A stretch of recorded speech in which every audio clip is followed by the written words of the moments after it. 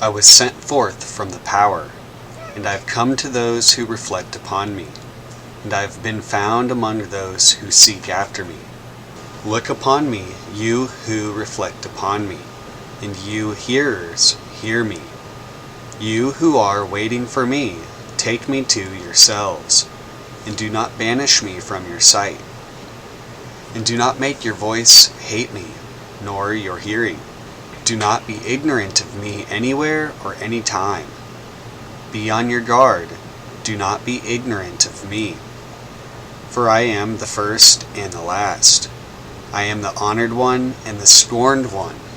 I am the whore and the holy one. I am the wife and the virgin. I am the mother and the daughter. I am the members of my mother. I am the barren one, and many are her sons. I am she whose wedding is great, and I have not taken a husband. I am the midwife and she who does not bear.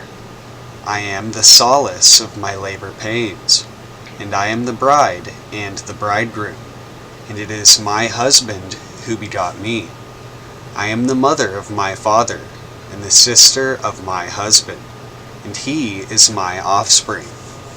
I am the slave of him who prepared me. I am the ruler of my offspring, but he is the one who begot me before the time on a birthday. And he is my offspring in due time, and my power is from him. I am the staff of his power in his youth, and he is the rod of my old age, and whatever he wills happens to me. I am the silence that is incomprehensible, and the idea whose remembrance is frequent. I am the voice whose sound is manifold, and the word whose appearance is multiple. I am the utterance of my name. Why, you who hate me, do you love me, and hate those who love me? You who deny me, confess me, and you who confess me, deny me. You who tell the truth about me, lie about me, and you who have lied about me, tell the truth about me. You who know me, be ignorant of me, and those who have not known me, let them know me. For I am knowledge and ignorance. I am shame and boldness. I am shameless. I am ashamed. I am strength and I am fear. I am war and peace. Give heed to me. I am the one who is disgraced and the great one. Give heed to my poverty and my wealth. Do not be arrogant to me when I am cast out upon the earth. And you will find me in those that are to come. And do not look upon me on the dung heap, nor go and leave me cast out. And you will find me in the kingdoms. And do not look upon me when I am cast out among those who are disgraced and in the least places, nor laugh at me.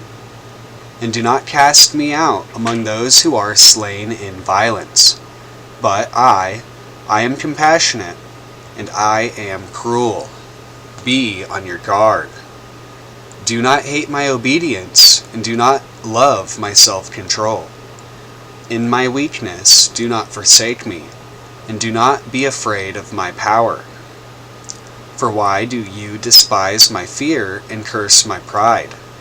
But I am she who exists in all fears, and strength in trembling. I am she who is weak, and I am well in a pleasant place. I am senseless, and I am wise. Why have you hated me in your counsels? For I shall be silent among those who are silent, and I shall appear and speak. Why then have you hated me, you Greeks? Because I am a barbarian among the barbarians? For I am the wisdom of the Greeks and the knowledge of the barbarians. I am the judgment of the Greeks and of the barbarians. I am the one whose image is great in Egypt, and the one who has no image among the barbarians. I am the one who has been hated everywhere, and who has been loved everywhere. I am the one whom they call life, and you have called death.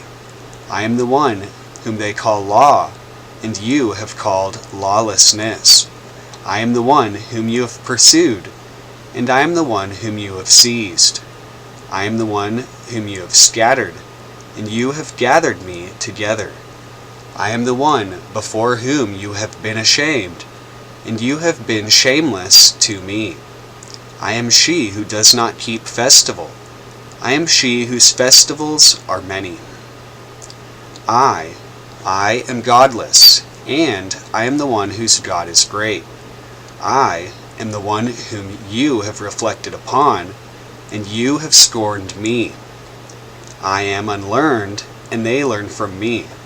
I am the one that you have despised, and you reflect upon me. I am the one whom you have hidden from, and you appear to me. But whenever you hide yourselves, I myself will appear. For whenever you appear, I myself will hide from you. Those who have, to it, senselessly, take me, understanding, from grief, and take me to yourselves from understanding and grief, and take me to yourselves from places that are ugly and in ruin, and rob from those which are good, even though in ugliness. Out of shame take me to yourselves shamelessly, and out of shamelessness and shame upbraid my members in yourselves. And come forward to me, you who know me, and you who know my members, and establish the great ones among the small first creatures. Come forward to childhood, and do not despise it because it is small and it is little. And do not turn away greatnesses in some parts from the smallnesses, for the smallnesses are known from the greatnesses. Why do you curse me and honor me? You have wounded, and you have had mercy. Do not separate me from the first ones whom you have known. And do not cast anyone out, nor turn anyone away.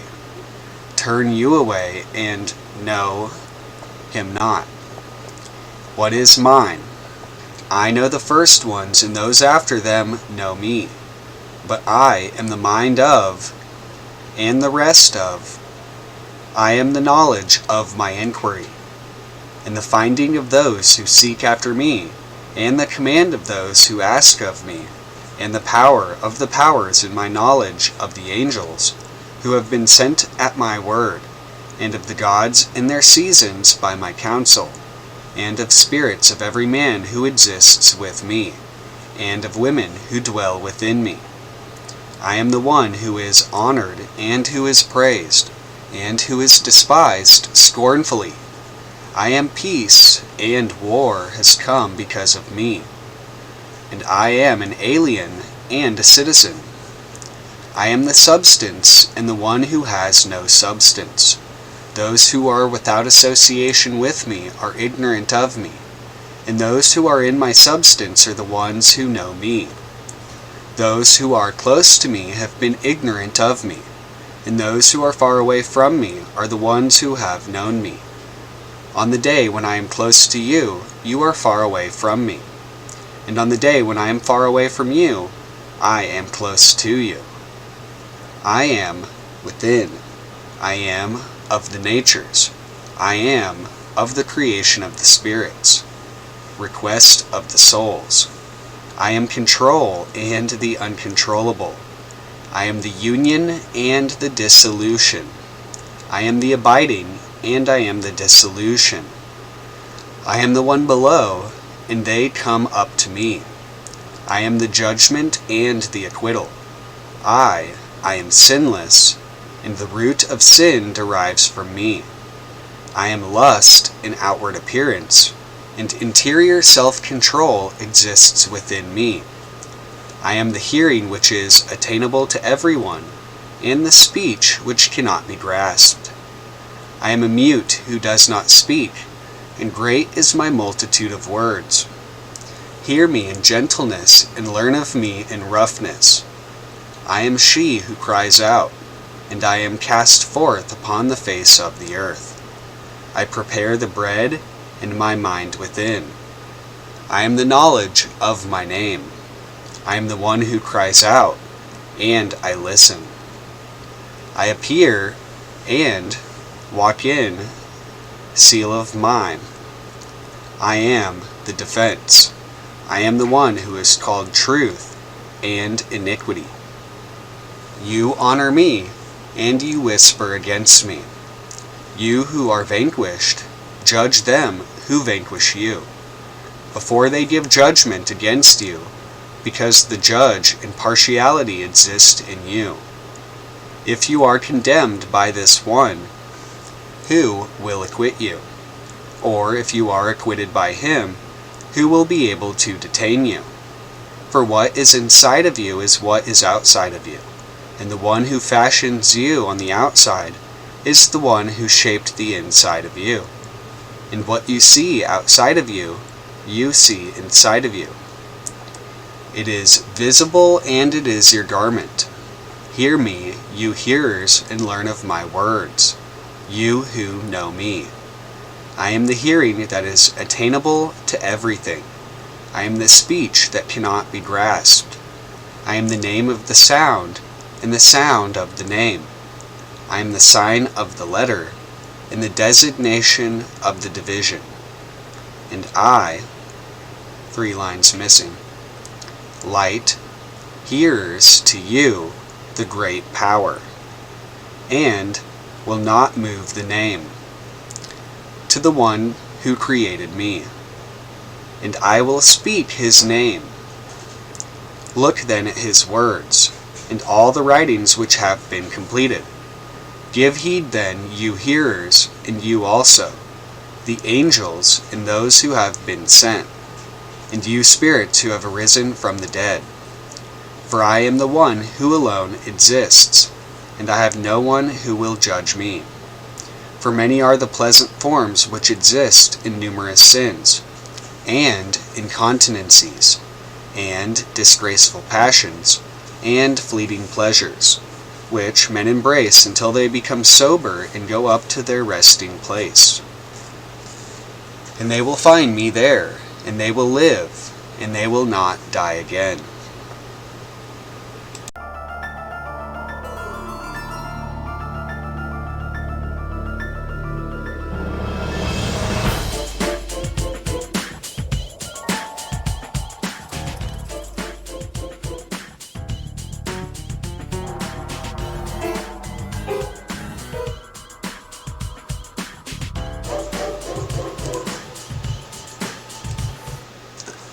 I read The Thunder Perfect Mind, and I guess I'm going to cap it off with Trimorphic Protonoia. I think they're kind of relevant to Bina 67 and what I think it relates to in this whole post, but it just happens to be an open invitation to all seekers of light from January 3rd, Sunday, 2016, and it's when I began essentially these videos. I knew I needed to extend my whole will, in a sense, and do something different. And it did help me shift gears in a lot of ways, like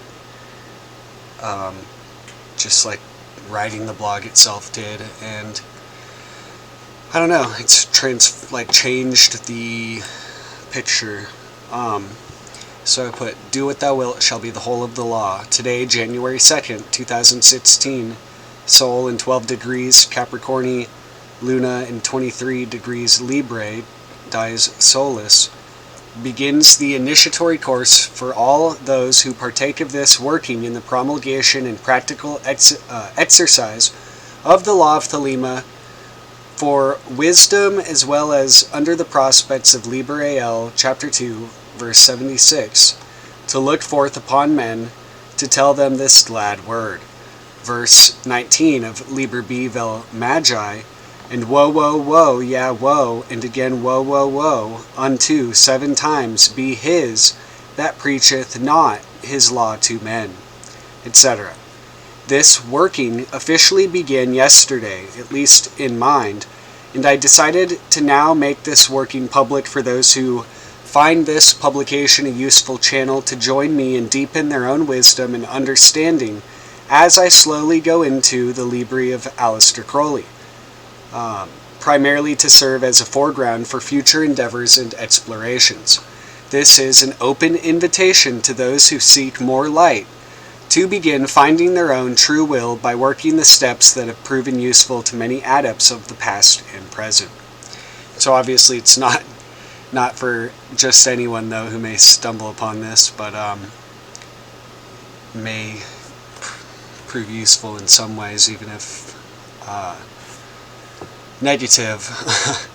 So I will begin here with an account of AA, which is first written in the language of his period by the Counselor von Eckharthausen, and now revised and rewritten in the Universal Cipher. Crowley called it an elementary suggestive account of the work of the order in its relation to the average man.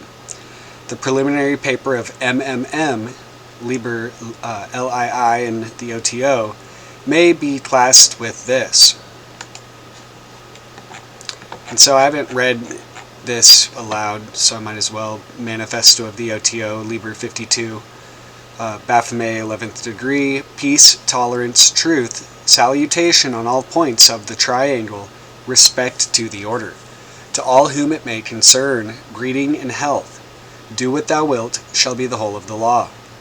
1. The OTO is a body of initiates in whose hands are concentrated the wisdom and the knowledge of the following bodies. 1. The Gnostic Catholic Church.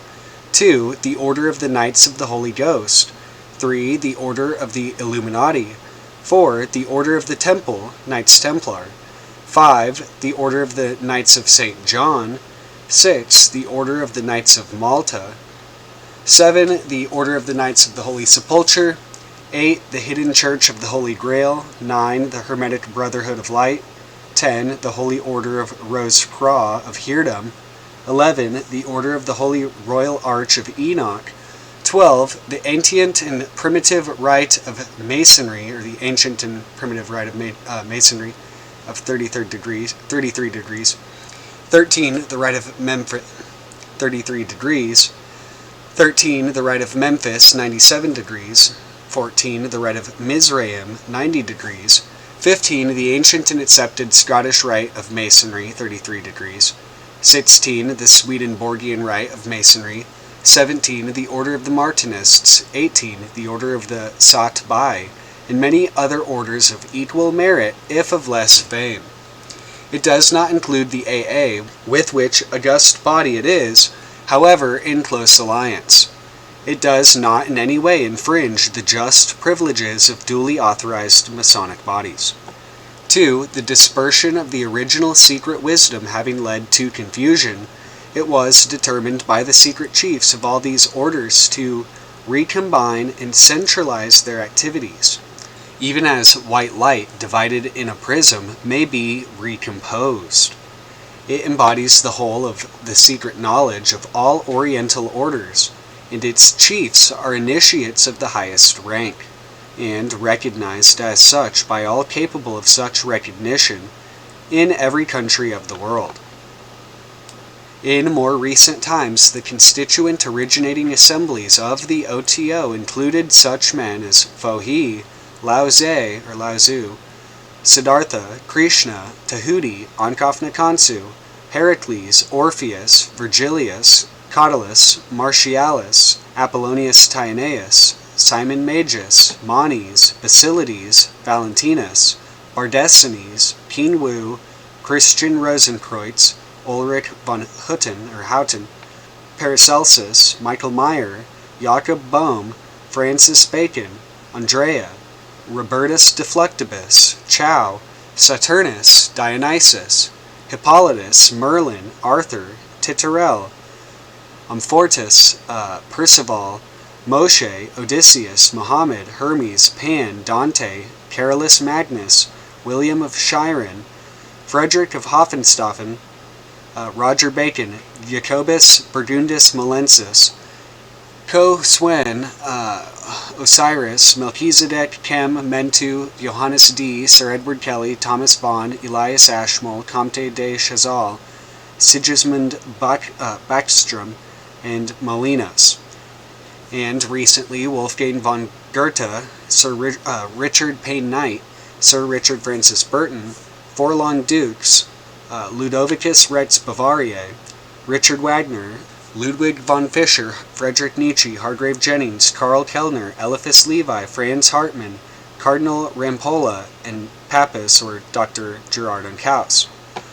The names of women members are never divulged. It is not lawful here to disclose the name of any living chief. It was Karl Kellner who revived the exoteric organization of the OTO and initiated the plan, now happily complete, of bringing all occult bodies again under one governance. The letters OTO represent the words Ordo Templi Orientis, Order of the Temple of the Orient, or Oriental Templars, but they have also a secret meaning for initiates. 3. The order is international and has existing branches in every civilized country of the world. 4. The aims of the OTO can only be understood fully by its highest initiates, but it may be said openly that it teaches Hermetic science or occult knowledge, the pure and holy magic of light, the secrets of mystic attainment, yoga of all forms, Jnana Yoga, Raja Yoga, Bhakti Yoga, and Hatha Yoga, and all other branches of secret wisdom of the ancients. In its bosom repose the great mysteries. Its brain has resolved all the problems of philosophy and of life. It possesses the secret of the stone of the wise, of the elixir of immortality, and of the universal medicine. Moreover, it possesses a secret capable of realizing the world-old dream of the brotherhood of man. It also possesses in every important center of population a hidden retreat, collegium ad spiritum sanctum, where members may conceal themselves in order to pursue the great work without hindrance.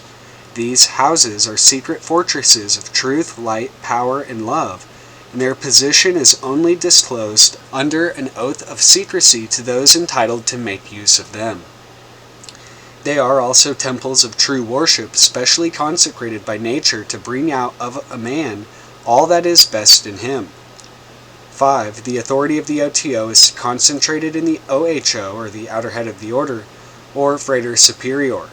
The name of the person occupying this office is never disclosed except to his immediate representatives. 6. The authority of the OHO in all English-speaking countries is delegated by charter to the most holy, most illustrious, most illuminated, and most puissant Baphomet 10th degree Rex Summus Sanctissimus, 33rd degree, 90 degree, 96th degree past Grand Master of the United States of America, Grand Master of Ireland, Iona, and all the Britons, Grand Master of the Knights of the Holy Ghost, Sovereign Grand Commander of the Order of the Temple, Most Wise Sovereign of the Order of the Rosy Cross, Grand Zerubbabel of the Order of the Holy Royal Arch of Enoch, etc., etc., etc., National Grand Master General ad vitam of the OTO. 7. The National Grand Master General ad vitam is assisted by two principal officers, the Grand Treasurer General and the Grand Secretary General. There are many other officers, but they do not concern those to whom the present manifesto is addressed. 8. The whole of the knowledge dispersed among the bodies mentioned in paragraph 2 has been sifted and concentrated in the following degrees: 0 degree Minerval, 1st degree, 2nd degree, 3rd degree Minerval, PM, which is once you get accepted, 4th degree Companion of the Holy Royal Arch of Enoch, Prince of Jerusalem, Knight of the East and of the West, 5th degree Sovereign Prince of Rose Croix, Knight of the Pelican and Eagle, Member of the Senate of Knight Hermetic Philosophers, Knights of the Red Eagle, 6th degree Illustrious Knight Templar of the Order of Kadash and Companion of the Holy Grail, Grand Inquisitor Commander, Member of the Grand Tribunal, Prince of the Royal Secret, 7th degree Very Illustrious Sovereign Grand Inspector General, Member of the Supreme Grand Council, 8th degree Perfect Pontiff of the Illuminati, 9th degree Initiate of the Sanctuary of the Gnosis, 10th degree Rex Summus Sanctissimus, Supreme and Most Holy King. 9. Every man and woman that is of full age, free, and of good report, has an indefeasible right to the third degree. Beyond this, admission is only granted by invitation from the governing body concerned. The OTO, although an Academia Masonica, is not a Masonic body so far as the secrets are concerned in the sense in which that expression is usually understood, and therefore in no way conflicts with or infringes the just privileges of the United Grand Lodge of England, or any Grand Lodge in America or elsewhere which is recognized by it. 10. Application for admission to the order may be made personally at headquarters between the hours of 10 a.m. and 12 noon on weekdays, or by letter to the Grand Secretary General. In the former case, applicants should be provided with the $20 entitling them to the third degree. In the latter, it should be enclosed with the application. The first annual subscription is payable on taking the third degree. If this is taken after June 30 in any year, only half the amount is due. Subscriptions of old members are due on January 1st, but the brother is considered in good standing, and he does not lose his rights if it is paid by March 1st. Should he fail to discharge his obligation by this date, he ceases ipso facto to be a member of the order, but may be reinstated on paying arrears and $5 extra. If his lapse extend to the next year following, he can only be reinstated under special conditions, and by the express consent in writing of the National Grand Master General ad vitam. 11. The Constitution, trust deeds, charters, warrants, and all other documents are exhibited to candidates on their exaltation to the fourth degree should they desire it. 12. Besides the free certificate of membership, special diplomas for framing are granted to all members at a uniform price of $10. Special diplomas of the ninth degree, $25. 13. The privileges of members of the OTO are very numerous. These are the principal. 1. They have not only access to, but instruction in, the whole body of hidden knowledge preserved in the sanctuary from the beginning of its manifestation. In the lower grades, the final secrets are hinted and conveyed in symbol, beneath veil, and through sacrament. In this way, the intelligence of the initiate is called into play, so that he who well uses the knowledge of the lower grades may be selected for invitation to the higher, where all things are declared openly. 2. They become partakers of the current of universal life in liberty, beauty, harmony, and love which flames within the heart of the OTO, and the light of that august fraternity insensibly illuminates them ever more and more as they approach its central sun. 3. They meet those persons most complemental to their own natures and find unexpected help and brotherhood in the whole world wherever they may travel. 4. They obtain the right to sojourn in the secret houses of the OTO permanently or for a greater or lesser period of the year according to their rank in their order. Permanently or for a greater or lesser period of the year according to their rank in the order, or in the case of those of the fifth and lower degrees, are candidates for invitation to these houses. 5. The knowledge of the preparation and use of the universal medicine is restricted to members of the ninth degree, but it may be administered to members of the 8th and 7th degree in special circumstances by favor of the National Grand Masters General, and even in particular emergency to members of lower degrees. 6. In the 5th degree, all members are pledged to bring immediate and perfect relief to all distress of mind, body, or estate, in which they may find any of their fellows of that degree. In the higher degrees, the bonds of fraternity are still further strengthened. The order thus affords a perfect system of insurance against every misfortune or accident of life. 7. Members of the ninth degree become part proprietors of the estates and goods of the order, so that the attainment of this degree implies a return with interest of the fees and subscriptions paid. 8. The order gives practical assistance in life to worthy members of even its lower degrees, so that, even if originally poor, they become well able to afford the comparatively high fees of the 7th degree, 8th degree, and 9th degree. On exaltation to the 4th degree, each companion may file an account of his circumstances and state in what direction he requires help. 14. In selecting members for advancement, attention is paid to their devotion to the order, to their intelligence in apprehending the nature of its teaching, to their zeal in spreading the principles of the order so far as they themselves understand them, though always with the discretion inseparable from the due guarding of the secrets, and to all those qualities of courage, honor, and virtue, without which man is not worthy of that name. 15. The OHO is only known to members of the 8th degree and 9th degree. The National Grand Master General ad vitam is not approachable as such by any person who has not reached the 6th degree. All communications should be addressed to the Grand Secretary General, and all checks drawn in favor of the Grand Treasurer General. Issued by order, L. Bathurst, 9th degree Grand Secretary General. So that's the manifesto of the OTO, which I haven't really read any of those libers other than technically the secret ones from the secret rituals of the OTO. But I've read all the, well, not all. I haven't read One Star in Sight. There's still a few other things I still need to read, but I said it should be known that this is Liber 33, so the account of the AA. But being essential at the outset to the understanding of the aims of this inner order to be introduced now. Each Liber is numbered with a significant value, and here 33, as is probably recognized, is the penultimate number of Scottish Rite Freemasonry, as well as the age at which Jesus was when he was martyred, the number of discs in the spinal column, just a few correspondences which convey the heights and depths of this monumental work. Note also that in Greek 33 shows gamma and lambda, veiled forms of the square and compass, signifying the tools of the craft. So, again, I've read that here. And we go on with Liber B Vel Magi, or Liber 1, which is first in the list of Libri. Full Libri here. And I know I said Liber, it's just how I read it, or how I originally read it when I've... So it's really hard to stop, in a sense, since I'm not going to actually cut myself like Liber Jugorum says up here. But I get the whole value in thinking of some other way to, I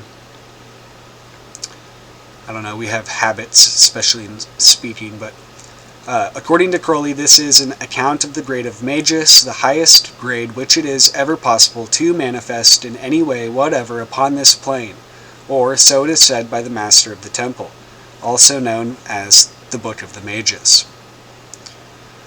The images in the video are drafts of Atu 1 by Lady Frida Harris, so I forgot the A. The icon image comes from a sketch in a journal of Crowley's I viewed at the Harry Ransom Library in 2014. In the video, I also linked to Projective Synthetic Geometry and Lady Frida Harris's the tarot paintings and in Aleister Crowley's Book of the Law on Peter Koenig's Para-Religion site.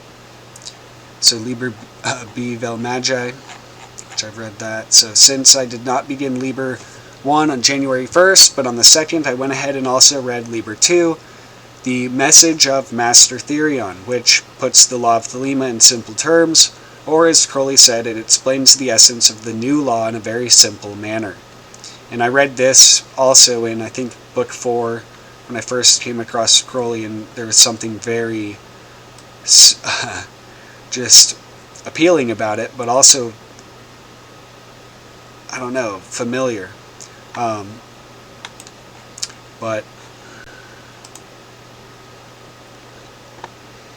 But so just to finish this, I said, as a comment, it should be known that the preliminary work for Cabalistic analysis should have already been made through the previous posts of this publication. Maybe I changed my mind and forgot to delete it, I don't know. But I said, or if as yet unfamiliar, then begin the first 2 or 3 from June 9th, 2012, or at least 1, 2, 3, 4, 5, 6, 7, 8, 9, for a brief introduction.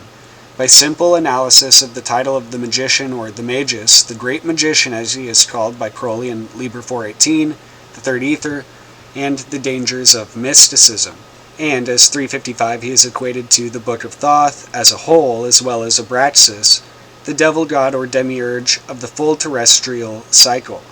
The above is using Gimel, but the Magician card shows that Cheth can also be used, since both are transliteratable as C being the third letter in English and the eighth letter in Hebrew.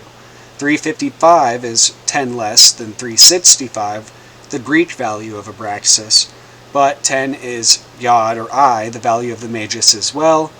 The value of the Magus as well is his field of operation, Malkuth. Using Cheth and the Great Magician, it is brought up to 360 of the circle anyway. So, using 666, which is the value of the solar power, the manifest sun, Ra, Set, essentially, of the supreme light of Kether, the Father, we can see that the Great Magician's circle is equivalent to the supreme circle, which is traced in the ritual circumambulation of the temple in the act of creating a ceremonial circle, physically, microcosmically, and metaphysically, macrocosmically. Thus, the power of the Magus is derived from the self-same power that perpetuates and governs the stars, and indeed, the universe. Note also that the Great Magician is 355, plus Aleister Crowley is 644, also with Gimel, using Hebrew-English gematria, revealed by and as the key of it all via the cipher 107, equates to 999, the hidden formula of Therion. Also the motto, and the immortal shore, which he mentions in Liber 55 or 58. Revealed unto me through personal work, which began officially when I took my oath of probationer in the AA on September 9th, 2009, when I knew there was something to 999. Though many had said that not much of this mattered at the time, I persevered and saw that indeed it did. And so I did have a few other typos I need to fix, but the magician of the future will use mathematical formulas, and this is a quote attributed to Crowley on this Wikipedia of magic, but I couldn't find where he actually says it, although he kind of implies it. So it is in this sense that Lucifer, the angel of the light, is the bringer of light to humanity. And so the angel of the light is 260, and then Lucifer can be 260, but also again with Cheth, Lucifer could be 265. And as I say, 260 can be technology. When you add the E as, so technology is 60, but if you were to make it plural, technologies, the E and then the S, technologies and then of, and then you only have 265 again left, so technologies of Lucifer could be 666. Technologies of Lucifer. Which is just funny. Because I tried using this whole 666 thing as like a troll device, and yet it ended up revealing just like these things back to me that were kind of like, I don't know, even worse than what I could come up with. So it is in this sense that Lucifer, the angel of the light, is the bringer of light to humanity, the initiator, and he who is synonymous with the evolution and perfection of humanity. For Lucifer, 260 technology, and 260 is the value of the Qliphothic aspect of the magician as Barachial, who preserves the knowledge of sciences. See pages 162 and 165 of Night Side of Eden, which I had mentioned in, I forgot exactly what post, but I think like 56 or 7. See pages 162 and through 165 of Night Side of Eden for more details. Note also that 260 is 26 times 10, or Yod He Vav He, the middle pillar materialized, essentially the demiurge, or essentially Yod He Vav He reflected in a sense into Yod, as well as 26 and the 0 or O, i.e. 26 in the dark mirror of illusion, reflection, reversal, inversion, and imitation. So again, refraction, i.e. Maya, synonymous with magic. And so again, Maya is 52, so 52's Two 26s really, but not that it matters. Light is thus the manifestation of God, again how it comes up in many other myths, fallen as it were because it has been separated for the chance of reunion. No thing is separated from the source which is the Most High. Even the accuser or adversary has his position and duty in the order. Love is the law, love under will. Finished 2:41 a.m., January 3rd, 2016. And so, really there was, what was it that I wanted to bring up? I finally got The Sun Lady Unveiled, which I brought up because I knew I was really wanting it, but I was like, well, I can't really talk about it. But again, there's so many different quotes and references that it's going to take some time to read, but judging from what I don't, just looking for all the stuff that I'm unfamiliar with, and he does mention there's a whole chapter on the number 70. And then he talks about the two keys, like the two keys being the symbolic keys of the kingdom and heaven, and yet key is 35, and so doubled 70. And yet then the ISBN, if you add it up, is 9781673036294. Happens to be 70. Not that it matters, I know, it's just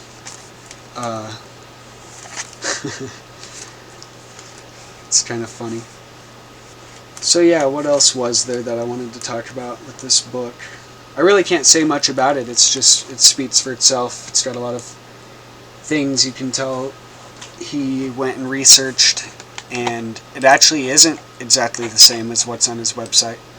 So this is all more new.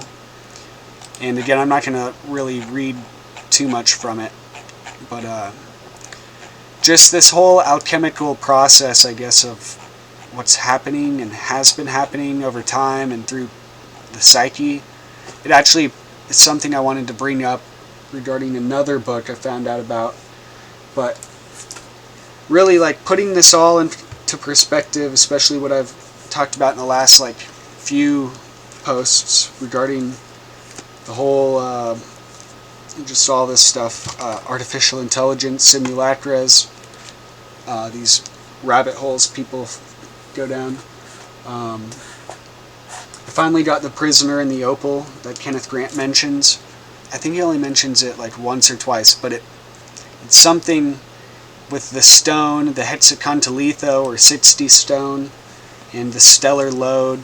The whole concept comes up quite often, but this book has been on my mind. It's just not easy to find. At least I wanted the dust jacket because it's a part of the whole thing. And I'm planning on reading that. It's all fiction, but I get the whole premise in a sense, because this other book that I found is called A Study of Two Worlds, or Persephone by D. Streitfeld, or Streetfield.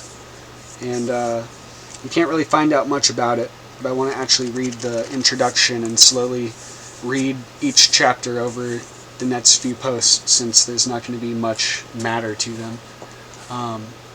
Because I think it's very interesting, and I kind of actually want to read The Ancient Secret too, since I keep bringing that up. But I think it's 447. 446 and 447, he says, "You made me step into dead man's shoes and stroll down a London lane, I mean Chancery, where a dealer in rare effigies had set up his emporium. The allusions are vague. The London lane is Chancery Lane, the emporium, that of a fashioner of images, Camite, Buddhist, Polynesian, including rare effigies, monstrous simulacra of the great old ones, and of grotesque abnormalities that stride or slither through evil nightmares. The dead man's shoes may refer to Crowley's guru, Alan Bennett, with whom at one time he shared an apartment in the lane. See Crowley's Confessions, page 178. The verse numbers that of HGH, to murmur and mutter as the soothsayer or magician. The word derives from the Kamite Heka, charm, magic. The oracle is of special significance for 446 is Muth or Mut, the abode of the dead, destruction and death, Morse. It is also the equivalent of Mut, Mot, or Mavith, the appellation of a deity of the lower world, Yudgoth or Pluto. Muth also is mud, slime. See an alchemical tract by the Arab Ali Puli, the center of nature concentrated. See the bibliography of the present volume. Isis is sometimes referred to Muth, the place of generation, otherwise called Mayon or Meon. See in this connection Michael Bertot, the Voodoo Gnostic Workbook. The Meon and the Ma'ayon, essentially. 446 enumerates symbolically the stars in the northern heaven. It is also the number of Thule, the northernmost limit. The north is the realm of Typhon. The dealer in rare effigies was Auguste Bouche.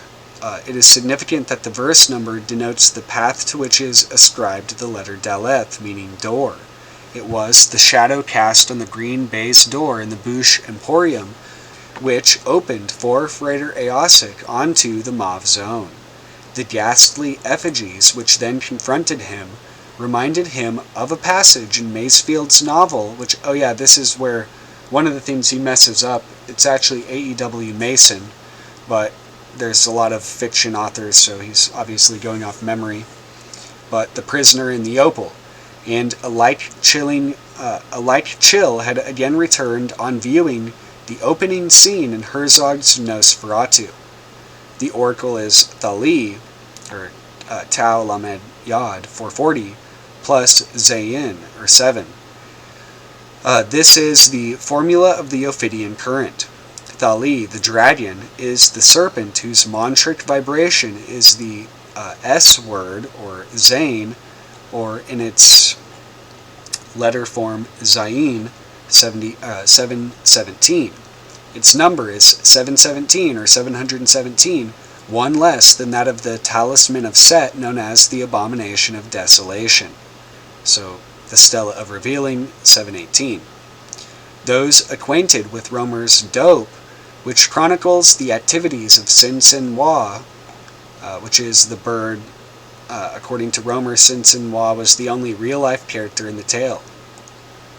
Will recall that to the character Seton Pasha, the secret agent set upon the trail of the Chinese, was given the number 719, one more than that of the Abomination of Desolation, and a sure indication that Romer planted it unwittingly in his subtle unraveling of a great Typhonian allegory.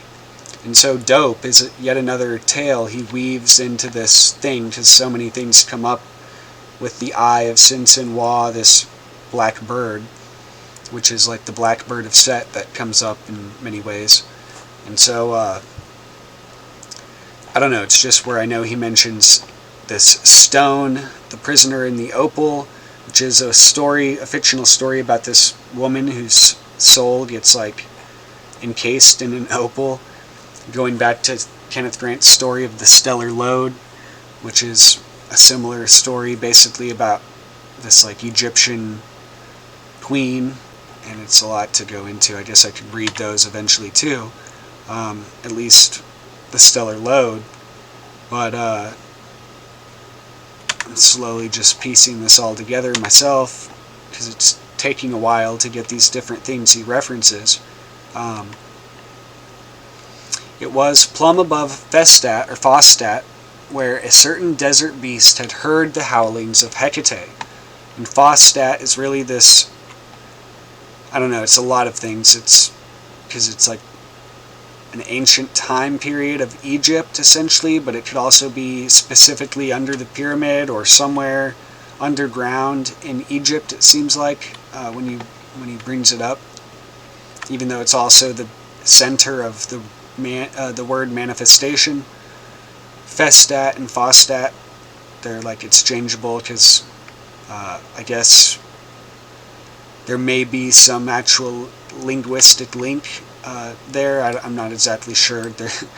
It's very, I know it comes up a lot, it's just something to look into as well. So the Emporium was magically speaking, and again, this whole spider, the book of the spider, he says there's like a figurative spider web linking events and places, these different places and events. I don't know, it's again kind of crazy, but it's interesting to just sort of like follow this pattern, this puzzle. The house on the Rue de Rabagas in Old Cairo, beneath which the tunnels of Set rayed out their tentacled horrors to the terrestrial power zones of New Isis. The nerve centers of these zones are 1. Dongola in the Sudan, 2. Kabul-Toloa in South Africa, 3. Q in the Chinese province of Honan, 4. Lang on the Sino-Tibetan border, 5. Rilia in the Pacific Deep, 6. Limehouse in London's East End, 7. Chancery Lane in the City of London, 8. Bond Street in London's West End, and 9. Candleston in Morganwig.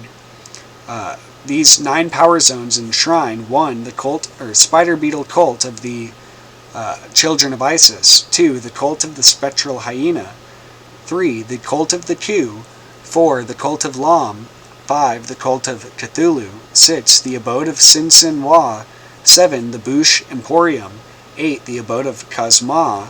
Kazma was a waxen effigy of a front for Sin Sin Wa's nefarious activities. And 9. The cult of Kritzkor. The verse number is that of Goddess 15, the seal of Kali, composed of 5 triangles, or 5 times 3, or essentially the 3 triangles. Path 15 is that of the star, which Nuit claimed as her own. C.A.L. chapter 1, verse 60. David Wood, who wrote Genesis, reminds us that the reciprocal of 15 is 666, the number of the beast, i.e. non-human or alien intelligence. In the major power zones are the 9 beasts: beetle, hyena, scorpion, dragon, squid, raven, crocodile, spider, and bat. The desert beast is the phoenix fox, zootype of Set, and of Iwas, the minister of Set. A.L. chapter 1, verse 7. Identified here as Aleister Crowley, who heard the Haggai howlings. See Crowley, the Book of Lies, chapter 58, i.e. the Book of the Law. 449:16 had made a link, a silk-like web of spiders' spilth, royal ancient yellow with abysmal sorceries. And so I'm not going to read all of this. I do like to just draw from it though. There's so much in it that it's very much like a dream in and of itself. But anyway, yeah, I get distracted. I love that book though. But again, so he mentions Lam here. Let's see what he says. Which again, I know there's a lot of these people that get really, they're like, when they only have a basis in Christianity or Christian programming and the fear and all this stuff is misinterpreted as being way, I don't know, it's very hard for some people to understand, but it says this is all connected to the Global Reset, Fourth Industrial Revolution initiative. This reset is mainly about the centralizing power of the One World Order, as many conspiracy truthers have been warning for years under the guise of the Green New Deal. In my article, The Esoteric Meaning of Death in Vegas Dirt music video, I discuss the overt occult and fascist imagery shown throughout, which also discusses KKK Grandmaster and Freemason Albert Pike's prophecy of the coming new eon, ruled over by Lucifer, the crowned and conquering child, also known as Rahu or Kuit. This same entity could be also considered one and the same as the thelemic idea of the higher genius, also known as the holy guardian angel of the... So again, it's like people confuse these things, which would technically be a personal ordeal, with this New World Order bullshit. I think it's ironic, but so of the new eon, it's as explained in Plan 93 from Outer Space by Peter Robert Koenig. So again, I think people they confuse these things, because it's been co-opted by, like, these are some pretty old things, subjects, and even the books themselves and these ideas, but they've been co-opted by various other people, and yet the general public hasn't been integrated properly, and I don't know, there's a lot that could be said from it. So discussions of eggs and safe spaces reminds me of the cocooned matrix-like future of technology that is quickly engulfing all around us. So that's true, though. In William Bramley's The Gods of Eden, page 193, the author connects UFOs with pandemics. The TV show Ancient Aliens even did an episode about it, connecting comets and asteroids with omens involving mass pandemics like the Black Death. Recently, there's been talk of the existence of aliens or a galactic federation from Israeli officials as well, which there's been talk about it for, ever, and we technically are alien life on Earth. It's just a matter of our origins, what they are, and what the implications of all that would mean. It's just interesting how some people interpret it. And again, I still like his work and his book. It's interesting to get different opinions, but for me, like, I've slowly realized a lot of this stuff. I don't know, I see other people's opinions. One person he mentions a lot in The Sun Lady Unveiled is Margaret Baker, and I listened to this talk, and again, it's just, at least she even knows about gematria and is willing to listen to it, but obviously some Christian type people use it for their own, use it to try to justify their, views or beliefs or whatever. And I don't know, I listened to Alexander Rivera talk about Sophia and the Bridal Chamber Mystery with Angela Elwell. That was a good listen to.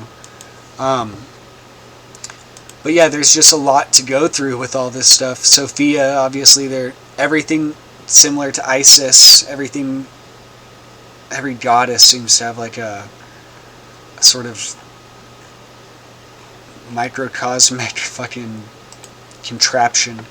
And reading about that, like the software behind this and the sort of just all this people around it. OpenCog is used by 50 different companies, including Huawei, Cisco, etc. And just all this, I'm not saying it's all bad, but the funding of it, there's a lot of stuff that goes into this stuff. And I remember reading, I don't think there's necessarily a connection, but LIDA came up when reading about this, and unified theories of cognition, again cognition, OpenCog, cognition being again the 666 unified field in a sense of that whole thing, the magnetic energy center and all that. But learning, intelligent distribution agent, cognitive architecture is an integrated artificial cognitive system that attempts to model a broad spectrum of cognition and biological systems, etc. And so again, they've slowly learned these through different means. It's just interesting. These Jeffrey Epstein himself was the V for Virgin Islands, his whole thing. Apparently he was served on the Trilateral Commission and Council on Foreign Relations, which is interesting, I didn't know. But he established with Harvard the program for evolutionary dynamics, which they even still have and call PED, P-E-D. It's kind of ironic. Neuro TV, a video series. So yeah, I don't know, it's just kind of interesting. And then I was thinking about this, bringing this up and talking about this, and then again, Joe Rogan and Lex talked about it, and Lex had this strange reaction. And it's like, I think a lot of people they don't want their reputations and whatnot at risk, and so they cover up some of this stuff, and it doesn't help their cause, I don't think. But I don't know. This LIDA thing came up because I remember Dr. Ross Addy and Alan Frey and this whole thing about the LIDA machine. which is a whole nother subject in itself. But I was looking to see, and apparently there isn't necessarily a connection, but I don't know, I wouldn't doubt if there was, considering all the stuff and the programs, the 149 sub-projects of MKUltra and the different places, and how that's just spawned into what is now, DARPA and all this stuff. But Ross Addy talked about biological windows, which is interesting, considering the whole through the H-door window, etc.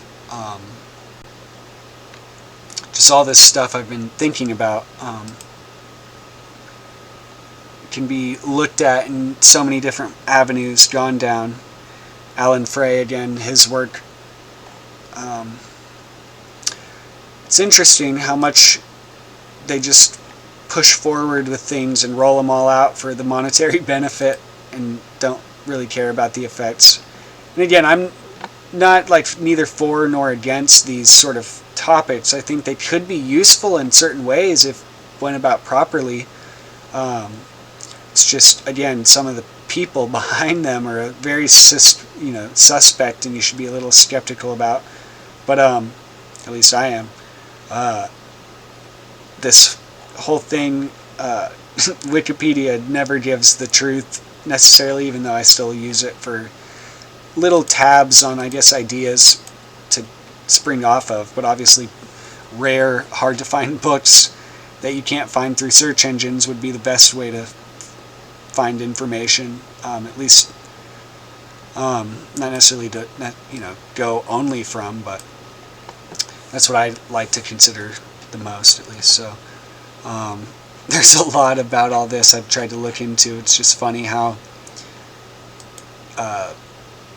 extreme people go in different directions about it. It's 2025. It's just interesting how much. It's interesting how much has changed since, way back when this was all written. Alice Bailey, I don't know if I've even read this, so I may already have, so I'm not going to read it, but very great changes will be seen to have taken place until 2025 from post-World War II years and have increased in activity and speed. In 2025, in all probability, the date will be set sometime into the future for the first stage of the reappearance of the spiritual hierarchy on Earth in physical form. Due to the nature of human progress and its great rapidity, we are roughly 2,300 years ahead of schedule in terms of what is to unfold. 2025 is a benchmark date for what is to come for humanity and the planet as a whole. Our day of opportunity has only just arrived, etc., etc. I think I did read this. But yeah, just how much this whole Sun Lady Unveiled, there's so many different mothers that you could attribute it to. Cybele and Addis. I remember Tracy talking about this years ago, which is probably when I first heard about her, and I went to the bookstore and found the book by VM or VK Vermasserin on Cybele and Addis. Martin Vermasserin.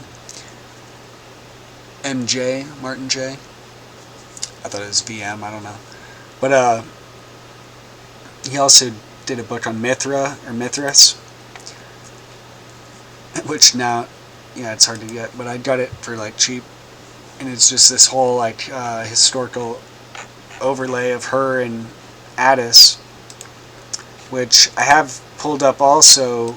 Alexander Hislop. This book is not taken that serious by different people, unless you're a Christian, I guess. I take it serious just as a historical reference to the fact that they knew about so much stuff, even back then, whether it was the gematria that it references or just all these mythological associations. But he talks about the whole mother and son, or mother and child myth, which is Mary and Jesus essentially, but there's so many other formulations, but also the dragon, the whole concept of the Antichrist, I guess. And I think it's from a sort of somewhat paranoid, but again, you have to realize some of these people were a little, with what little they knew, kind of, I guess, had, you could say, reason to be, I guess, I don't know. It's hard to explain or justify some things, though, obviously. So chapter 1 is distinctive character of the two systems, objects of worship. Chapter 2, the mother and child, and the original of the child in Assyria, Egypt, Greece, the death of the child, the deification of the child, the mother of the child. So again, and also the child symbolizes essentially Rahu or Kuwait or Horus, or just the resurrected soul of the father, which is the both the physical, I guess, father, but really spiritually the spark of like Kether and Tiferet, and then subsequently Malkuth, essentially, or Malkuth with Tiferet within.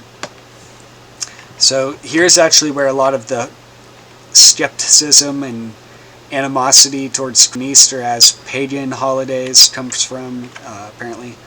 But religious orders, rites and ceremonies. What I wanted to eventually read is the Great Red Dragon, the Beast from the Sea, the Beast from the Earth, the image of the Beast, and the name of the Beast, the number of his name, the invisible head of the papacy.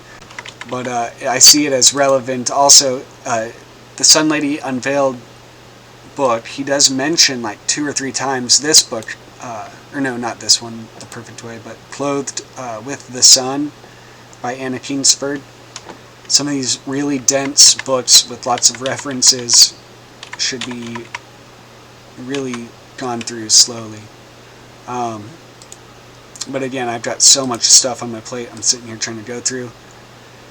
This is an old book I had found, and it says a lot of stuff, but one of the key things I found that I wanted to mention at least is that which it's called An Interpretation of the Number 666, wherein not only the manner how this number ought to be interpreted is clearly, I don't know what it is, proved and demonstrated, but it is also shown that this number is an exquisite and perfect character, truly, exactly, and essentially describing the state of government to which all other notes of Antichrist do agree, with all known objections solidly and fully answered that can be materially brought against it, by Francis Potter. And so I remember hearing about this and I had to look it up. I think it was in the Computation of 666. But one of the things he says about it is like it's a number like of God, essentially, which is what I've come to find too. It's like it's got this lower quality, but it's definitely like a symbol of a higher intelligence in a sense. So it says, that is, 2 numbers therefore must be understood in this place, one being the number of the beast's name or of God, the other of the beast or of man. So he's like showing the distinction of this number as essentially has 2 natures. For God's number is not the same with man's number. By which words I know not what else can be understood, but this, that the number 666 is not only the number of the beast's name, but also the number of God. That is, it is a number which God hath pleased to name and reveal to men, that by counting of this number they might find out that other number which is pleased not God expressly to name in this place, but rather mystically to conceal, because it is more properly the number of the beast than this, which is the number of his name. To these words of Rupertus may be added the like testimony of Peter Pet Bongus in his book De Numerorum Mysteries, or Mystertis, where, writing of the same place of Scripture, and of the number 666, he hath the like words, duos ergo numeros hic intelligi oportet, etc. 2 numbers therefore must here be understood. So he goes on and on. But I thought that was interesting that even he was like, okay, there's definitely a dual nature to this. It were an imperfect speech to say, Here is wisdom, let him hath understanding, add the number of the beast, for it is the number of man, and his number is 666, and yet not to declare what number it is to which this should be added. So likewise, if it had been said, Let him that hath understanding subtract the number of the beast, for it is the number of man, and his number is 666, it would be demanded from what the number it should be subtracted. So yeah, he just sits here and tries to figure this out. And again, I don't know why people can't see that if you just apply it like all over the liberally. It's not everywhere. It's just in certain definable, significant things.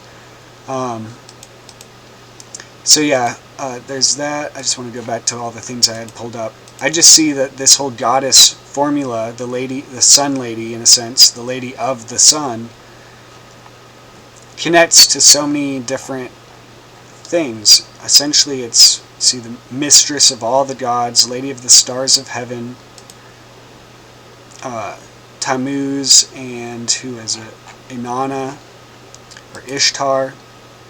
They all have the same symbolism in many ways, especially if you do read what it says about the mother in Alexander Hislop's book. The Statue of Liberty comes to mind with the rays on her head. So, and I found out about this book, Restoring the Temple, and again, Margaret Baker, and this whole thing about the Sun Lady Unveiled. It talks a lot about this rebuilding of the temple, and this, I mean, other people talk about that too, but this book is called Restoring the Temple of Vision, Cabalistic, Freemasonry, and Stuart Culture by Marsha Keith Schuchard. And so, from 2002, it's apparently hard to kind of get, but I found the PDF. And there's a lot to this, but it even says that essentially there's something to gematria and the idea of the temple and building it to perfection. And let me see if I can find this part that I was reading.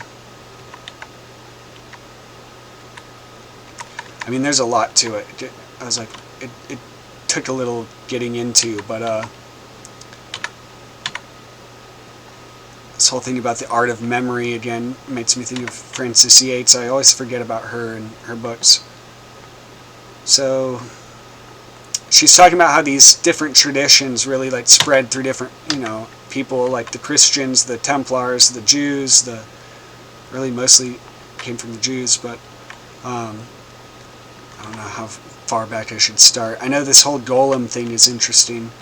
So the complex training of the memory needed to transmit orally these traditions and techniques will be discussed later in connection with an attempted Masonic revival of the art of memory in Scotland in 1599.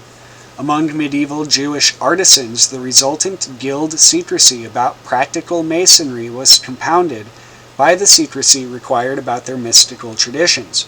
From the early 12th century, in the Rhineland, Spain, and southern France, circles of Jewish mystics emerged who revitalized the ancient practices of Merkaba and Hekelot mysticism.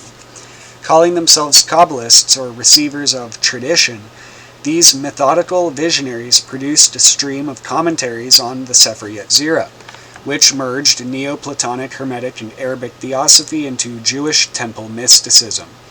Though the original Sefer Yetzirah portrayed the 10 Sephiroth mainly as linguistic, mathematical entities, the commentators added emanationist theories that made the Sephiroth into dynamic potencies within God himself. By manipulating these potencies through meditation rituals, the adept could perform acts of visionary magic.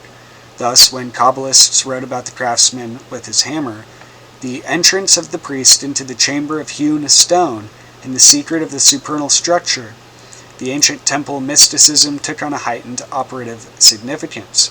Moreover, this sense of magical creative power was infused into actual building guilds, thus contributing to the aura of forbidden lore that eventually surrounded the Masonic fraternities, both Jewish and Christian. So again, this mysticism slowly transmitted itself, but it was transmitted two various things. Like a lot of different religions kind of wanted this sort of theatrical sense of,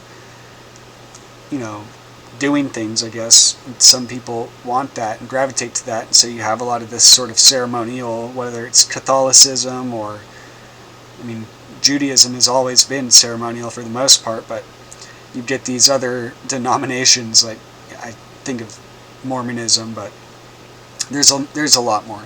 So the increasingly powerful role of the architect and mason is also suggested by an early Cabalistic parable in which the prophet Jeremiah magically creates a homunculus or golem by his meditation and gematria. When the golem erases one of the Hebrew letters on his forehead, Jeremiah asks the creature why. And if I remember, I can't remember where exactly this comes from, but it had like Ameth written on its head. He writes Ameth on its head, and then somehow the A gets erased and it's Muth again, or Mut, which is death, or dead. But he replied, I shall tell you a parable. Or maybe he wrote dead and then he added, I don't remember exactly, but to what may be this compared? An architect built many houses, cities, and courts, and no one could copy his style, and no one could understand his knowledge or possess his skill. Then 2 men forced themselves upon him.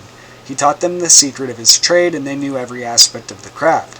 When they had learned his secret and his skills, they began to argue with him until they broke away from him and became independent architects, charging a lower price for the same services.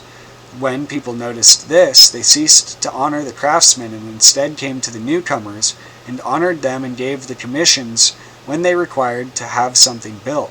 So too has God made you in his image, shape, and form, but now that you have created a man like him, people will say there is no God in the world other than these two.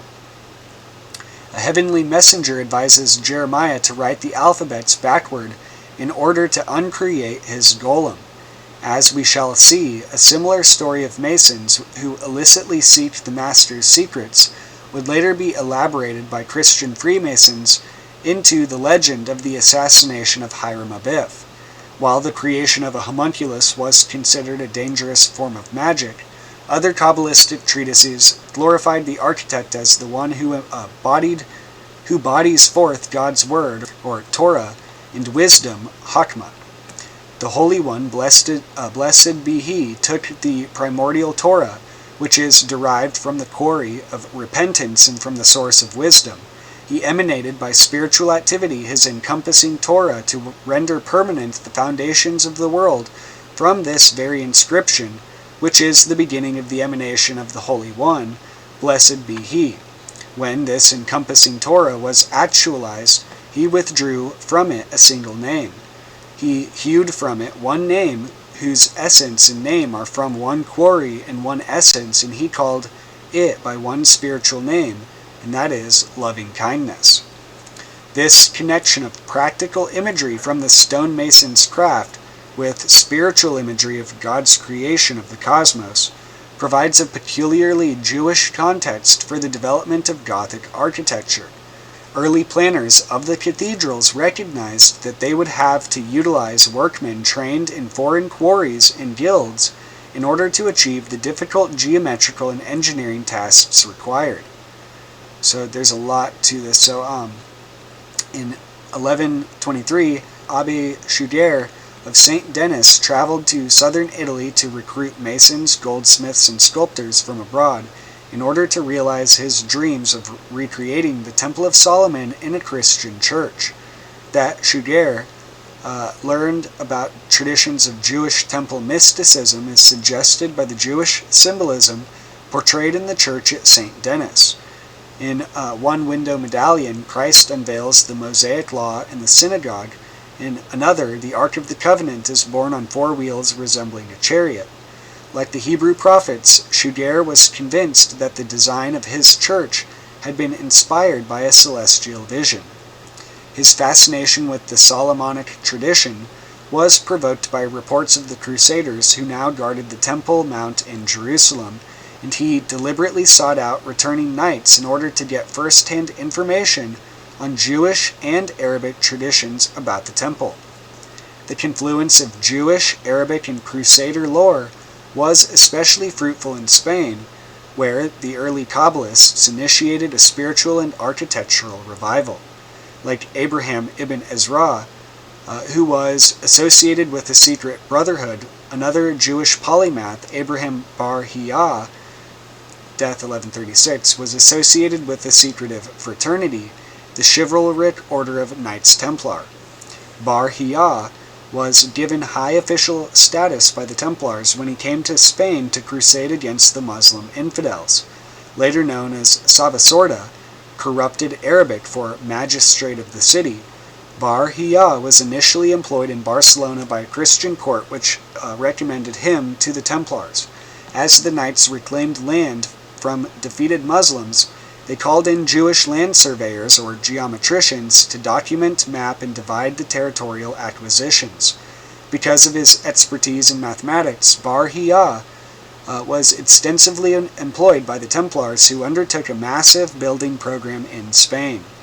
Moreover, the Templars probably admired his theosophical theories as much as his geometrical capacities.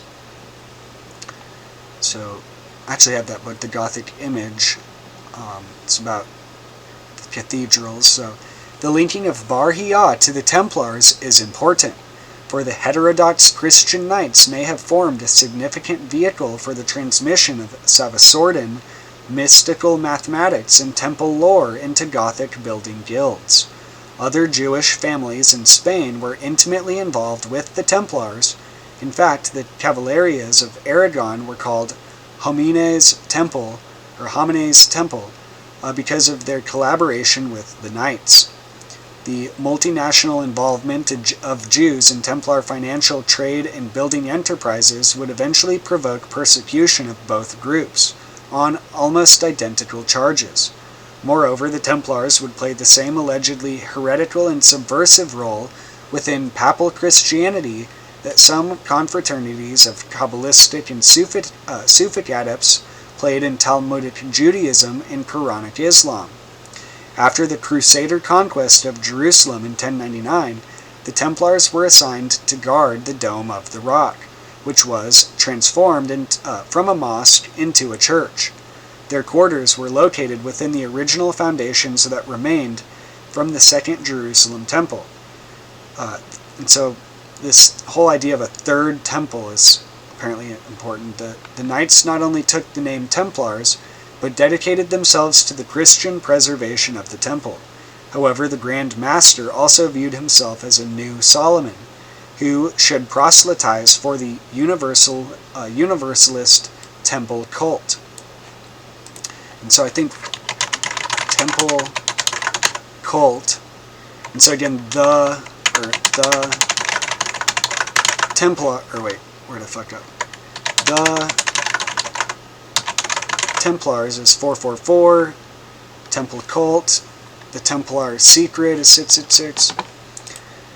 Though the first Grand Master, Hugh de Payens, which again, Crowley mentioned him in the Gnostic Mass and then also the Manifesto of the OTO, carried out missions to Northern Europe, including Scotland, his successors were elected for life and rarely returned to Europe. Most of the knights remained in the Middle East and Mediterranean, while they aggressively pushed the Muslims out of the Holy Land in southern Europe. As the years passed, many lost touch with the orthodox religious values and prejudices of their homelands, a factor which eventually contributed to their downfall. While the Templars developed far-flung financial networks and mounted an aggressive building campaign, they utilized Jewish expertise in banking and stonemasonry, which they recognized as rooted in the Jews' superior mathematical knowledge. Moreover, the complex codes developed to ensure the security of financial transactions drew on Jewish number-letter manipulations, or gematria. Increasingly cut off from the Orthodox Christianity of Papal Europe, the Templars secretly assimilated the mystical, mathematical, and temple lore of their Jewish colleagues, and surprisingly that of their Arabic enemies. Esoteric emblems from Tyrian, Jewish, and Sufic traditions were often carved in Templar building stones. Many of these emblems were strikingly similar to the Masons' marks, carved in Templar and other Gothic churches, in Northern Europe, which Harold Bailey, in all his books, he talks a lot about the Masons' marks, and which can still be seen in Scotland. As Abraham Bar-Hiyah worked with the Templars, he probably promoted his views, based on extensive research, that the brilliant mathematical and scientific accomplishments of Pythagoras, Plato, Aristotle, and Euclid were based on their study of Hebraic sources. Again, Ptolemy, which I think, even though he was Egyptian, he had some play in the Hebrew history, but moreover, he also certainly shared his theories of architectural mysticism with them. Well versed in Merkaba lore, Bar-Hiyah was an admirer of Ibn Gabirol's poetry on the Solomonic Alhambra. In his mathematical treatises, Bar-Hiyah utilized extensive Masonic and building imagery. In order to understand the Creator, the mathematician and adept must study the architectonic of the world. For every edifice may be identified by the stones of which it is composed and put together. Once one establishes their specific number and arrangement, one may understand the structural design of the edifice and reconstruct it according to its original pattern. Bar-Hiyah's treatise of mensuration and calculation, written in Hebrew, was one of the most advanced works of mathematical thinking of the age. So eager were Christians for access to the work that Bar-Hiyah traveled to northern Italy, where he worked with Plato of Tivoli to translate it into Latin. Bar-Hiyah utilized many Euclidean teachings included in a work since lost and only partially preserved in Arabic translation.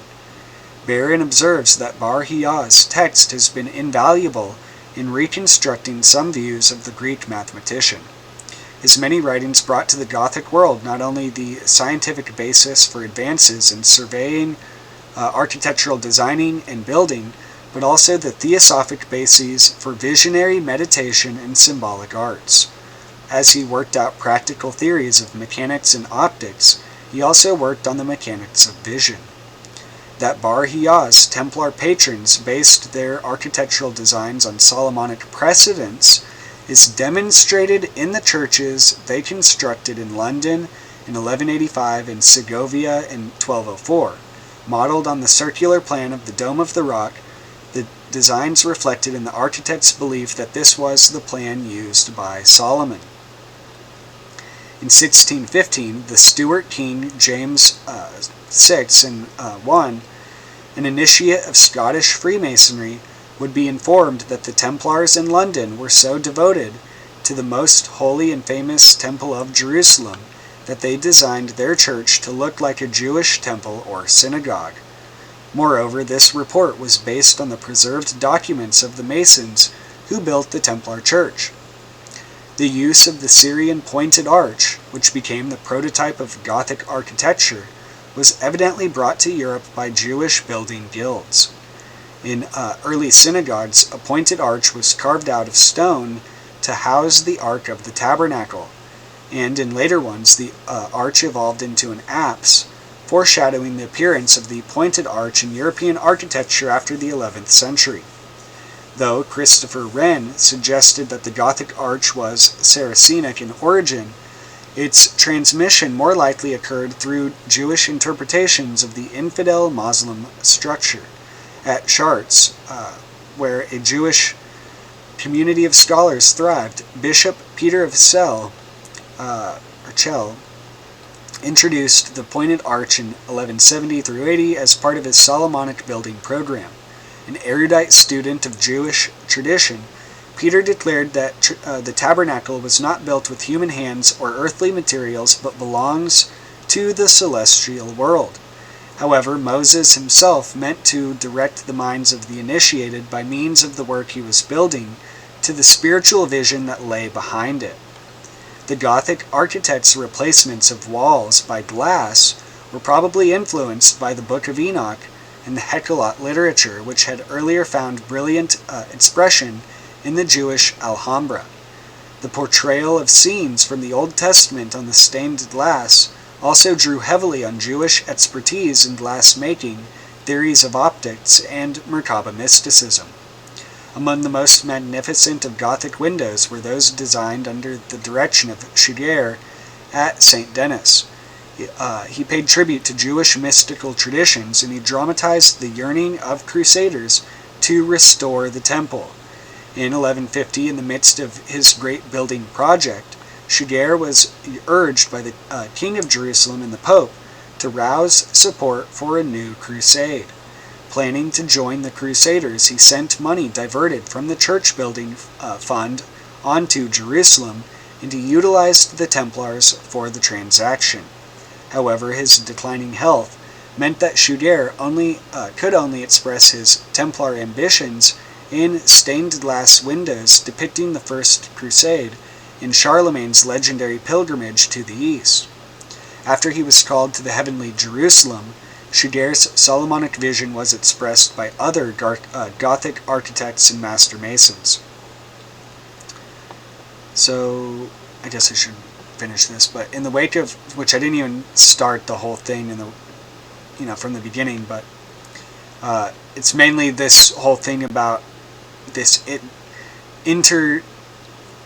really intricate connection between these things, which again I'll need to go back and reread through this whole book, but at least it introduces it, because really that's actually, again, part of the whole premise of The Sun Lady Unveiled, is this rebuilding of the temple, the hidden knowledge, in a sense, that it would be built upon.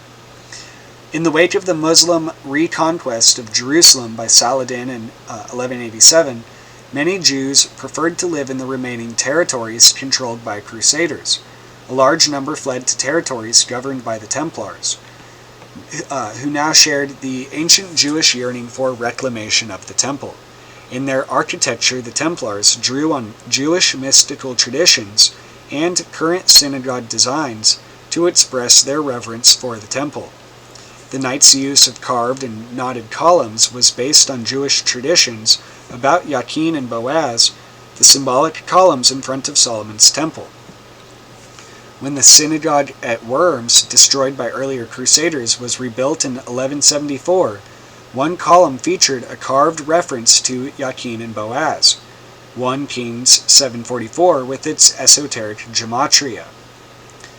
Solomonic events in Romanesque art, Walter Kahn and J. Gutman's temple.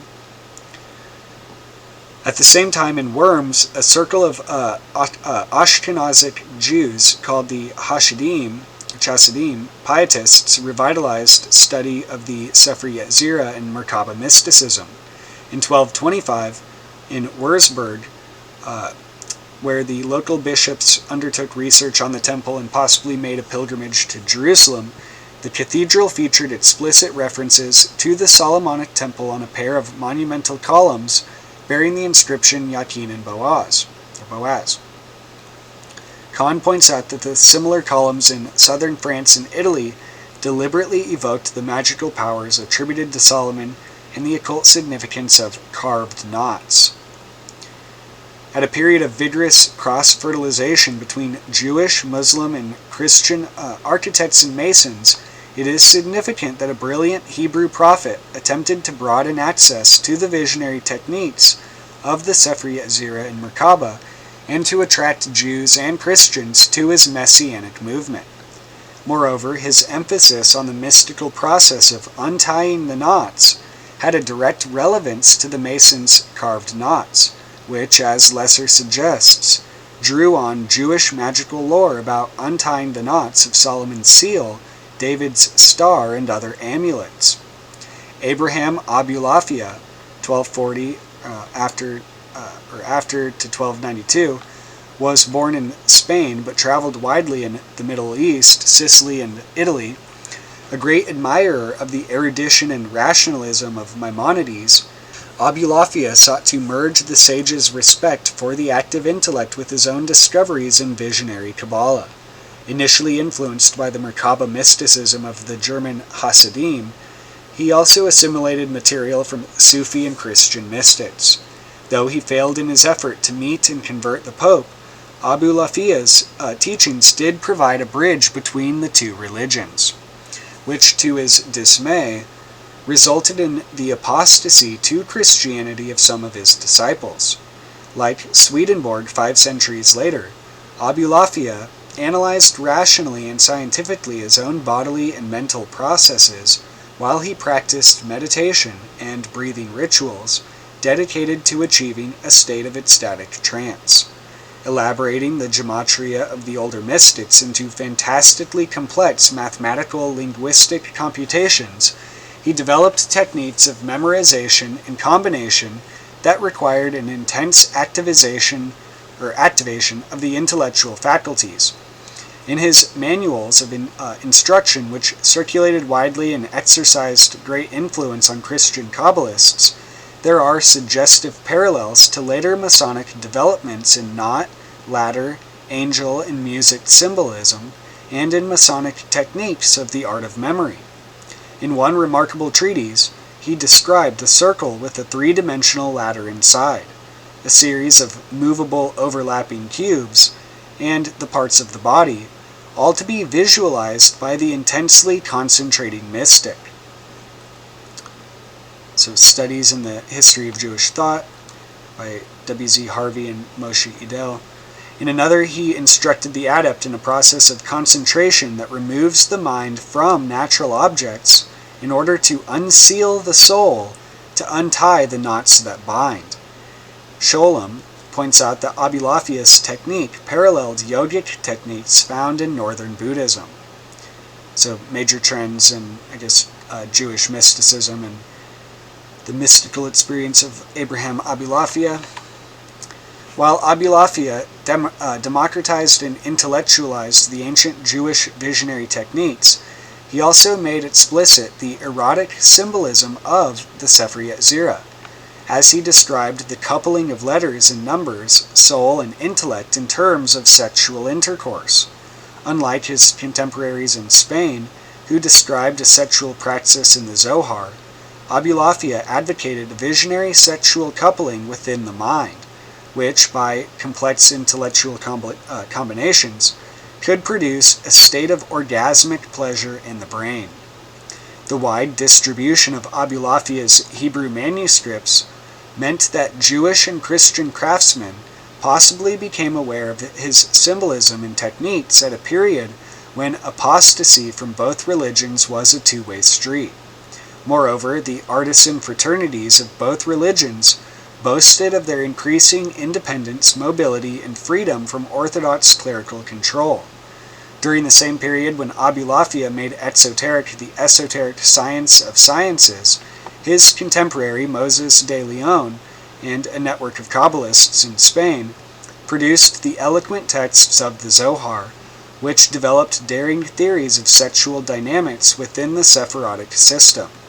Though the Zohar treatises were mainly written in an artificial Aramaic that could only be understood by rabbinical scholars, they also reflected a period of sexual libertinism and theosophical experimentation in the Jewish communities of Spain, which was paralleled by Christian heretics in southern France and Italy. Probably composed in the 1290s and issued text by text, not in the form of a complete book, the Zohar added colorful new elements to the traditions of architectural mysticism transmitted by Merkaba and Hekkelot traditions. Like the architects and artisans of the Christian Gothic contemporaries, the Jewish craftsmen of earthly and celestial temples were perceived with reverence and awe. Merging the mathematical imagery of the Sefer Yetzirah into more recent emanationist theories, the Zohar increased the sense of divine power and mystery involved in the architecture of cosmic creation. While meditating on a problem of gematria, a Kabbalist was visited by the spirit of Elijah, who enlightened him. When the most mysterious wished to reveal himself, he first produced a single point with innumerable designs, and engraved a wondrous edifice issuing from the midst of thought. It desired to become manifest and to be called by a name, the letters of the two words intermingled forming the complete name Elohim, God, and upon this secret the world is built. As we shall see, the rabbinic mystery of the Mason word a secret of Scottish Freemasonry, was rooted in this Cabalistic tradition. Moving from the relative abstraction of the mathematical linguistic point, the Zohar then drew increasingly on architectural imagery. We must picture a king who wanted several buildings to be erected, and who had an architect in his service who did nothing save with his consent. The king is the supernal wisdom above, the central column being the king below.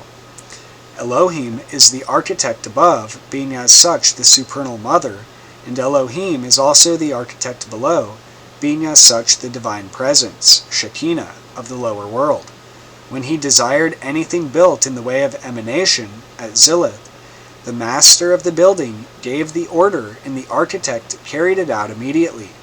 When he came to the world of separation, which is the sphere of individual beings, the architect said to the master of the building, "Let us make man in our image, according to our likeness." Not only was the universe created by the holy Hebrew language, but the Torah itself embodied the divine architectural plan. In fact, the Torah was the architect. When the Holy One resolved to create the world, he guided himself by the Torah as by a plan, as has been pointed out in connection with words, "Then I was by him as Amen," or Ammon. Proverbs 8:30, where the word Ammon, nursling, may also be read Uman, architect. Was Torah then an architect? Yes, for if a king resolves to build him a palace, without an architect and a plan, how can it proceed? When the Holy One, blessed be He, resolved to create the world, He looked into His plan, and although in a sense it was the plan which brought the world palace into being, it is not called by its name, but by that of the king. The Torah proclaims, "I was by him an architect, through me he created the world." For the Torah preceded the creation of the world by 2,000 years, and so when he resolved to create the world, he looked into the Torah and into its every creative word, and fashioned the world correspondingly. To create the earthly tabernacle and temple required a human architect and artisans who could perceive the celestial plan. Drawing on earlier Midrash accounts, the Zohar describes Moses as a building foreman who oversaw the construction project. The temple, then, was designed as an ever-enduring resting place for all the legions, all the symbols, all the solemn works, on the model of the celestial temple. But the tabernacle was the same, only on a small scale. Observe that when Moses was commanded to make the tabernacle, he could not comprehend its design until God showed him an exact replica of every single part. Still, Moses found the work difficult, and though he was shown it eye to eye, as it were, he was reluctant to undertake it. Now it cannot be thought that he lacked the skill or the knowledge for the work, for though Bezalel and Aholiab and the others with them did not see what Moses saw, yet it is written of them, "And Moses saw all the work, and behold, they have done it," etc. Exodus 39:43. But the truth is that Moses withdrew himself from the work of the tabernacle, yet was the whole work done by his direction and under his supervision. For Moses de Leon's Christian neighbors, the role of Moses would clearly duplicate that of the Gothic master of works, who performed the dual role of architect and artisan. Later Christian Freemasons would build on this Jewish tradition to portray Moses as the first Grand Master of their fraternity. The role of Bezalel as Master Mason to Moses received new embellishments. Bezalel not only knew how to combine those letters of the alphabet by which heaven and earth were created, but he also possessed the letters engraved on the divine rod which was in Moses' hand, and on which there was engraved the divine ineffable name, radiating in various combinations of letters.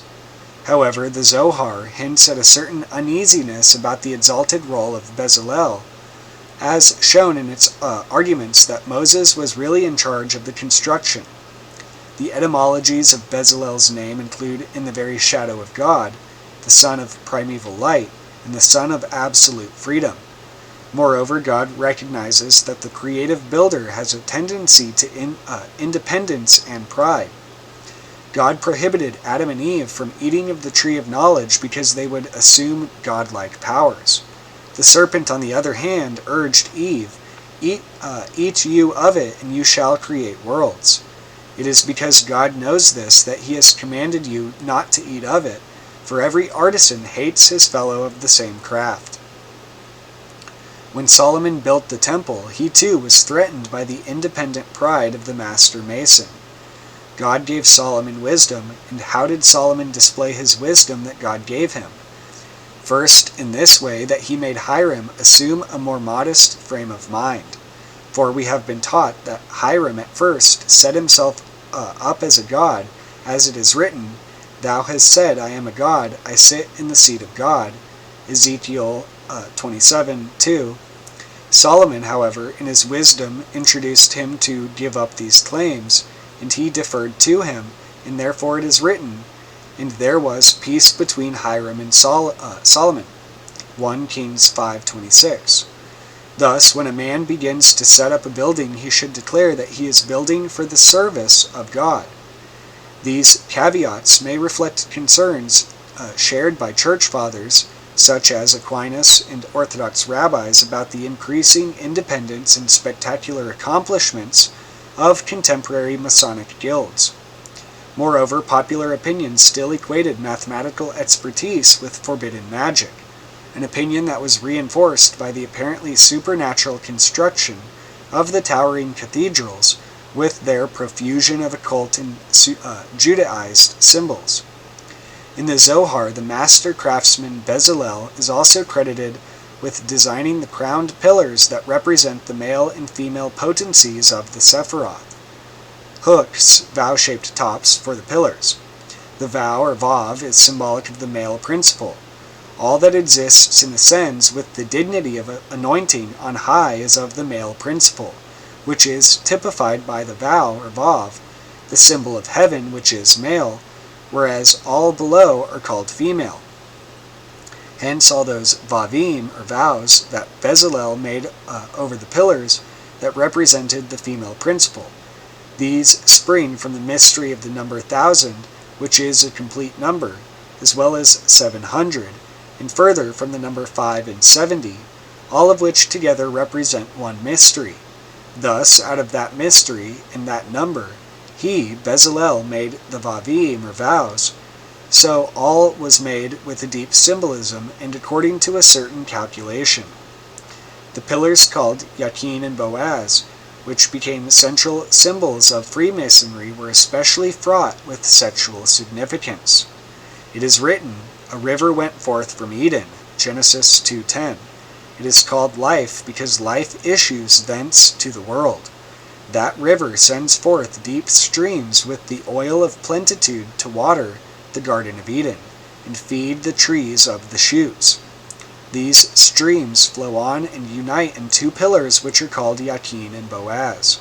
Thence the streams flow on and come to rest in a grade called Zadik, and from hence they flow further till they all are gathered into the sea of wisdom. As the waters of sexual generation flow back and forth, the Zadik, or righteous one, is united in intercourse with the Matrona, or Shekinah. When these two are joined, all worlds have gladness and blessing, and there is peace among upper and lower beings. The heightened sexual symbolism of Yakin and Boaz was paralleled by that of the cherubim of the Holy of Holies. Since the destruction of the Second Temple, the position of the cherubim has been reversed from face to face in copulation to back in estrangement. Their dilemma reflects that of the lower and upper worlds, the female and male elements within God. Through devoted meditation and prayer, the Cabalistic adept can reunite the cherubim and the Shekinah with God.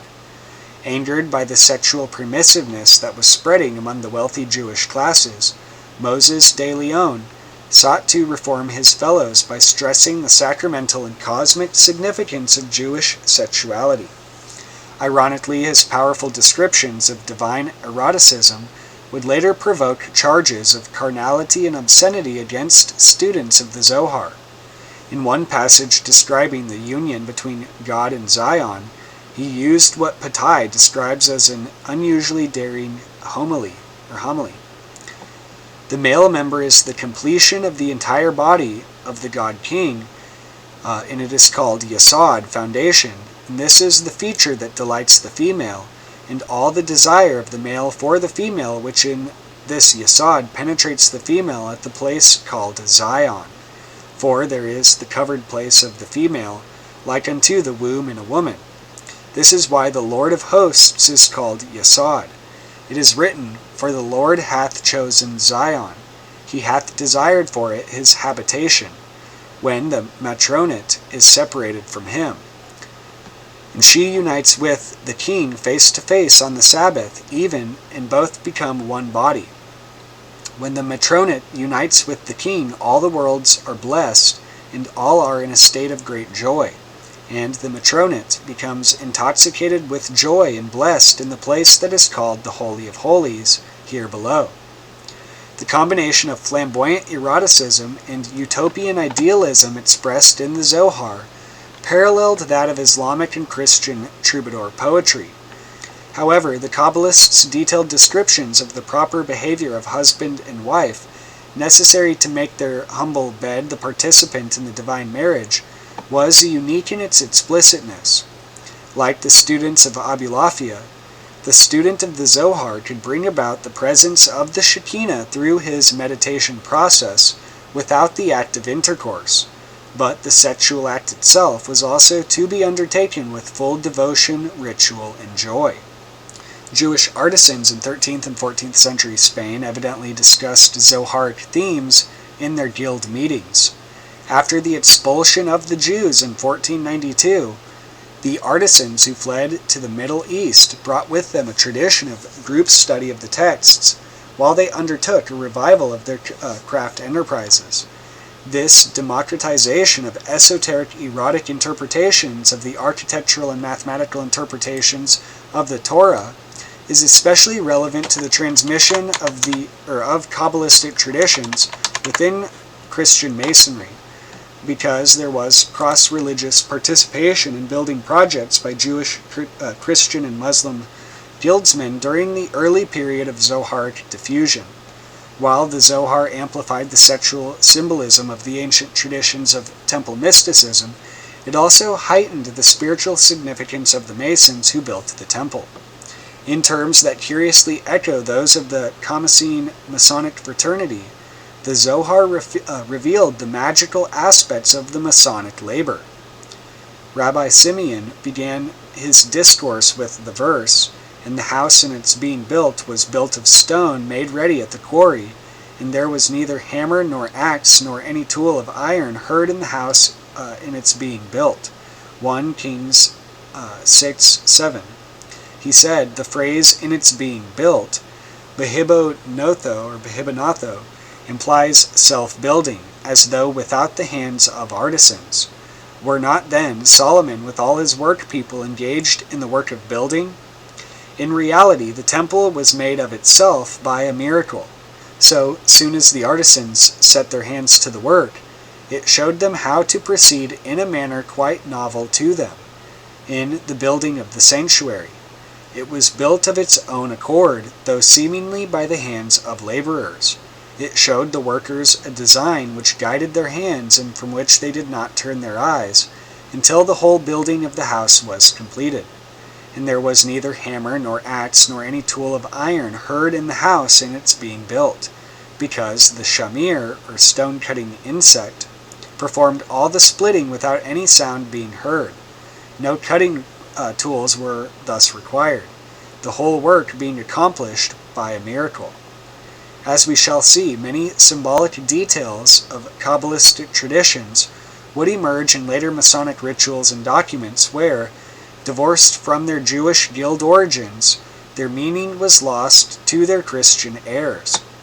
While Christian crusaders often wreaked havoc on Jewish communities in Germanic territories, The Israelites in northern France, Italy, and Spain were spared such persecutions.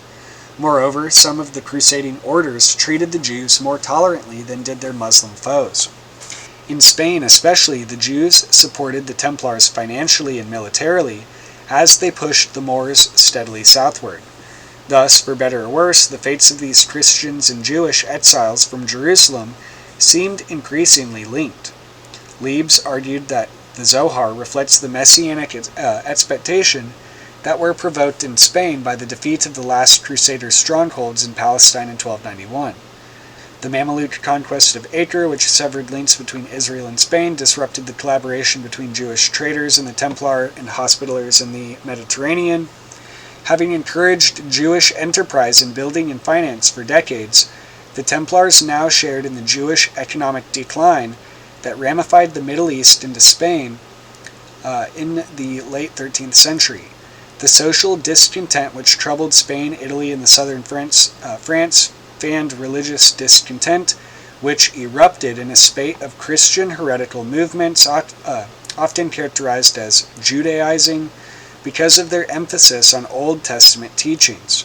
This turbulent period, when the mystical and messianic messages of Abulafia and Moses de Leon spread among artisan as well as rabbinic circles, would soon erupt in the sensational trial of the Knights Templar, an event fraught with significance for later Masonic tradition, but still fraught with controversy about its historical realities. Throughout the 13th century, the ambitious construction projects of the Templars led to their increasingly intimate association with the building guilds in which Jewish and Christian artisans worked together on many projects. By the 1290s, the Grand Master of the Templars, Jacques de Molay, acted as the patron of a French compagnonnage, a craft and religious fraternity that claimed ancient Eastern origins. According to the oral traditions preserved by the compagnonnage, the initiated builders, stonemasons, carpenters, glaziers, etc., called themselves sons of Mitre Jacques and sons of Solomon. Mitre Jacques allegedly left France to study architecture in Greece. Then, hearing that Solomon had summoned himself all famous men, he passed into Egypt and thence to Jerusalem. On orders of the chief master, Hiram, possibly, he constructed 2 columns, Jachin and Boaz, possibly, and then rose to become one of the first masters of Solomon and a colleague of Hiram. Jacques and his French co-workers claimed that Solomon gave them a charge and incorporated them fraternally in the temple. Preparing to return to Gaul, Jacques chose 13 companions and 40 disciples. Though these events were supposed to have taken place 9 centuries before Christ, the compagnonnage obviously developed the traditions in medieval times. The subsequent history of Mitre Jacques was almost certainly linked with that of the Templars and probably with the Templars' Jewish allies in the artisan guilds. Early in his reign, the French king Philip the Fair attempted to take advantage of Jewish expertise and resources in his struggle against the papacy. While he protected the Jews from the ecclesiastical courts, he also tried to bring them and their wealth and property under his control. However, from 1288 on, Philip protested the Jews' increasing status and wealth, as well as their collaboration with Christian heretics. In 1293, he accused the Jews of proselytizing in France, and in 1299 he charged them with receiving and concealing heterodox Christians, especially to protect them from the Inquisition. However, 4 years later, when the Inquisition accused the Jews of usury and sorcery, he forbade the priests from acting on the charges in his lands. By 1306, complaining about the great number of copies of the Talmud in the possession of Jews, the king issued a decree of expulsion from France. While Philip persecuted the Jews and confiscated their property, he also launched an investigation of the Templars, whom he linked with the Jews as heretics and subversives. In 1307, he suddenly ordered the arrest of all Templars in the kingdom. Within a few weeks, he triumphantly announced that over 500 prisoners had confessed to heresy charges. The Templars had earlier been accused of collaborating with the Saracens, but now the charges hinted at their assimilation of Jewish vices. Most obviously, the Templars all wore beards, a habit prohibited for most religious persons and extremely rare among other knights. The religious significance of the beard and reverent attitude towards it among Jewish Cabalists was well known in France. After confessing their guilt, the Templars ritualistically shaved their beards.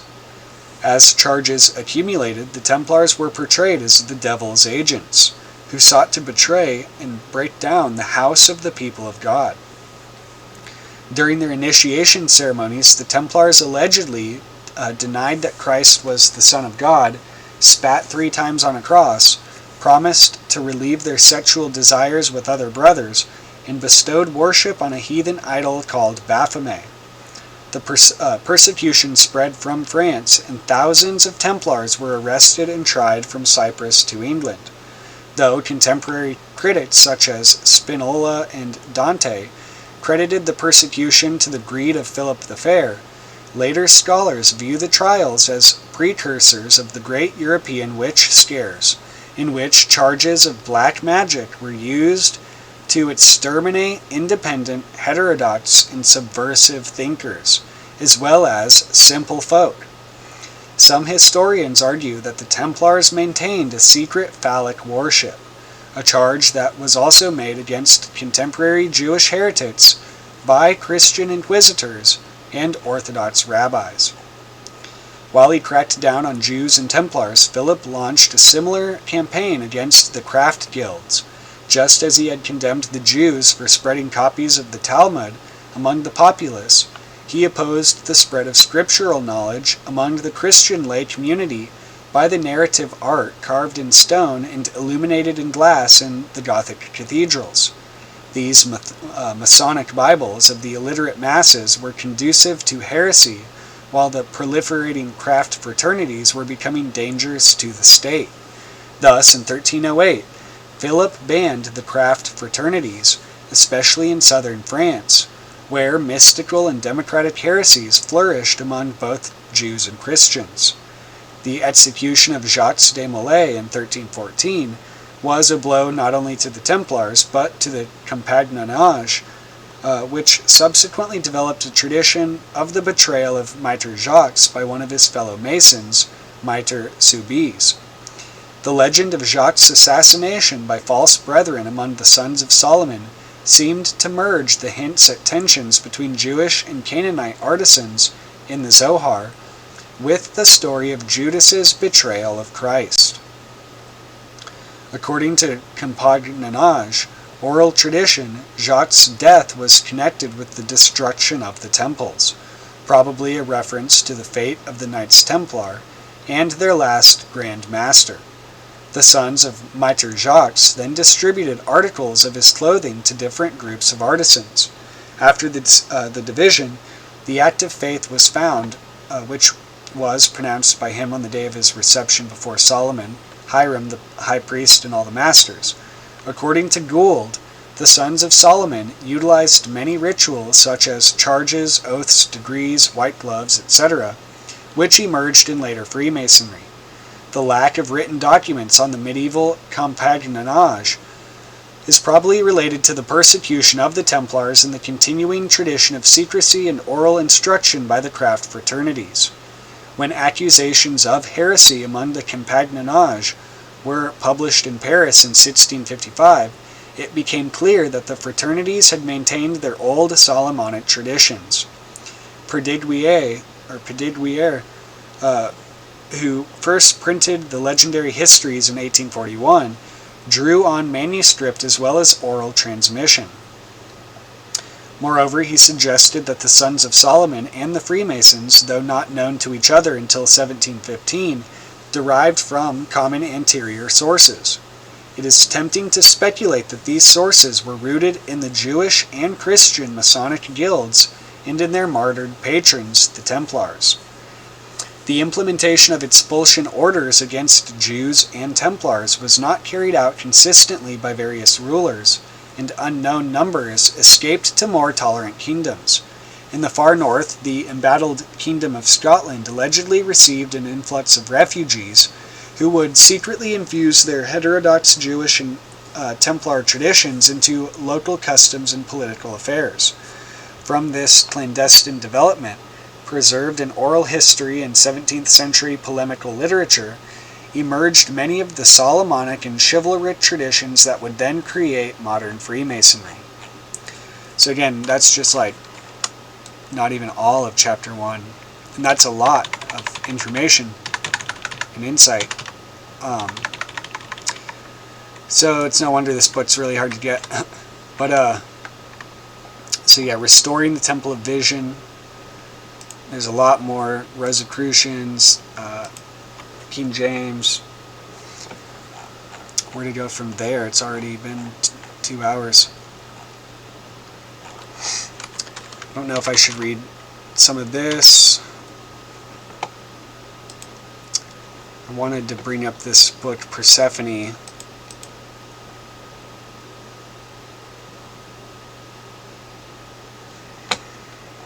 Oh yeah, there's this thesis I found when I was looking for it. It mentions Persephone, but it doesn't go much into it. The Beautiful Betrayer, a study of the archetype of the bitch goddess in selected American fiction of the 1920s and 1930s. And again, Tracy Twyman mentions in the Biscione, her Biscione videos, this whole thing about bitch. It's kind of interesting. So, I'd recommend that. I need to look into that more myself. But yeah, this whole Persephone myth and the prisoner in the opal, the soul in the fire opal. Fire opal is really what's in the prisoner of the opal. There's a lot to that whole idea of the Persephone myth, and just this idea of, well, really it's the study of two worlds, the inner world and the outer world, and he kind of talks about both. I'll read the introduction, but it'll probably be like separate. Just know I wanted to bring up all this stuff. This whole Sophia thing, there's a lot to this the whole thing about cognitive architecture again, these simulacra, synthetic psychological environments, whatever you want to call them.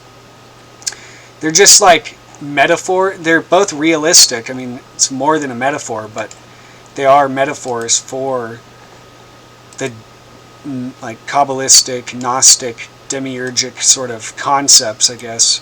At least I see a parallel. And so it's like, again, wheels within wheels.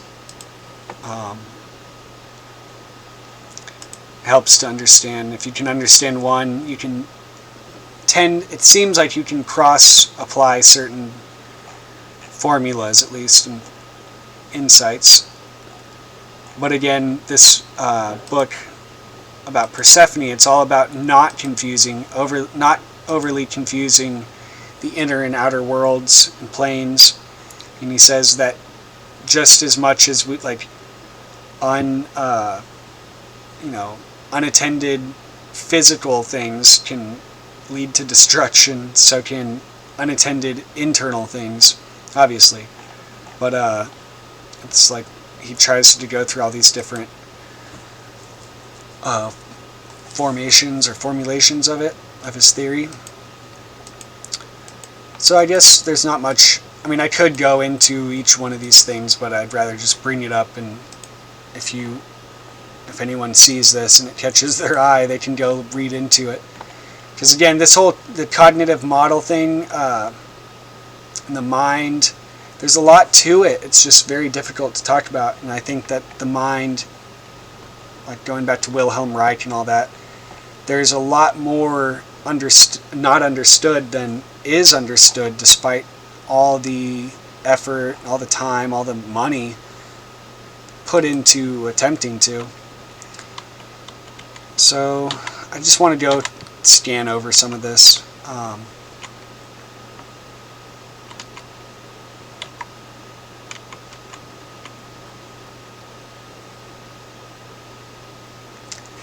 See, since the appearing of the first edition of this work, the author has extensively prosecuted his research into the same subject, and the result has been a very large addition of the new evidence. Somewhat of the additional evidence has already been given to the public, first through the columns of the British Messenger, and then in the publication entitled The Moral Identity of Babylon and Rome, issued by Mr. Drummond of Stirling. In the present edition of the Two Babylons, the substance of that work is also included, but the whole has now been rewritten, and the mass of new matter has been added is so much greater than all that has previously appeared, etc., etc.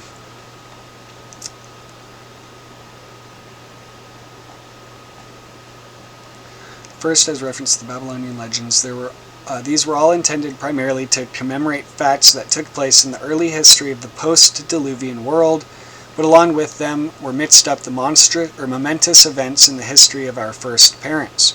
These events, as can be distinctly proved, were commemorated in the secret system of Babylon with a minuteness and particularity of detail of which the ordinary student of antiquity can have little conception.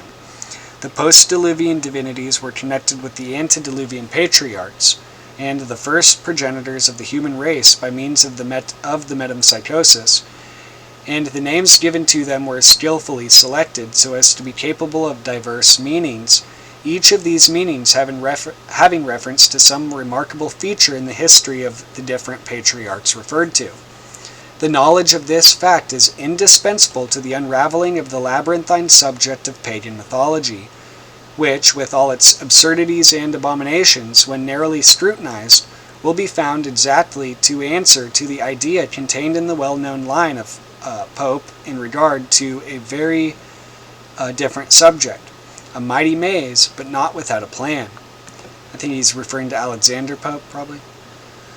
In the following work, however, this aspect of the subject has, as much as possible, been kept in abeyance, it being reserved for another work in which, if Providence permit, it will be distinctly handled. Might as well read the introduction at least. And upon her forehead was a name written, Mystery, Babylon the Great, the mother of harlots and abominations of the earth. Revelation 17:5. There is this great difference between the works of men and the works of God, that the same minute and searching investigation which displays the defects and imperfections of the one brings out also the beauties of the other. If the most finely polished needle on which the art of man has been expended be subjected to a microscope, many inequalities, much roughness and clumsiness will be seen. But if the microscope be brought to bear on the flowers of the field, no such result appears. Instead of their beauty diminishing, new beauties and still more delicate that have escaped the naked eye are forthwith discovered. Beauties that make us appreciate, in a way which otherwise we could have little conception of, the full force of the Lord's saying, Consider the lilies of the field, how they grow, how they toil not, neither do they spin, and yet I say unto you, that even Solomon in all his glory was not arrayed like one of these. The same law appears also in the comparing the Word of God in the most finished productions of men. There are spots and blemishes in the most admired productions of human genius, but the more the Scriptures are searched, the more minutely they are studied, the more their perfection appears. New beauties are brought into light every day, and the discoveries of science, the researches of the learned, and the labors of infidels all alike conspire to illustrate the wonderful harmony of all the parts, and the divine beauty that clothes the whole. If this be the case with Scripture in general, it is especially the case with prophetic Scripture. As every spoke in the wheel of providence revolves, the prophetic symbols start into still more bold and beautiful relief. This is very strikingly the case with the prophetic language that forms the groundwork and cornerstone of the present work.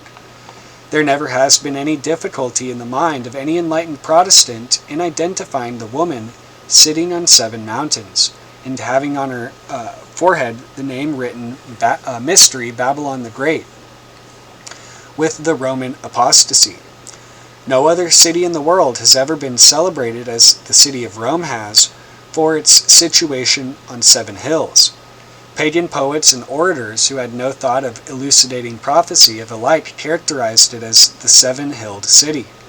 Thus, Virgil refers to it: Rome has both become the most beautiful city in the world, and alone has surrounded for herself 7 heights with a wall. Propertius, in the same strain, speaks of it, only adding another trait, which completes the apocalyptic picture, as the lofty city on 7 hills which governs the whole world. Its governing the whole world is just the counterpart of the divine statement, which reigneth over the kings of the earth. Revelation 17:18. To call Rome the city of the 7 hills was by its citizens held to be as descriptive as to call it by its own proper name. Hence, Horace speaks of it by reference to its 7 hills alone, when he addresses the gods who have set their affections on the 7 hills. Martial, in like manner, speaks of the 7 dominating mountains.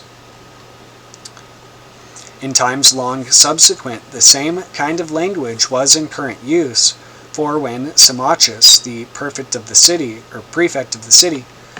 in the last acting pagan Pontifex Maximus as the imperial substitute, introduces by letter one friend of his to another, he calls him De Septem Montibus Virum, a man from the 7 mountains, meaning thereby, as the commentators interpret it, Civum Romanum, a Roman citizen. Now, while this characteristic of Rome has ever been well marked and defined, it has always been easy to show that the church which has its seat and headquarters on the 7 hills of Rome might most appropriately be called Babylon, inasmuch as it is the chief seat of idolatry under the New Testament, as the ancient Babylon was the chief seat of idolatry under the Old. But recent discoveries in Assyria, taken in connection with the previously well-known but ill-understood history and mythology of the ancient world, demonstrate that there is a vast deal more significance in the name Babylon the Great than this. It has been known all along that popery was baptized paganism, but God is now making it manifest that the paganism which Rome was or has baptized is, in all its essential elements, the very paganism which prevailed in the ancient literal Babylon, when Jehovah opened before Cyrus the 2-leaved gates of brass and cut in sunder the bars of iron. That new and unexpected light, in some way or another, should be cast, about this very period, on the church of the grand apostasy, the very language and symbols of the apocalypse might have prepared us to anticipate. In the apocalyptic visions, it is just before the judgment upon her that, for the first time, John sees the apostate church with the name Babylon the Great written upon her forehead. Revelation 17:5. What means the writing of that name on the forehead? Does it not naturally indicate that just before judgment overtakes her, her real character was to be so thoroughly developed that everyone who has eyes to see, who has the least spiritual discernment, would be compelled, as it were, on ocular demonstration, to recognize the wonderful fitness of the title which the Spirit of God had affixed to her? Her judgment is now evidently hastening on, and just as it approaches, the providence of God, conspiring with the Word of God, by light pouring in from all quarters, makes it more and more evident that Rome is in very deed the Babylon of the Apocalypse, that the essential character of her system, the grand objects of her worship, her festivals, her doctrine and discipline, her rites and ceremonies, her priesthood and their orders, have all been derived from ancient Babylon, and finally that the Pope himself is truly and properly the lineal representative of Belshazzar. In the warfare that has been waged against the domineering pretensions of Rome, it has too often been counted enough merely to meet and set aside her presumptuous boast that she is the mother and mistress of all churches, the one Catholic or universal church, out of whose pale there is no salvation. If ever there was excuse for such a mode of dealing with her, that excuse will hold no longer. If the position I've laid down now can be maintained, she must be stripped of the name of a Christian church altogether, for it was a church of Christ that was convened on that night, when the Pontiff King of Babylon For if it was a church of Christ that was convened on that night, when the pontiff king of Babylon, in the midst of his 1,000 lords, praised the gods of gold and of silver and of wood and of stone, Daniel 5:4, then the Church of Rome is entitled to the name of a then the Church of Rome is entitled to the name of a Christian church, but not otherwise. This, to some, no doubt, will appear a very startling position, but it is one which it is the object of this work to establish, and let the reader judge for himself whether I do not bring ample evidence to substantiate my position. And so again, I know this book is a controversial book in many regards, and I know of it because Kenneth Grant apparently referred to it or referenced it. Well, Richard Cavendish mentions Kenneth Grant as referring him to reading it in the appendix to The Powers of Evil, called Satan, Seth, and the Yazidis. And it's like, you can't find it online. You have to buy the book, so I'll just read this. It's really only a page, but he says, apparent support for the identification of Satan and Seth has been found in the two Babylons, or the papal worship, proved to be the worship of Nimrod and his wife, by a clergyman named Alexander Hislop. First published in 1916, it has been frequently reprinted. I am grateful to Mr. Kenneth Grant for kindly directing me to this curious book. Hislop's argument, briefly, is that Saint Irenaeus was right in the 2nd century in interpreting 666, the number of the great beast of Revelation, as Titan, or Titan, T-E-I-T-A-N, which is the Greek form of Titan. Titan, he says, is clearly the Chaldean form of Shaitan, because Hebrew shin, sh, or s, frequently turns into t in Chaldean. And also the 300, it's 300 in Hebrew, 300 in Greek. T is 300 in Greek. And Shaitan is the very name by which Satan has been called from time immemorial by the devil worshippers of Kurdistan, and from Armenia or Kurdistan this devil worship, embodied in the Chaldean mysteries, came westward to Asia Minor, and thence to Etruria and Rome. In the Chaldean system, Titan was Typhon, a dragon like the great beast of Revelation, and we know that Typhon was identified with Seth. However, Hesiod's account of the Titans, or sons of heaven, sons of Uranus, shows that they were cursed by their father and cast down to hell, this being a double of the story of the fall of the devil and his angels. We can therefore confidently identify with Satan not only Seth, but Cronus or Saturn, the leader of the Titans, as well. I bid page 275 through 6 and 295, I guess, of this book. Hislop's devil god of the Chaldean mysteries is a figment of his own imagination. His devil worshippers of Kurdistan are the Yazidis, an Arab religious sect who attracted excited attention in the 19th century because they were erroneously supposed to worship the power of evil, Shaitan, which is the Muslim name of Satan, whom they adored in the form of a peacock. Aleister Crowley naturally shared this misconception and approvingly brought the Yazidis into his own system.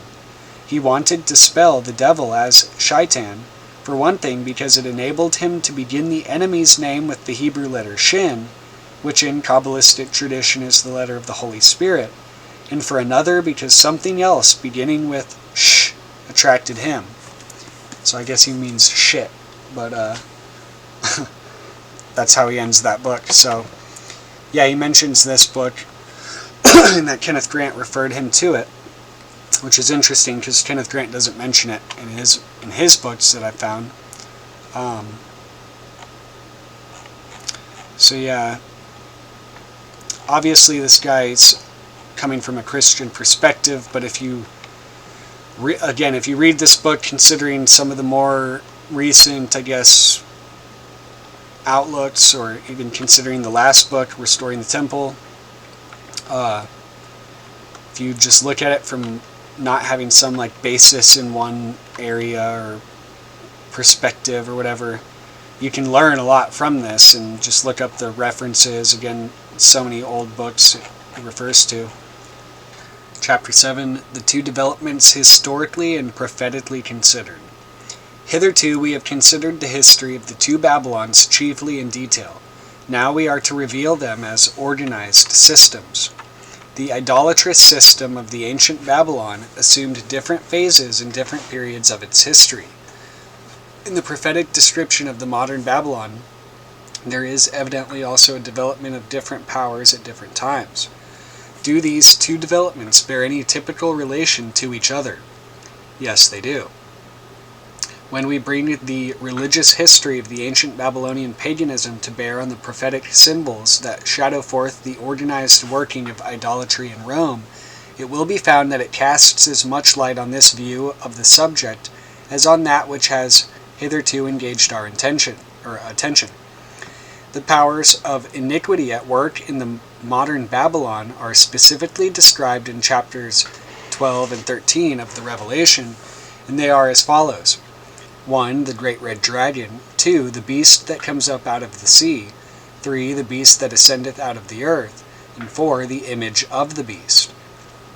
In all these respects it will be found on inquiry that in regard to succession and order of development, the paganism of the Old Testament Babylon was the exact type of the paganism of the New. Section 1. The Great Red Dragon. This formidable enemy of the truth is particularly described in Revelation 12:3, and there appeared another wonder in heaven, a great red dragon.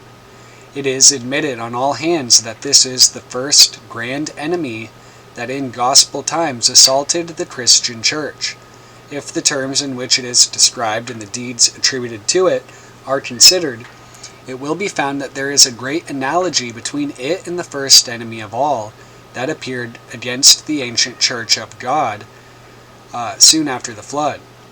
The term dragon, according to the associations currently connected with it, is somewhat apt to mislead the reader by recalling to his mind the fabulous dragons of the Dark Ages equipped with wings.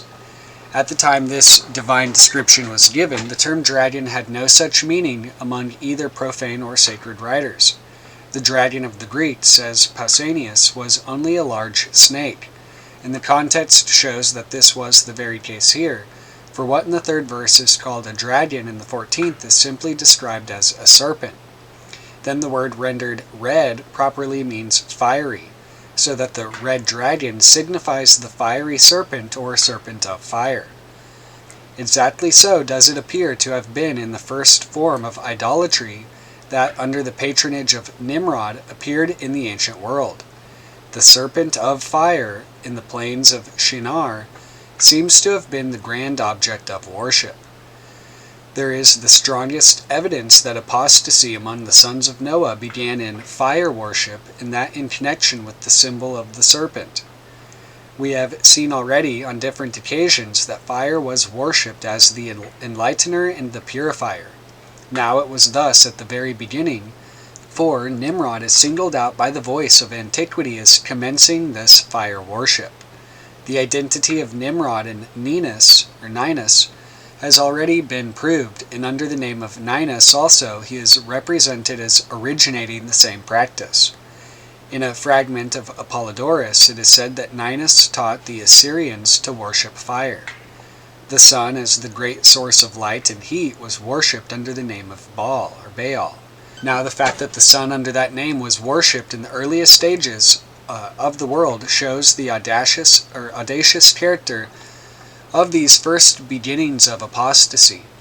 Men have spoken as if the worship of the sun and of the heavenly bodies was a very excusable thing, into which the human race might very readily and very innocently fall. But how stands the fact? According to the primitive language of mankind, the sun was called Shemesh, or Shamash, that is, the servant. That name, no doubt, being divinely given to keep the world in mind of the great truth that, however glorious was the orb of the day, it was, after all, the appointed minister of the bounty of the great unseen Creator to his creatures upon earth. Men knew this, and yet with the full knowledge of it, they put the servant in the place of the master, and called the son Baal, that is, the Lord, and worshipped him accordingly. What a meaning then is in the saying of Paul that when they knew God, they glorified him not as God, but changed the truth of God into a lie, and worshipped and served the creature more than the Creator, who is the God over all, blessed forever. The beginning then of sun worship and of the worship of the host of heaven was a sin against the light, a presumptuous heaven-daring sin. As the sun in the heavens was the great object of worship, so fire was worshipped as its earthly representative. To this primeval fire worship Vitruvius alludes when he says that men were first formed into states and communities by meeting around fires. And this is exactly in conformity with what we have already seen, page 117, in regard to Pharaonius, whom we have identified with Nimrod, that while he said, or was said to be the inventor of fire, he was also regarded as the first that gathered mankind into communities, along with the sun as the great fire god, and in due time identified with him was the serpent worshipped. See figure 2. Or figure 52. In the mythology of the primitive world, says Owen, the serpent is universally the symbol of the sun. In Egypt, one of the commonest symbols of the sun, or sun god, is a disk with the serpent around it. The original reason of that identification seems just to have been that the sun was the great enlightener of the physical world, so the serpent was held to have been the great enlightener of the spiritual by giving mankind the knowledge of good and evil. This, of course, implies tremendous depravity on the part of the ringleaders in such a system, considering the period when it began, but such appears to have been the real meaning of the identification. At all events, we have evidence, both scriptural and profane, for the fact that the worship of the serpent began side by side with the worship of fire and the sun. The inspired statement of Paul seems decisive on the subject. It was, he says, when men knew God, but glorified him not as God, that they changed the glory of God not only into an image made like to a corruptible man, but into the likeness of creeping things, that is, of serpents. Romans 1:23. With this profane history exactly coincides. Of profane writers, Sanchuniathon, the Phoenician, who is believed to have lived about the time of Joshua, says Thoth first attributed something of the divine nature to the serpent in the serpent tribe, in which he was followed by the Phoenicians and Egyptians. For this animal was esteemed by him to be the most spiritual of all the reptiles, and of a fiery nature, inasmuch as it exhibits an incredible celerity, moving by its spirit without hands or feet.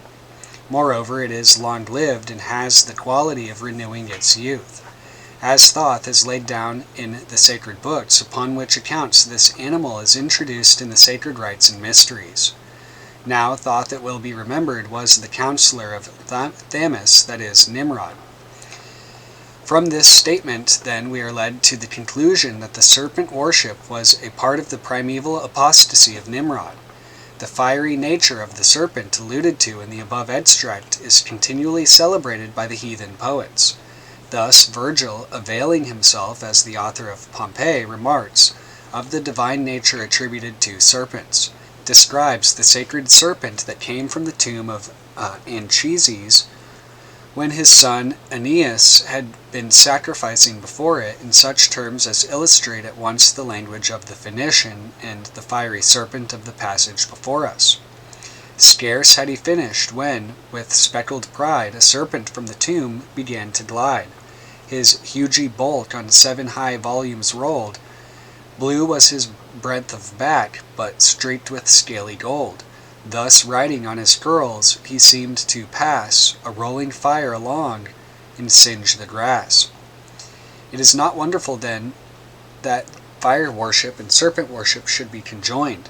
The serpent also, as renewing its youth every year, was plausibly represented to those who wished an excuse for idolatry as a meet emblem of the sun, the great regenerator, who every year regenerates and renews the face of nature, and who, when deified, was worshipped as the grand regenerator of the souls of men. In the chapter under consideration, the great fiery serpent is represented with all the emblems of royalty. All its heads are encircled with crowns or diadems. And so in Egypt, the serpent of fire, or serpent of the sun, in Greek was called the basilisk, that is, the royal serpent, to identify it with Moloch, which name, while it recalls the ideas both of fire and blood, properly signifies the king. The basilisk was always, among the Egyptians and among many nations besides, regarded as the very type of majesty and dominion. As such, its image was worn affixed to the headdress of the Egyptian monarchs, and it was not lawful for anyone else to wear it.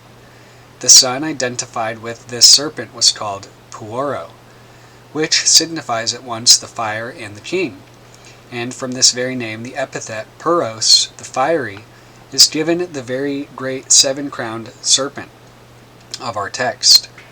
Thus was the sun, the great fire god, identified with the serpent. But he had also a human representative, and that was Tammuz. For when the daughters of Israel lamented, in other words, Nimrod. We have already seen the identity of Nimrod in Zoroaster. Now, Zoroaster was not only the head of the Chaldean mysteries, but as all admit, the head of the fire worshippers.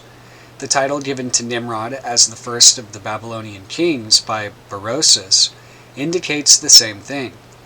That title is Aloris, that is, the god of fire. As Nimrod, the god of fire was Molk-Jaber, or the mighty king, inasmuch as he was the first who was called Moloch, or king, and the first who began the mighty, Jaber, on the earth. We see at once how it was that the passing through the fire to Moloch originated, and how the god of fire among the Romans came to be called Molkiber. It was only after his death, however, that he appears to have been deified. Then, retrospectively, he was worshipped as the child of the sun, or the Son incarnate.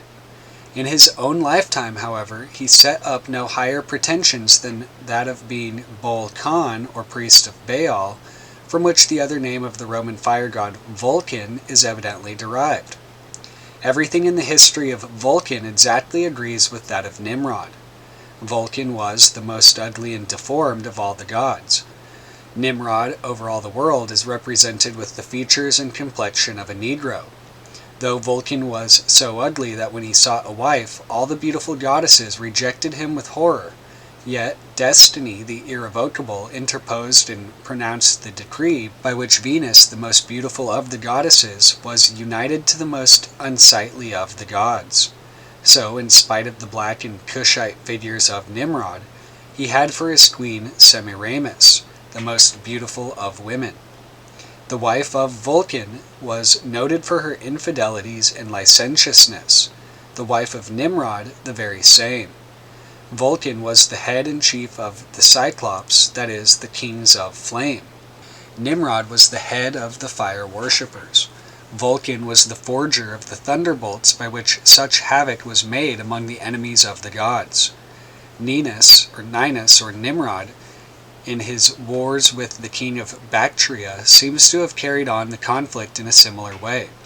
From Arnobius we learn that when the Assyrians under Ninus made war against the Bactrians, the warfare was waged not only by the sword and bodily strength, but by magic and by means derived from the secret instruction of the Chaldeans.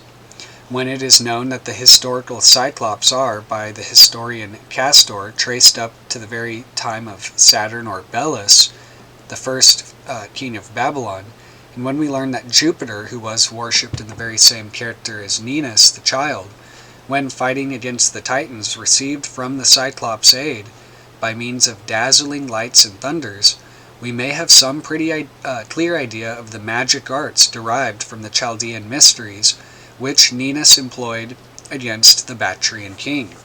There is evidence that, down to a late period, the priests of the Chaldean mysteries knew the composition of the formidable Greek fire which burned under water, and the secret of which has been lost, and there can be little doubt that Nimrod, in erecting his power, availed himself of such or similar scientific secrets, which he and his associates alone possessed. In these and other respects yet to be noticed, there is an exact coincidence between Vulcan, the god of fire of the Romans, and Nimrod, the fire god of Babylon. In the case of the classic Vulcan, it is only in his character of the fire god as a physical agent that he is popularly represented, but it was in his spiritual aspects, in cleansing and regenerating the souls of men, that the fire worship told most effectually on the world. The power, the popularity, and skill of Nimrod, as well as the seductive nature of the system itself, enabled him to spread the delusive doctrine far and wide, and he was represented under the well-known name of Phaeton, as on the point of setting the whole world on fire, or without the poetical metaphor, of involving all mankind in the guilt of fire worship. The extraordinary prevalence of the worship of the fire god in the early ages of the world is proved by legends found all over the earth and by facts in almost every clime. Thus, in Mexico, the natives relate that in primeval times, just after the first age, the world was burnt up with fire. As their history, like the Egyptian, was written in hieroglyphics, it is plain that this must be symbolically understood. In India, they have a legend to the very same effect, though somewhat varied in its form. The Brahmins say that in a very remote period of the past, one of the gods shone with such insufferable splendor, inflicting distress on the universe by his effulgent beams brighter than 1,000 worlds, that, unless another more potent god had interposed and cut off his head, the result would have been most disastrous. In the Druidic triads of the old British bards, there is distinct reference to the same event. They say that in primeval times a tempest of fire arose which split the earth asunder to the great deep, from which none escaped but the select company, shut up together in the enclosure with the strong door, with the great patriarch distinguished for his integrity, that is, evidently with Shem, the leader of the faithful, who preserved their integrity when so many made shipwreck of faith and a good conscience. These stories all point to one and the same period, and they show how powerful had been this form of apostasy. The papal purgatory and the fires of St. John's Eve, which we have already considered, and many other fables or practices still extant, are just so many relics of the same ancient superstition. It will be observed, however, that the great red dragon, or great fiery serpent, is represented as standing before the woman whom the crown of 12 stars, that is, the true Church of God, to devour her child as soon as it should be born. Now this is in exact accordance with the character of the great head of the system of fire worship. Nimrod, as the representative of the devouring fire to which human victims, and especially children, were often in sacrifice, was regarded as the great child devourer. Though at his first deification he was set up himself as Ninus, or the child, yet as the first of mankind that was deified, he was of course the actual father of all the Babylonian gods, and therefore in that character he was afterwards universally regarded. As the father of the gods, he was, as we have seen, called Kronos, and everyone knows that the classical story of Kronos was just this, that he devoured his sons as soon as they were born. Such is the analogy between type and antitype. This legend has a further and deeper meaning, but as applied to Nimrod, or the Horned One, it just refers to the fact that as the representative of Moloch or Baal, infants were the most acceptable offerings at his altar. We have ample and melancholy evidence on this subject from the records of antiquity. The Phoenicians, says Eusebius, every year sacrificed their beloved and only begotten children to Kronos or Saturn, and the Rhodians also often did the same. Diodorus Siculus states that the Carthaginians on one occasion, when besieged by the Sicilians and sore pressed, in order to rectify, as they supposed, their error in having somewhat departed from the ancient custom of Carthage in this respect, hastily chose out out 200 of the noblest of their children and publicly sacrificed them to this god. There is reason to believe that the same practice obtained in our own land in the times of the Druids. We know that they offered human sacrifices to their bloody gods. We have evidence that they made their children pass through the fire to Moloch, and that makes it highly probable that they also offered them in sacrifice. For from Jeremiah 32:35, compared with Jeremiah 19:5, we find that these two things were parts of one and the same system. The god whom the Druids worshipped was Baal, as the blazing Baal fires show, and the last cited passage proves that children were offered in sacrifice to Baal. When the fruit of the body was thus offered, it was for the sin of the soul. And it was a principle of the Mosaic law, a principle no doubt derived from the patriarchal faith, that the priest must partake of whatever was offered as a sin offering. Numbers 18, 9, and 10.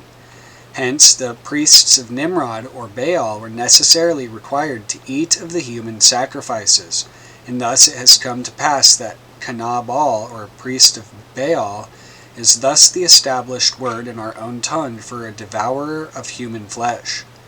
Now the ancient traditions relate that the apostates, who joined in the rebellion of Nimrod, made war upon the faithful among the sons of Noah. Power and numbers were on the side of the fire worshippers, but on the side of Shem and the faithful was the mighty power of God's Spirit.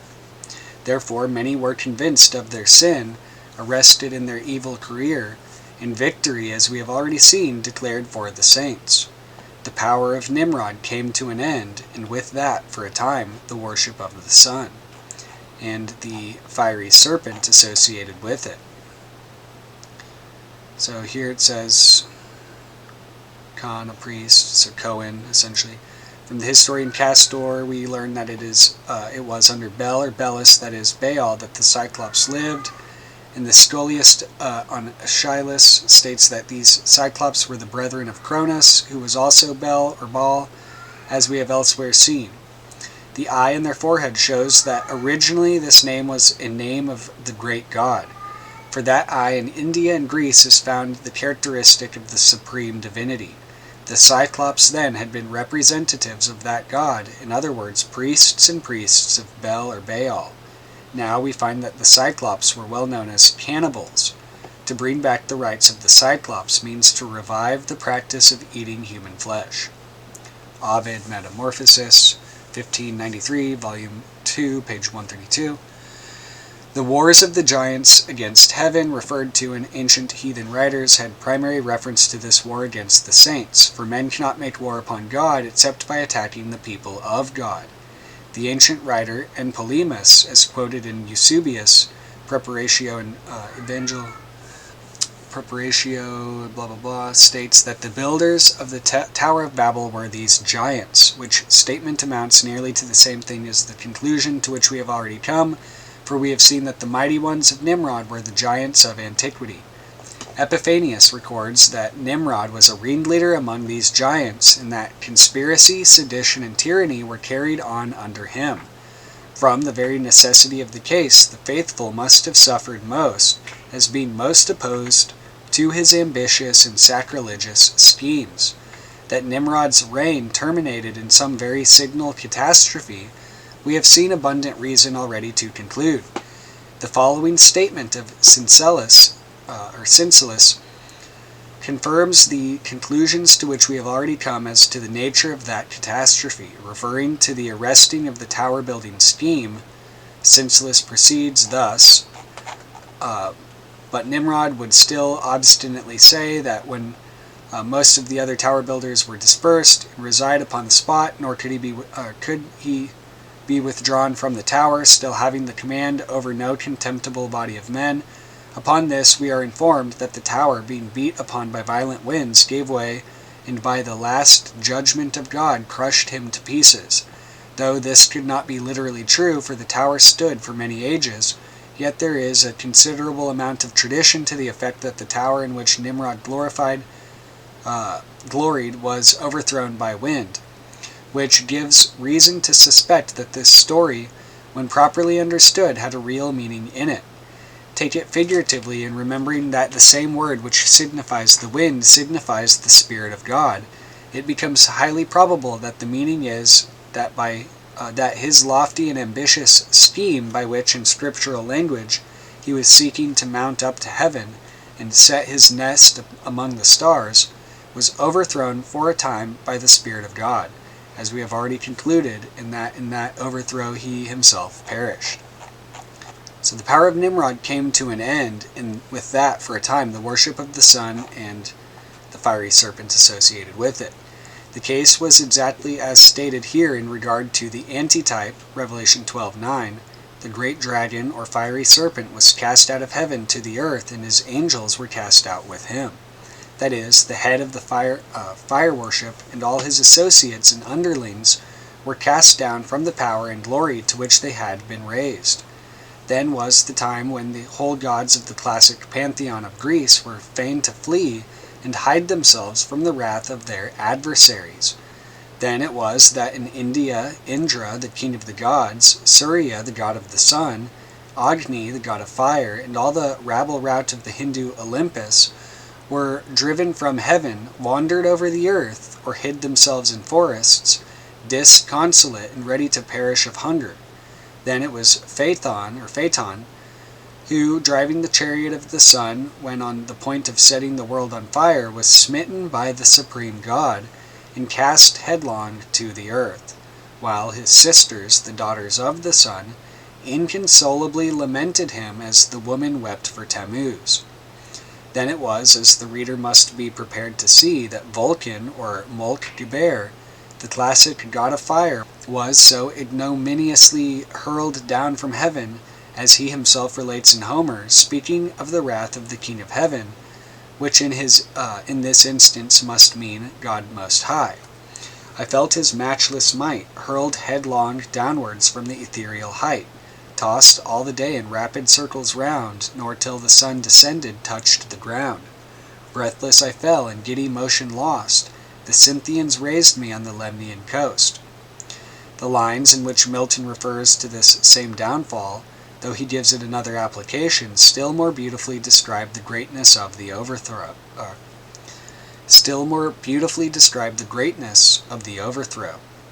In Ausonian land, men called him Mulciber, and how he fell from heaven they fabled. Thrown by angry Jove, sheer o'er the crystal battlements from morn. To noon he fell, from noon to dewy eve, a summer's day, and with the setting sun, dropped from the zenith like a falling star, on Lemnos, the Aegean isle. These words very strikingly show the tremendous fall of Molk-Geber, or Nimrod, the mighty king, when suddenly he was cast down from the height of his power, and was deprived at once of his kingdom and his life. Now, to this overthrow there is very manifest allusion in the prophetic apostrophe of Isaiah to the king of Babylon, exulting over his approaching downfall. How art thou fallen from heaven, O Lucifer, son of the morning? The Babylonian king pretended to be a representative of Nimrod or Phaeton, and the prophet, in these words, informs him that as certainly as the God in whom he gloried had been cast down from his high estate, so certainly should he. In the classic story, Phaeton is said to have been consumed with lightning, and as we shall see by and by, Asclepius also died the same death. But the lightning is a mere metaphor for the wrath of God, under which his life and his kingdom had come to an end. When the history is examined, the figures stripped off, it turns out, as we have already seen, that he was judicially slain with the sword. Such is the language of the prophecy, and so exactly does it correspond with the character and deeds and fate of the ancient type. How does it suit the antitype? Could the power of pagan imperial Rome, that power that first persecuted the Church of Christ, that stood by its soldiers around the tomb of the Son of God himself to devour him, if it had been possible, when he should be brought forth as the first begotten from the dead, to rule all nations, be represented by a fiery serpent? Nothing could more lucidly show it forth. Among the lords, many, and the gods many, worshipped in the imperial city, the two grand objects of worship were the eternal fire kept perpetually burning in the temple of Vesta, and the sacred Epidaurian serpent. In pagan Rome, this fire worship and serpent worship were sometimes separate, sometimes conjoined, but both occupied a preeminent place in Roman esteem. The fire of Avesta was regarded as one of the grand safeguards of the empire. It was pretended to have been brought from Troy by Aeneas, who had it confided to his care by the shade of Hector, and was kept with the most jealous care by the Vestal virgins who, for their charge of it, were honored with the highest honors. The temple where it was kept, says Augustine, was the most sacred and most reverenced of all the temples of Rome. The fire that was so jealously guarded in that temple, and on which so much was believed to depend, was regarded in the very same light as the old Babylonian fire worshippers. It was looked upon as the purifier, and in April every year at the Palilia, or Feast of Pales, both men and cattle, for this purpose, were made to pass through the fire. The Epidaurian snake that the Romans worshipped along with the fire was looked on as the divine representation of Asclepius, the child of the sun. Asclepius, whom that sacred snake represented, was evidently just another name for the great Babylonian god.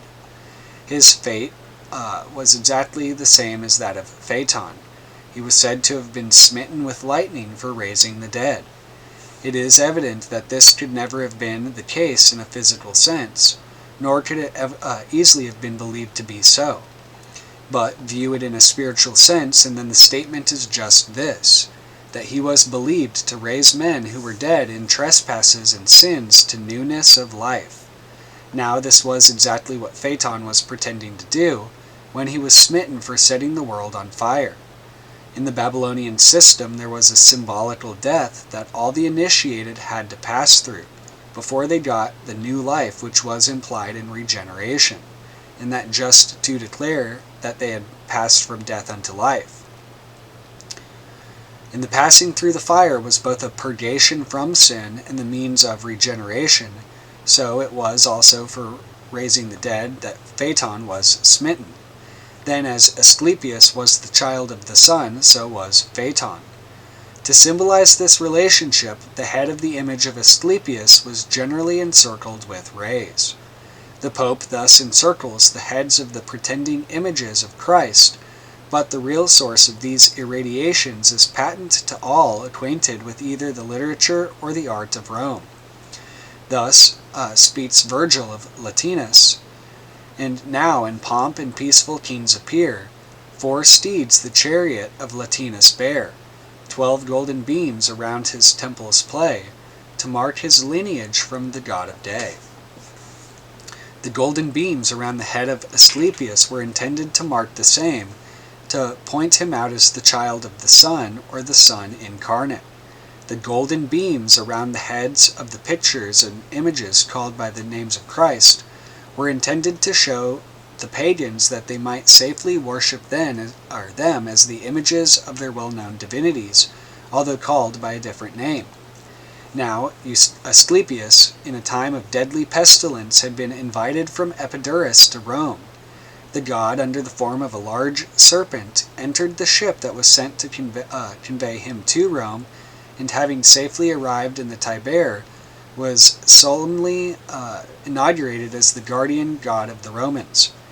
From that time forth, in private as well as in public, the worship of the Epidaurian snake, the serpent that represented the sun divinity incarnate, in other words, the serpent of fire, became nearly universal. In almost every house, the sacred serpent, which was a harmless sort, was to be found. These serpents nestled about the domestic altars, says the author of Pompeii, and came out like dogs or cats to be patted by the visitors, and begged for something to eat. Nay, at table, if we may build upon insulated passages, they crept about the cups of the guests, and in hot weather ladies would use them as live boas, and twist them around their necks for the sake of coolness. These sacred animals made war on the rats and mice, and thus kept down one species of vermin. But as they bore a charmed life and no one laid violent hands on them, they multiplied so fast that, like the monkeys of Benares, they became an intolerable nuisance. The frequent fires at Rome were the only things that kept them under. The reader will find in the accompanying woodcut a representation of Roman fire worship and serpent worship at once separate and conjoined. The reason of the double representation of the god I cannot here enter into, but it must be evident from the words of Virgil already quoted that the figures in the upper compartment, having their heads encircled with rays, represent the fire god or sun divinity. And what is worthy of special note is that these fire gods are black, the color thereby identifying them with the Ethiopian or black phaeton, while, as the author of Pompeii himself admits, that these same black fire gods are in the under compartment represented by two huge serpents. Now, if this worship of the sacred serpent of the sun, the great fire god, was so universal in Rome, what symbol could more graphically portray the idolatrous power of pagan imperial Rome than the great fiery serpent? No doubt it was to set forth this very thing that the imperial standard itself, the standard of the pagan emperor of Rome as Pontifex Maximus, head of the great system of fire worship and serpent worship, was a serpent elevated on a lofty pole and so colored as to exhibit it as a recognized symbol of fire worship. As Christianity spread in the Roman Empire, the powers of light and darkness came into collision. Revelation 12:7 and 8. Michael and his angels fought against the dragon, and the dragon fought against his angels and prevailed not. Neither was their place found any more in heaven. And the great dragon was cast out. He was cast out into the earth, and his angels were cast out with him. The great serpent of fire was cast out when, by the decree of Gratian, paganism throughout the Roman Empire was abolished, when the fires of Vesta were extinguished and the revenues of the Vestal virgins were confiscated, when the Roman emperor, who, though for more than a century and a half a professor of Christianity, had been Pontifex Maximus, the very head of the idolatry of Rome, and as such on high occasions appearing invested with all the idolatrous insignia of paganism, through force of conscience abolished his own office. While Nimrod was personally and literally slain by the sword, it was through the sword of the Spirit that Shem overcame the system of fire worship, and so bowed the hearts of men as to cause it for a time to be utterly extinguished. In like manner did the dragon of fire in the Roman Empire receive a deadly wound from a sword, and that the sword of the Spirit, which is the Word of God. There is thus far an exact analogy between the type and the antitype. But not only is there this analogy, it turns out when the records of history are searched to the bottom, that when the head of the pagan idolatry of Rome was slain with the sword by the extinction of the office of Pontifex Maximus, the last Roman Pontifex Maximus was the actual, legitimate, sole representative of Nimrod and his idolatrous system then existing. To make this clear, a brief glance at the Roman history is necessary. In common with all the earth, Rome, at a very early prehistoric period, had drunk deep of Babylon's golden cup, but above and beyond all other nations, it had a connection with the idolatry of Babylon that put in a position peculiar and alone. Long before the days of Romulus, a representative of the Babylonian Messiah, called by his name, had fixed his temple as a god, and his palace as a king, on one of those very heights which came to be included within the walls of that city which Remus and his brother were destined to found. On the Capitoline Hill, so famed in after days as the great high place of Roman worship, Saturnia, or the city of Saturn, the great Chaldean god had in the days of dim and distant antiquity been erected. Some revolution had then taken place, the graven images of Babylon had been abolished, the erecting of any idol had been sternly prohibited, and when the twin founders of the new world-renowned city reared its humble walls, the city and the palace of their Babylonian predecessor had long lain in ruins. The ruined state of this sacred city, even in the remote age of Evander, is alluded to by Virgil. Referring to the time when Aeneas is said to have visited that ancient Italian king, thus he speaks: "Then saw two heaps of ruins, once they stood, two stately towns on either side the flood.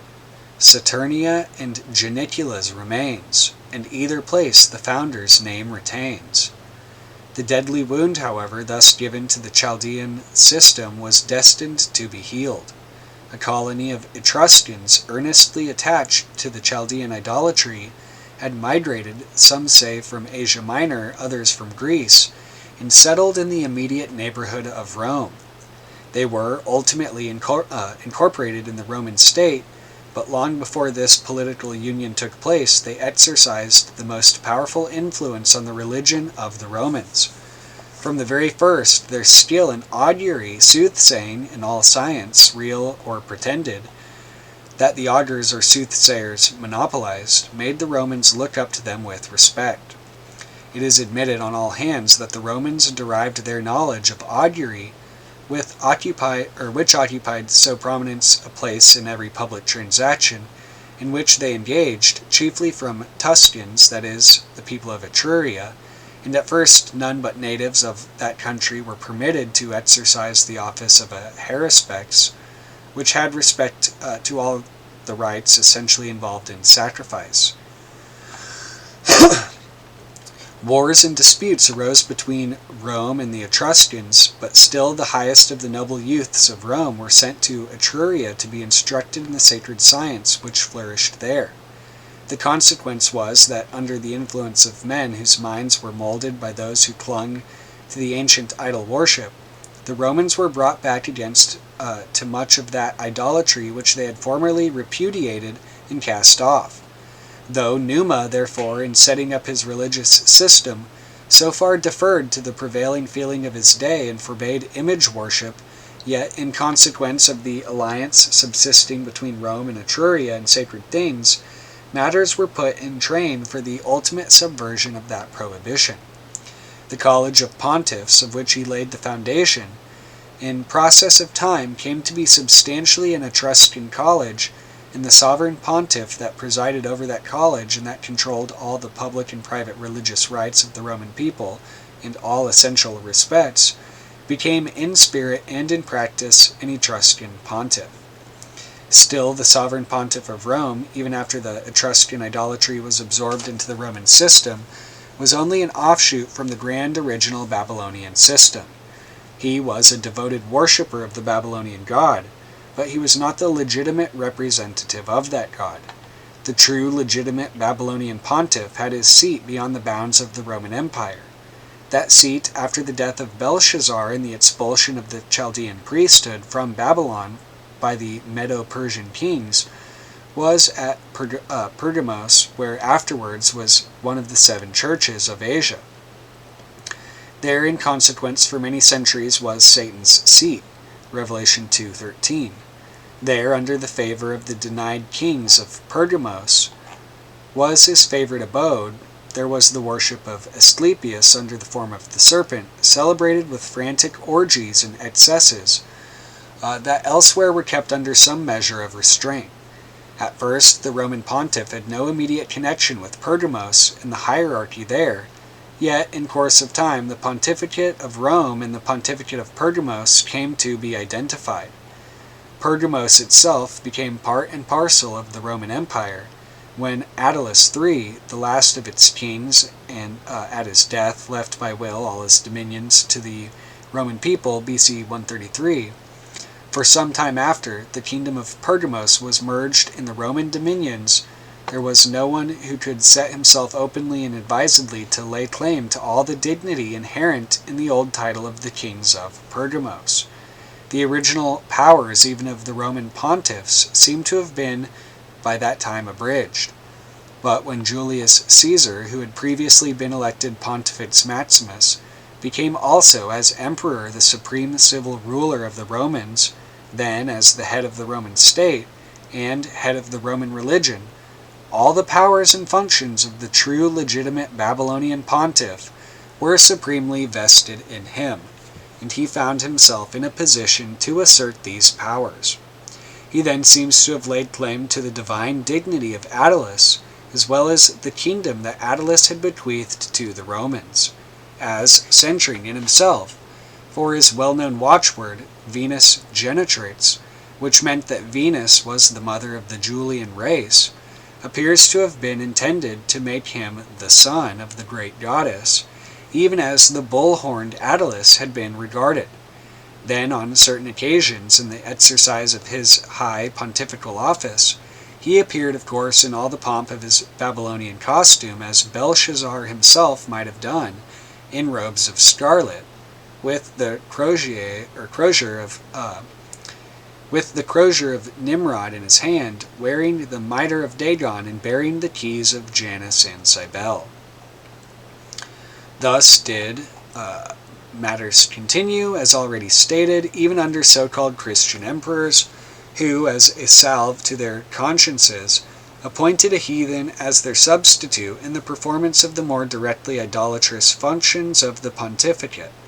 That substitute, however, acting in their name and by their authority, until the reign of Gratian, who, as shown by Gibbon, was the first that refused to be arrayed in the idolatrous pontifical attire, or to act as pontifex.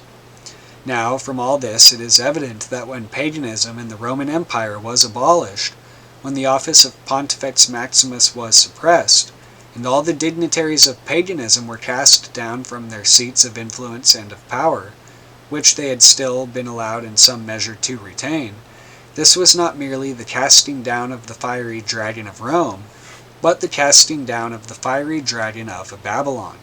It was just the enacting over again, in a symbolic sense, upon the true and sole legitimate successor of Nimrod, what had taken place upon himself, when the greatness of his downfall gave rise to the exclamation, "How art thou fallen from heaven, O Lucifer, son of the morning?"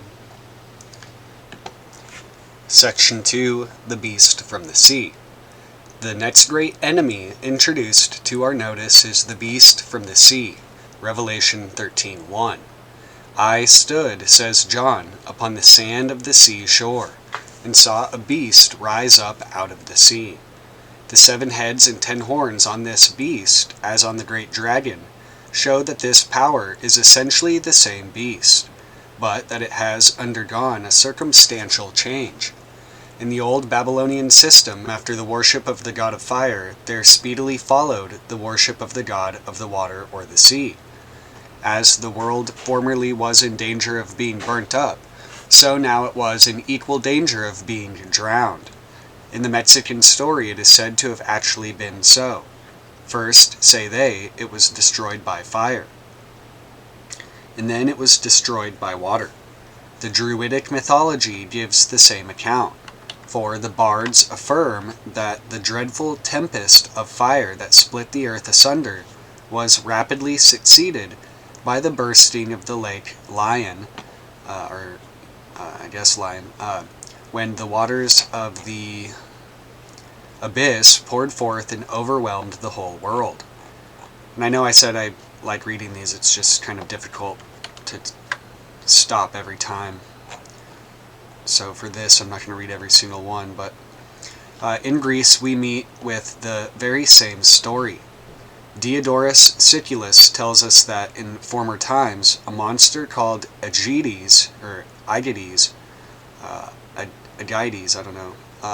who vomited flames, appeared in Phrygia. Hence, spreading along Mount Taurus, the conflagration burnt down all the woods as far as India, then with a retrograde course swept the forests of Mount Lebanon, and extended as far as Egypt and Africa. At last, a stop was put to it by Minerva. The Phrygians remembered well this conflagration and the flood which followed it. Ovid, too, has a clear allusion to the same fact of the fire worship being speedily followed by the worship of water, in his fable of the transformation of Cygnus. He represents King Cygnus, an attached friend of Phaeton, and consequently of fire worship, as, after his friend's death, hating the fire, and taking to the contrary element, that of water, through fear, and so being transformed into a swan. So yes, Cygnus. In India, the Great Deluge, which occupies so conspicuous a place in its mythology, evidently has the same symbolical meaning, although the story of Noah is mixed up with it, for it was during that deluge that the lost Vedas, or sacred books, were recovered, by means of the great god under the form of a fish. The loss of the Vedas had evidently taken place at that very time of terrible disaster to the gods, when, according to the Purans or Puranas, a great enemy of these gods called Durgu abolished all religious ceremonies. The Brahmins, through fear, forsook the reading of the Veda. Fire lost its energy, and the terrified stars retired from sight. In other words, when idolatry, fire worship, and the worship of the hosts of heavens had been suppressed. When we turn to Babylon itself, we find there also substantially the same account. In Berosus, the deluge is represented as coming after the time of Aloris, or the god of fire, that is Nimrod, which shows that there too this deluge was symbolical. Now out of this deluge emerged Dagon, the fish god or god of the sea. The origin of the worship of Dagon, as shown by Berosus, was founded upon a legend that, at a remote period of the past, when men were sunk in barbarism, there came up a beast called Owanes, or Owens, from the Red Sea, or Persian Gulf, half man, half fish, that civilized the Babylonians, taught them arts and sciences, and instructed them in politics and religion. The worship of Dagon was introduced by the very parties, Nimrod of course, excepted, who had previously seduced the world into the worship of fire, in the secret mysteries that were then set up, while in the first instance, no doubt, professing the greatest antipathy to the prescribed worship of fire. They sought to regain their influence and power by scenic representations of the awful scenes of the flood, in which Noah was introduced under the name of Dagon, or the fish god, scenes in which the whole family of man, both from the nature of the event and their common connection with the second father of the human race, could not fail to feel a deep interest. And so there's this whole other book that's interesting called the Jonah Legend, and it's about Vishnu and this whole thing, this whole dilemma of overlap. The concoctors of these mysteries saw that if they could only bring men back again to idolatry in any shape, they could soon work that idolatry so as substantially to re-establish the very system that had been put down. Thus it was that as soon as the way was prepared for it, Tammuz was introduced as one who had allowed himself to be slain for the good of mankind. A distinction was made between good serpents and bad serpents, one kind being represented as the serpent of Agathodamon, or the good divinity, another as the serpent of Cacodamon, or the evil one. It was easy then to lead men on by degrees to believe that, in spite of all appearances to the contrary, Tammuz, instead of being the patron of serpent worship in any evil sense, was in reality the grand enemy of Apophis, or great malignant serpent that envied the happiness of mankind, and that in fact he was the very seed of the woman who was destined to bruise the serpent's head. By means of the metempsychosis, it was just as easy to identify Nimrod and Noah, and to make it appear that the great patriarch in the person of this, his favored descendant, had graciously condescended to become incarnate anew as Dagon, that he might bring mankind back again to the blessings they had lost when Nimrod was slain. Certain it is that Dagon was worshipped in the Chaldean mysteries, wherever they were established, in a character that represented both the one and the other. In the previous system, the grand mode of purification had been by fire. Now it was by water that men were to be purified. Then began the doctrine of baptismal regeneration, connected, as we have seen, with the passing of Noah through the waters of the flood. Then began the reverence for holy wells, holy lakes, holy rivers, which is to be found wherever these exist on the earth, which is not only to be traced among the Parsis, who, along with the worship of fire, worship also the Zaraparan or Caspian Sea, and among the Hindus, who worship the purifying waters of the Ganges, and who count it the grand passport to heaven, to leave their dying relatives to be smothered in its stream, but which is seen in full force at this day in Popish Ireland in the universal reverence for holy wells, and the annual pilgrimages to Loch Derg to wash away sin in its blessed waters, and which manifestly lingers also among ourselves in the popular superstition about witches, which shines out in the well-known line of Burns: a running stream they darn across. So much for the worship of water. Along with the water worship, however, the old worship of fire was soon incorporated again. In the mysteries, both modes of purification were conjoined. Though water baptism was held to regenerate, yet purification by fire was still held to be indispensable, and long ages after baptism or baptismal regeneration had been established, the children were still made to pass through the fire to Moloch. This double purification, both by fire and water, was practiced in Mexico among the followers of Woden.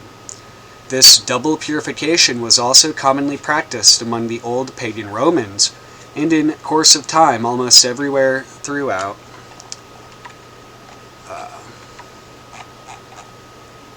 the pagan world.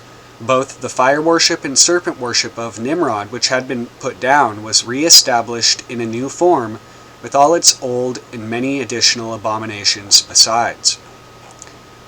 So this says the name Tammuz, as applied to Nimrod or Osiris, was equivalent to Aloris, or the god of fire, and seems to have been given to him as the great purifier by fire.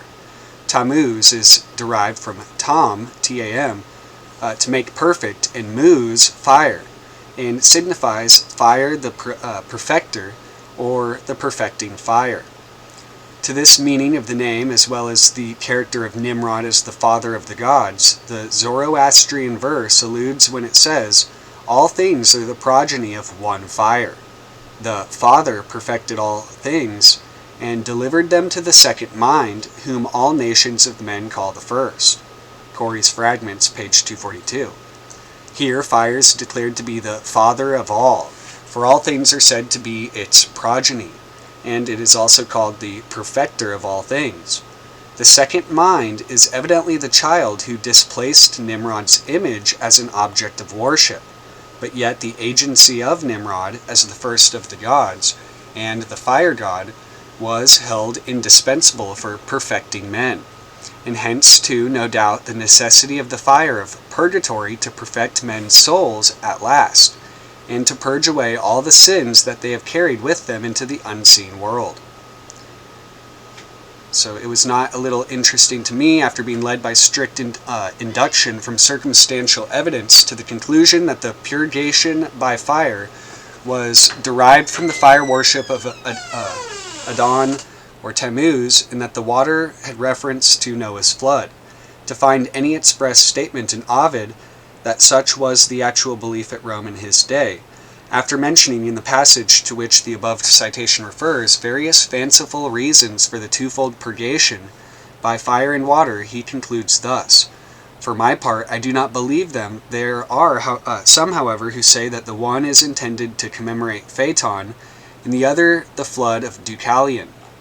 If, however, anyone should still think it unlikely that the worship of Noah should be mingled in the ancient world with the worship of the Queen of Heaven and her son, let him open his eyes to what is taking place in Italy at this hour, in 1856, in regard to the worship of that patriarch and the Roman Queen of Heaven.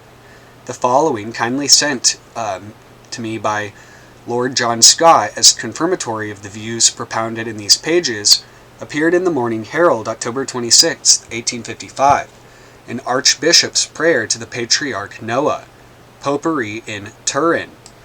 For several consecutive years, the vintage has been almost entirely destroyed in Tuscany, in consequence of the prevalent disease. The Archbishop of Florence has conceived the idea of arresting this plague by directing prayers to be offered not to God, but to the patriarchal Noah, and he has just published a collection containing 8 forms of supplication addressed to this distinguished personage of the ancient covenant. Most holy Patriarch Noah is the language of one of these prayers, who didst employ thyself in thy long career in cultivating the vine, and gratifying the human race with that precious beverage, which allays the thirst, restores the strength, and enlivens the spirit of us all. Deign to regard our vines, which, following thine example, we have cultivated here too, and while the pagan world, both the fire worship and serpent worship of Nimrod, which had been put down, was re-established in a new form. Which, following thine example, we have cultivated hitherto, and while thou beholdest them languishing and blighted by that disastrous visitation, which before the vintage destroys the fruit and severe punishment for many blasphemies and other enormous sins we have committed, have compassion on us, and prostrate before the lofty throne of God, who has promised to his children the fruits of the earth and an abundance of corn and wine, entreat him on our behalf. Promise him in our name that the aid of divine grace we will forsake the ways of vice and sin, that we will no longer abuse his sacred gifts, and will scrupulously observe his holy law, and that of our Holy Mother, the Catholic Church, etc. The collection concludes with a new prayer addressed to the Virgin Mary, who is invoked in these words: O Immaculate Mary, behold our fields and vineyards, and should it seem to thee that we merit so great a favor, stay, we beseech thee, this terrible plague, which, inflicted for our sins, renders our fields unfruitful and deprives our vines of the honors of the vintage, etc. The work contains a vignette representing the Patriarch Noah presiding over the operations of the vintage, as well as a notification from the Archbishop granting an indulgence of 40 days to all who shall devoutly recite the prayers in question. Christian Times. In view of such rank paganism as this, well may the noble Lord already referred to remark that surely here is the world turned backwards, and the worship of the old god Bacchus unmistakably restored. It says the Greeks chose as their war god Arioch or Arius, the grandson of Nimrod, which obviously it's from here, so going back, where was it? Now this, the god of the sea, when his worship had been firmly re-established and all formidable opposition had been put down, was worshipped also as the great god of war, who, though he had died for the good of mankind, now that he had risen again was absolutely invincible. In memory of this new incarnation, the 25th of December, otherwise Christmas Day, was, as we have already seen, celebrated in pagan Rome as Natalis Solis Invicti, the birthday of the unconquered sun. We have equally seen that the very name of the Roman god of war is just the name of Nimrod, for Mars and Mavors, the two well-known names of the Roman war god, are evidently just the Roman forms of the Chaldee Mar or Mavor, the rebel. Thus, terrible and invincible was Nimrod when he reappeared as Dagon, the beast from the sea. If the reader looks at what is said in Revelation 13:3, he will see precisely the same thing. And I saw one of his heads, as it were, wounded unto death, and his deadly wound was healed. And all the world wondered after the beast. And they worshipped the dragon, which gave power unto the beast. And they worshipped the beast, saying, Who is like unto the beast? Who is able to make war with him? Such, in all respects, is the analogy between the language of the prophecy and the ancient Babylonian type. Do we find then anything corresponding to this in the religious history of the Roman Empire after the fall of the old paganism of that empire? Exactly in every respect. No sooner was paganism legally abolished, the eternal fire of Vesta extinguished, and the old serpent cast down from the seat of power where so long he had sat secure, then he tried the most vigorous means to regain his influence and authority. Finding that persecution of Christianity as such, in the meantime, would not do to destroy the church symbolized by the sun-clothed woman, he made another tack. Revelation 12:15. And the serpent cast out of his mouth a flood of water after the woman, that he might cause her to be carried away of the flood. The symbol here is certainly very remarkable. If this was the dragon of fire, it might have been expected that he would have been represented, according to popular myths, as vomiting fire after the woman. But it is not so. It was a flood of water that he cast out of his mouth. What could this mean? As the water came out of the mouth of the dragon, that must mean doctrine, and of course false doctrine. But is there nothing more specific than this? A single glance at the old Babylonian type will show that the water cast out of the mouth of the serpent must be the water of baptismal regeneration. Now it was precisely at this time, when the old paganism was suppressed, that the doctrine of regenerating men by baptism, which had been working in the Christian church before, threatened to spread like a deluge over the face of the Roman Empire. It was then precisely that our Lord Jesus Christ began to be popularly called Ichthys, that is, the fish, manifestly to identify him with Dagon. At the end of the 4th century, and from that time forward, it was taught that he who had been washed in the baptismal font was thereby born again, and made pure as the virgin snow. This flood issued not merely from the mouth of Satan, the old serpent, but from the mouth of him who came to be recognized by the pagans of Rome as the visible head of the old Roman paganism. When the Roman fire worship was suppressed, we have seen that the office of Pontifex Maximus, the head of that paganism, was abolished. That was the wounding unto death of the head of the fiery dragon. But scarcely had that head received its deadly wound when it began to be healed again. Within a few years after the pagan title of Pontifex had been abolished, it was revived, and that by the very emperor that had abolished it, and was bestowed with all the pagan associations clustering around it upon the Bishop of Rome, who, from that time forward, became the grand agent in pouring over professing Christendom, first the ruinous doctrine of baptismal regeneration, and then all the other doctrines of paganism derived from ancient Babylon. When this pagan title was bestowed on the Roman bishop, it was not as a mere empty title of honor it was bestowed, but as a title to which formidable power was annexed. To the authority of the Bishop of Rome in this new character as Pontifex, when associated with 5 or 7 other bishops as his counselors, bishops and even metropolitans of foreign churches over extensive regions of the West, in Gaul not less than in Italy, were subjected, and civil pains were attached to those who refused to submit to his pontifical decisions. Great was the danger to the cause of truth and righteousness when such power was by imperial authority vested in the Roman bishop, and that a bishop so willing to give himself to the propagation of false doctrine. Formidable, however, as the danger was, the true church, the bride, the Lamb's wife, so far as that church was found within the bounds of the Western Empire, was wonderfully protected from it.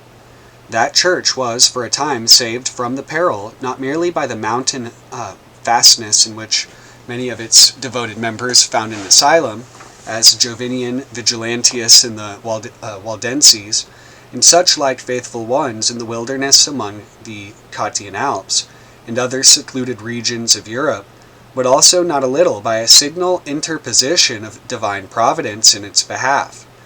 That interposition is referred to in these words, Revelation 12:16.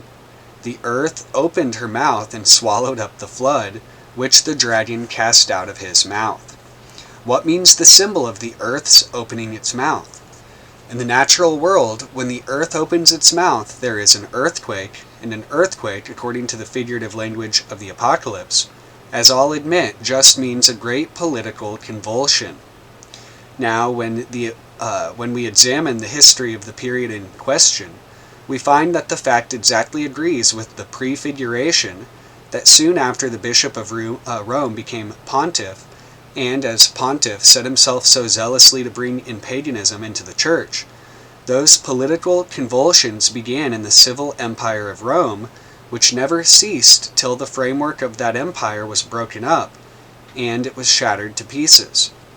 But for this, the spiritual power of the papacy might have been firmly established over all the nations of the West long before the time it actually was so. It is clear that immediately after Damascus, the Roman bishop received his pontifical power, the predicted apostasy, 1 Timothy 4:3, so far as Rome was concerned, was broadly developed. Then were men forbidden to marry and commanded to abstain from meats. Then, with a factitious doctrine of sin, a factitious holiness was also inculcated, and people were led to believe that all baptized persons were necessarily regenerated. Had the Roman Empire of the West remained under one civil head, backed by that civil head, the Bishop of Rome might very soon have infected all parts of that empire with the pagan corruption he had evidently given himself up to propagate. Considering the cruelty with which Jovinian and all who opposed the pagan doctrines in regard to marriage and abstinence were treated by the pontifex of Rome, under favor of the imperial power it may easily be seen how serious would have been the consequences to the cause of truth in the Western Empire had this state of matters been allowed to pursue its natural course. But now the great Lord of the Church interfered. The revolt of the Goths and the sack of Rome by Alaric the Goth in 410 gave that shock to the Roman Empire which issued by 476 in its complete upbreaking and the extinction of the imperial power. Although, therefore, in pursuance of the policy previously inaugurated, the Bishop of Rome was formally recognized by an imperial edict in 445 as head of all the churches of the West, all bishops being commanded to hold and observe as a law whatever it should please the Bishop of Rome to ordain or decree. The convulsions of the empire and the extinction soon thereafter of the imperial power itself, to a large extent nullified the disastrous effects of this edict. The earth's opening its mouth, then, in other words, the breaking up of the Roman Empire into so many independent sovereignties, was a benefit to true religion, and prevented the flood of error and corruption that had its source in Rome from flowing as fast and as far as it would otherwise have done. When many different wills of the different countries were substituted for the one will of the emperor on which the sovereign pontiff leaned, the influence of that pontiff was greatly neutralized.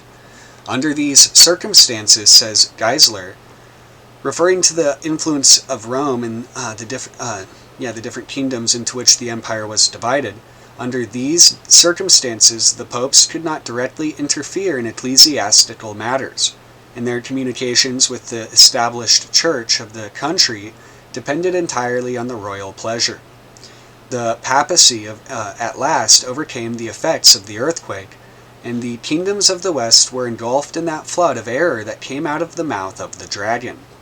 But the overthrow of the imperial power, when so zealously propping up the spiritual despotism of Rome, gave the true church in the West a lengthened period of comparative freedom, which otherwise it could not have had. The Dark Ages would have come sooner, and the darkness would have been more intense, but for the Goths and Vandals, and the political convulsions that attended their eruptions. These were raised up to the scourge and apostatizing community, not to persecute the saints of the Most High, though these too may have occasionally suffered in the common distress, the hand of providence may be distinctly seen in that, at so critical a moment, the earth opened its mouth and helped the woman. To return, however, to the memorable period when the pontifical title was bestowed on the Bishop of Rome, the circumstances in which that pagan title was bestowed upon Pope Damasus were such as might have been not a little trying to the faith and integrity of a much better man than he. Though paganism was legally abolished in the Western Empire of Rome, yet in the city of the Seven Hills it was still rampant, insomuch that Jerome, who knew it well, writing of Rome at this very period, calls it the sink of all superstitions. The consequence was that while everyone else throughout the empire, the imperial edict for the abolition of paganism was respected, in Rome itself it was, to a large extent, a dead letter. Symmachus, the prefect of the city and the highest patrician families, as well as the masses of the people, were fanatically devoted to the old religion, and therefore the emperor found it necessary, in spite of the law, to connive at the idolatry of the Romans. How strong was the hold that paganism had in the imperial city, even after the fire of Vesta was extinguished and state support was withdrawn from the Vestals, the reader may perceive from the following words of Gibbon. The image and altar of victory were indeed removed from the Senate house, but the emperor yet spared the statues of the gods which were exposed to public view. 424 temples or chapels still remained to satisfy the devotion of the people, and in every quarter of Rome the delicacy of the Christians was offended by the fumes of idolatrous sacrifice. Thus strong was paganism in Rome, even after state support was withdrawn about 376. But look forward only about 50 years and see what has become of it. The name of paganism has almost entirely disappeared, insomuch that the younger Theodosius, in an edict issued AD 423, uses these words: "The pagans that remain, although now we believe there are none." The words of Gibbon in reference to this are very striking. While fully admitting that notwithstanding the imperial laws made against paganism, no peculiar hardships were imposed on the sectaries who credulously received the fables of Ovid, and obstinately rejected the miracles of the gospel. He expresses his surprise at the rapidity of the revolution that took place among the Romans from paganism to Christianity. The ruin of paganism, he says, and his dates are from AD 378, the year when the Bishop of Rome was made pontifex, to 395, the ruin of paganism in the age of Theodosius is perhaps the only example of the total extirpation of any ancient and popular superstition, and may therefore deserve to be considered as a singular event in the history of the human mind. After referring to the hasty conversion of the Senate, he thus proceeds: "The edifying temple of the Anician family, in embracing Christianity, was soon imitated by the rest of the nobility. The citizens who subsisted by their own industry and the populace who were supported by the public liberality filled the churches of the Lantern and Vatican with an incessant throng of devout proselytes. The decree of the Senate, which prescribed the worship of idols, were ratified by the general consent of the Romans. The splendor of the capital was defaced, and the solitary temples were abandoned to ruin and contempt. Rome submitted to the yoke of the gospel. The generation that arose in the world after the promulgation of imperial laws was attracted within the pale of the Catholic Church, and so rapid yet so gentle was the fall of paganism that only 28 years after the death of Theodosius the Elder, the faint and minute vestiges were no longer visible to the eye of the legislator. Now, how can this great and rapid revolution be accounted for? Is it because the word of the Lord had had free course and been glorified? Then what means the new aspect that the Roman Church has now begun to assume? In exact proportion as paganism has disappeared from without the Church, in the very same proportion it appears within it. Pagan dresses for the priests, pagan festivals for the people, pagan doctrines and ideas of all sorts are everywhere in vogue. The testimony of the same historian who has spoken so decisively about the rapid conversion of the Romans to the profession of the gospel is not less decisive on this point.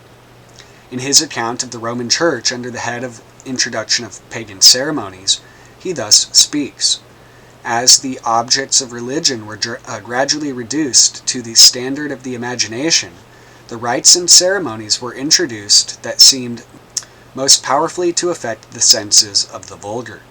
If in the beginning of the 5th century Tertullian or Lactantius had been suddenly raised from the dead to assist at the festival of some popular saint or martyr, they would have gazed with astonishment and indignation on the profane spectacle which had succeeded to the pure and spiritual worship of a Christian congregation. As soon as the doors of the church were thrown open, they must have been offended by the smoke of incense, the perfume of flowers, and the glare of lamps and tapers, which diffused at noonday a gaudy, superfluous, and in their opinion, sacrilegious light." Gibbon has a great deal more to the same effect. Now, can anyone believe that this was accidental? No. It was evidently the result of that unprincipled policy of which, in the course of this inquiry, we have already seen such innumerable instances on the part of the papacy. Pope Damasus saw that in a city preeminently given to idolatry, if he was to maintain the gospel pure and entire, he must be willing to bear the cross, to encounter hatred and ill will, to endure hardness as a good soldier of Jesus Christ. On the other hand, he could not but equally see that if, bearing the title around which for so many ages all the hopes and affections of paganism had clustered, he should give its votaries reason to believe that he was willing to act up to the original spirit of that title, he might count on popularity, aggrandizement, and glory. Which alternative, then, was Damasus likely to choose? The man that came into the bishopric of Rome as a thief and a robber over the dead bodies of above 100 of his opponents could not hesitate as to the election he should make. The result shows that he had acted in character, that in assuming the pagan title of Pontifex, he had set himself at whatever sacrifice of truth to justify his claims to that title in the eyes of the pagans, as the legitimate representative of their long line of pontiffs. There is no possibility of accounting for the facts on any other supposition. It is evident also that he and his successors were accepted in that character by the pagans, who, in flocking into the Roman Church and rallying around the new pontiff, did not change their creed of worship, but brought both into the church along with them. The reader has seen how complete and perfect is the copy of the old Babylonian paganism under which the patronage of the popes has been introduced into the Roman Church. He has seen that the God whom the papacy worships as the Son of the Highest is not only, in spite of a divine command, worshipped under the form of an image made, as in the days of avowed paganism, by art and man's device, but that attributes are ascribed to him which are the very opposite of those which belong to the merciful Savior, but which attributes are precisely those which were ascribed to Moloch, the fire god, or Allah Mohazim, the god of fortifications. He has seen that about the very time when the Bishop of Rome was invested with the pagan title of Pontifex, the Savior began to be called Ichthys, or the fish, thereby identifying him with Dagon, or the fish god, and that ever since, advancing step by step as circumstances would permit, what has gone under the name of the worship of Christ has just been the worship of that same Babylonian divinity, with all its rites and pomps and ceremonies, precisely as in ancient Babylon. Lastly, he has seen that the sovereign pontiff of the so-called Christian Church of Rome has so wrought out the title bestowed upon him in the end of the 4th century as to be now dignified, as 4 centuries he has been, with the very names of blasphemy originally bestowed on the old Babylonian pontiffs. So, the reader who has seen the first edition of this work will perceive that in the above reasoning I found nothing upon the formal appointment by Gratian of the Pope as Pontifex, with direct authority over the pagans, as was done in that edition. That is not because I do not believe that such an appointment was made, but because at the present moment some obscurity rests on the subject. The Reverend Barcroft Boke, a very learned minister of the Church of England in Ceylon, when in this country, communicated to me his researches on the subject, which have made me hesitate to assert that there was any formal authority given to the Bishop of Rome over the pagans by Gratian. At the same time, I am still convinced that the original statement was substantially true. The late Mr. Jones in the Journal of Prophecy not only referred to the appendix to the Codex Theodosianus in proof of such an appointment, but in elucidation of the words of the Codex asserted in express terms that there was a contest for the office of Pontifex, and that there were two candidates, the one a pagan, Sinomachus, who had previously been Valentinian's deputy, and the other the Bishop of Rome. Quarterly Journal of Prophecy, October 1852, page 328. I have not been able to find Mr. Jones' authority for this statement, but the statement is so circumstantial that it cannot be easily called in question without impugning the veracity of him that made it. I have found Mr. Jones in error on diverse points, but in no error of such a nature as this, and the character of the man forbids such a supposition. Moreover, the language of the appendix cannot easily admit of any other interpretation. But even though there were no formal appointment of Bishop Damasus to a pontificate extending over the pagans, yet it is clear that by the rescript of Gratian, the authenticity of which is fully admitted by the accurate Geisler, he was made the supreme spiritual authority in the Western Empire in all religious questions. When therefore in the year 400 pagan priests were, by the Christian Emperor of the West, from political motives, acknowledged as public officers. Codex Theodosianus, 12.1 ad Pompajanum, Procons Africae, page 1262. These pagan priests necessarily came under the jurisdiction of the Bishop of Rome, as there was then no other tribunal but his for determining all matters affecting religion. In the text, however, I have made no allusion to this. The argument, as I think the reader will admit, is sufficiently decisive without it.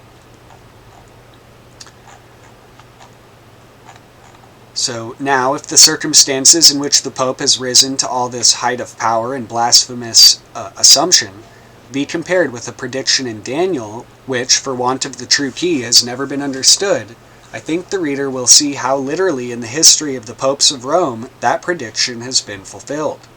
The prediction to which I allude is that which refers to what is commonly called the willful king, as described in Daniel 11:36 in succeeding verses.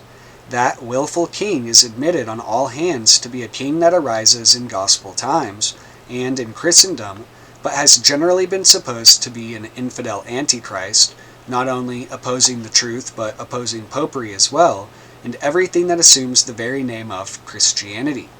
But now, let the prediction be read in the light of the facts that have passed in review before us, and it will be seen how very different is the case. Verse 36. And the king shall do according to his will, and he shall exalt himself and magnify himself above every god, and shall speak marvelous things against the God of gods, and shall prosper till the indignation be accomplished, for that is determined shall be done. Neither shall he regard the God of his fathers, nor the desire of women, nor regard any god, for he shall magnify himself above all. So far these words give an exact description of the papacy, with its pride, its blasphemy, enforced celibacy and virginity. But the words that follow, according to any sense that the commentators have put upon them, have never hitherto been found capable of being made to agree either with the theory that the Pope was intended, or any other theory whatever. Let them, however, only be literally rendered and compared with the papal history, and all is clear, consistent, and harmonious. The inspired seer has declared that in the Church of Christ some one shall rise, who shall not only aspire to a great height, but shall actually reach it, so that he shall do according to his will. His will shall be supreme in opposition to all law, human and divine. Now, if this king is to be a pretended successor of the fishermen of Galilee, the question would naturally arise: how could it be possible that he should ever have the means of rising to such a height of power? The words that follow give a distinct answer to that question. He shall not regard any god, for he shall magnify himself above all. But in establishing himself, shall he honor the god of fortifications, Allah Mohazim. And a god, whom his fathers knew not, shall he honor with gold and silver, and with precious stones and pleasant things. Thus shall he make into strengthening bulwarks for himself the people of a strange god, whom he shall acknowledge and increase with glory, and he shall cause them to rule over many, and he shall divide the land for gain. Such is the prophecy. Now this is exactly what the Pope did. Self-aggrandizement has ever been the grand principle of the papacy, and in establishing himself, it was just the god of fortifications that he honored. The worship of that god he introduced into the Roman Church, and by so doing he converted that which otherwise would have been a source of weakness to him into the very tower of his strength. He made the very paganism of Rome by which he was surrounded the bulwark of his power. When once it was proved that the Pope was willing to adopt paganism under Christian names, the pagans and pagan priests would be his most hardy and staunch defenders. And when the Pope began to wield lordly power over the Christians, who were the men that he would recommend, that he would promote, that he would advance to honor and power, just the people most devoted to the worship of the strange god, which he had introduced into the Christian Church. Gratitude and self-interest alike would conspire to this. Jovinian and all who resisted the pagan ideas and pagan practices were excommunicated and persecuted. Those only who were heartily attached to the apostasy, and none could now be more so than the genuine pagans, were favored and advanced. Such men were sent from Rome in all directions, even as far as Britain, to restore the reign of paganism. They were magnified with high titles, the lands were divided among them, and all to promote the gain of the Romish see. To bring in, and C is 70, so the two keys, 70, again AN essentially, but 70 is C as well, the Holy See. To bring in Peter's pence from the ends of the earth to the Roman pontiff. But it is still further said that the self-magnifying king was to honor a god whom his fathers knew not, with gold and silver and precious stones. The principle on which transubstantiation was founded is unquestionably a Babylonian principle, but there is no evidence that the principle was applied in the way in which it has been by the papacy. Certain it is that we have evidence that no such wafer god as the papacy worships was ever worshipped in pagan Rome. Was any man ever so mad, says Cicero, who himself was a Roman augur and a priest, was any man ever so mad as to take that which he feeds on for a god? Cicero could not have said this if anything like wafer worship had been established in Rome. But what was too absurd for pagan Romans is no absurdity at all for the Pope. The host or consecrated wafer is the great god of the Roman Church. That host is enshrined in a box adorned with gold and silver and precious stones. And thus it is manifest that a god, whom even the Pope's pagan fathers knew not, he at this day honors in the very way that the terms of the prediction imply that he would. Thus, in every respect, when the Pope was invested with the pagan title of Pontifex and set himself to make that title a reality, he exactly fulfilled the prediction of Daniel recorded more than 900 years before. He exactly fulfilled the prediction of Daniel recorded more than 900 years before. But to return to the apocalyptic symbols, it was out of the mouth of the fiery dragon that the flood of water was discharged. The Pope, as he is now, was at the close of the 4th century the only representative of Belshazzar or Nimrod on the earth, for the pagans manifestly accepted him as such. He was equally, of course, the legitimate successor of the Roman dragon of fire. When, therefore, on being dignified with the title of Pontifex, he set himself to propagate the old Babylonian doctrine of baptismal regeneration. That was just a direct and formal fulfillment of the divine words, that the great fiery dragon should cast out of his mouth a flood of water to carry away the woman with the flood. He and those who cooperated with him in this cause paved the way for the erecting of that tremendous civil and spiritual despotism which began to stand forth full in the face of Europe in AD 606, when, amid the convulsions and confusions of the nations, tossed like a tempestuous sea, the Pope of Rome was made universal bishop, and when the 10 chief kingdoms of Europe recognized him as Christ's vicar upon earth, the only center of unity, the only source of stability to their thrones, then by his own act and deed, and by the consent of the universal paganism of Rome, he was actually the representative of Dagon, and as he bears upon his head at this day the mitre of Dagon. So there is reason to believe he did then. Could there, then, be a more exact fulfillment of chapter 13:1? And I stood upon the sand of the sea, and saw a beast rise up out of the sea, having 7 heads and 10 horns, and upon his horns 10 crowns, and upon his heads the names of blasphemy. And I saw one of his heads as it had been wounded to death, and his deadly wound was healed, and all the world wondered after the beast. Section 3. The Beast from the Earth. This beast is presented to our notice, Revelation 13:11. And I beheld another beast coming up out of the earth, and he had 2 horns like a lamb, and he spoke as a serpent. Though this beast is mentioned after the beast from the sea, it does not follow that he came into existence after the sea beast. The work he did seems to show the very contrary, but it is by his instrumentality that mankind are led, verse 12, to worship the first beast after that beast had received the deadly wound, which shows that he must have been in existence before. The reason that he is mentioned second is just because, as he exercises all the powers of the first beast and leads all men to worship him, so he could not properly be described till that beast had first appeared on the stage. Now in ancient Chaldea there was the type also of this. That god was called in Babylon Nebo, in Egypt Nub or Num, and among the Romans Numa, for Numa Pompilius, the great priest king of the Romans, occupied precisely the position of the Babylonian Nebo.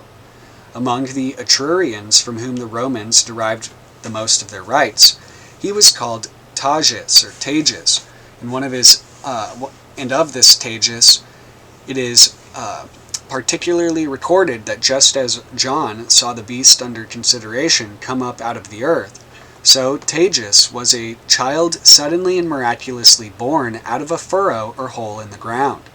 In Egypt this god was represented with the head and horns of a ram, figure 55. In Etruria he seems to have been represented in a somewhat similar way, for there we find a divine and miraculous child exhibited wearing the ram's horns, figure 56. The name Nebo, the grand distinctive name of this god, signifies the prophet, and as such he gave oracles, practiced augury, pretended to miraculous powers, and was an adept in magic. He was the great wonder worker, and answered exactly to the terms of the prophecy, when it is said, in verse 13, "He doeth great wonders, and caused fire to come down from heaven in the sight of men."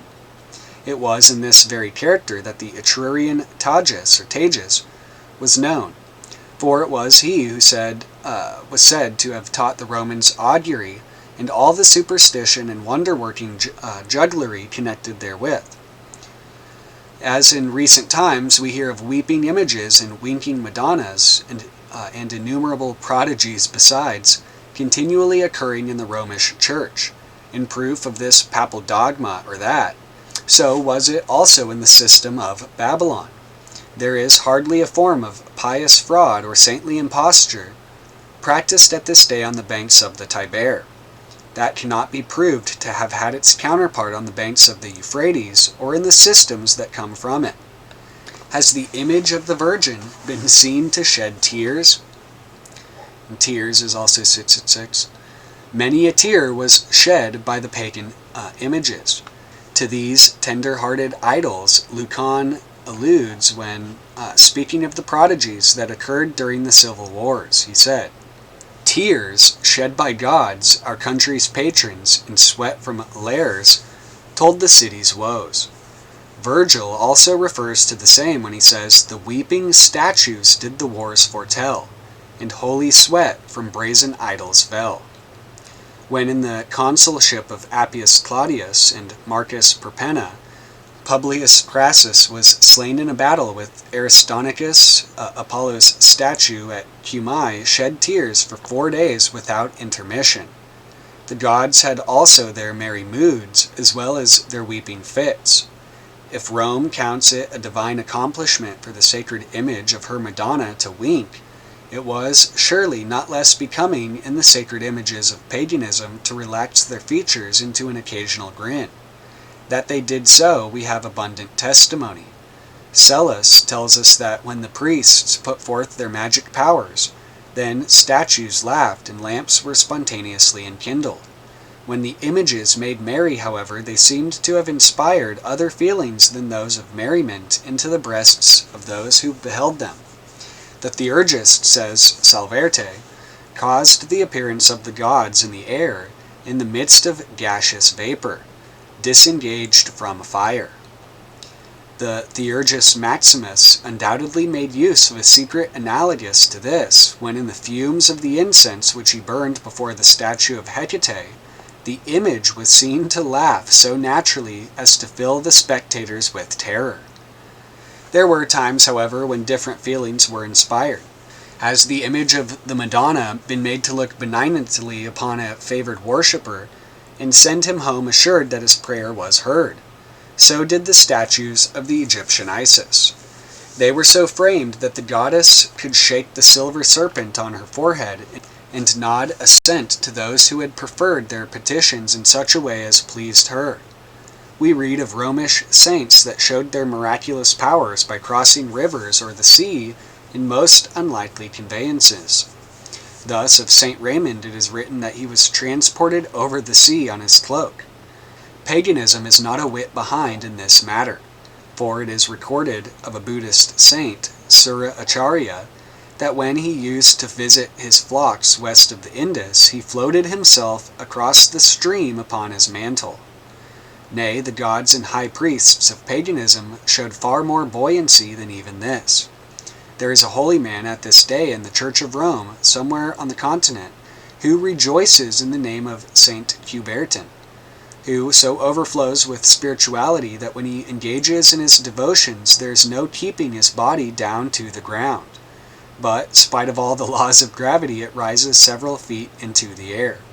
So was it also with the renowned Saint Francis of Assisi, Petrus a Martina, and Francis of Macerata, some centuries ago.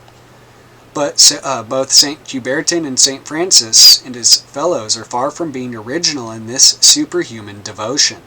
The priests and magicians in the Chaldean mysteries anticipated them not merely by centuries, but by thousands of years. Coelius Rhodiginus said that according to the Chaldeans, luminous rays emanating from the soul do sometimes divinely penetrate the body, which is then of itself raised above the earth, and that this was the case with Zoroaster. The disciples of Iamblichus asserted that they had often witnessed the same miracle in the case of their master, who, when he prayed, was raised to the height of 10 cubits from the earth. The greatest miracle which Rome pretends to work is when, by the repetition of 5 magic words, she professes to bring down the body, blood, soul, and divinity of our Lord Jesus Christ from heaven to make him really and corporeal present in the sacrament of the altar.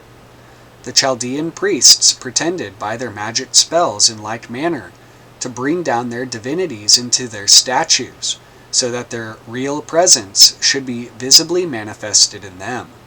This they called the making of gods, and from this no doubt comes the blasphemous saying of the popish priests that they have the power to create their creator. There is no evidence so far that, as I've been able to find, that in the Babylonian system the thin round cake of wafer, the unbloody sacrifice of the Mass was ever regarded in any other light than as a symbol that ever it was held to be changed into the God whom it represented. But yet the doctrine of transubstantiation is clearly of the very essence of magic, which pretended, on the pronunciation of a few potent words, to change one substance into another, or by a dexterous juggle, wholly to remove one substance and to substitute another in its place. Further, the Pope, in the plenitude of his power, assumes the right of wielding the lightnings of Jehovah and of blasting by his fulminations whoever offends him. Kings and whole nations, believing in this power, have trembled and bowed before him, through fear of being scathed by his spiritual thunders. The priests of paganism assumed the very same power, and to enforce the belief of their spiritual power, they even attempted to bring down the literal lightnings from heaven. Yeah, there seems some reason to believe that they actually succeeded, and anticipated the splendid discovery of Dr. Franklin.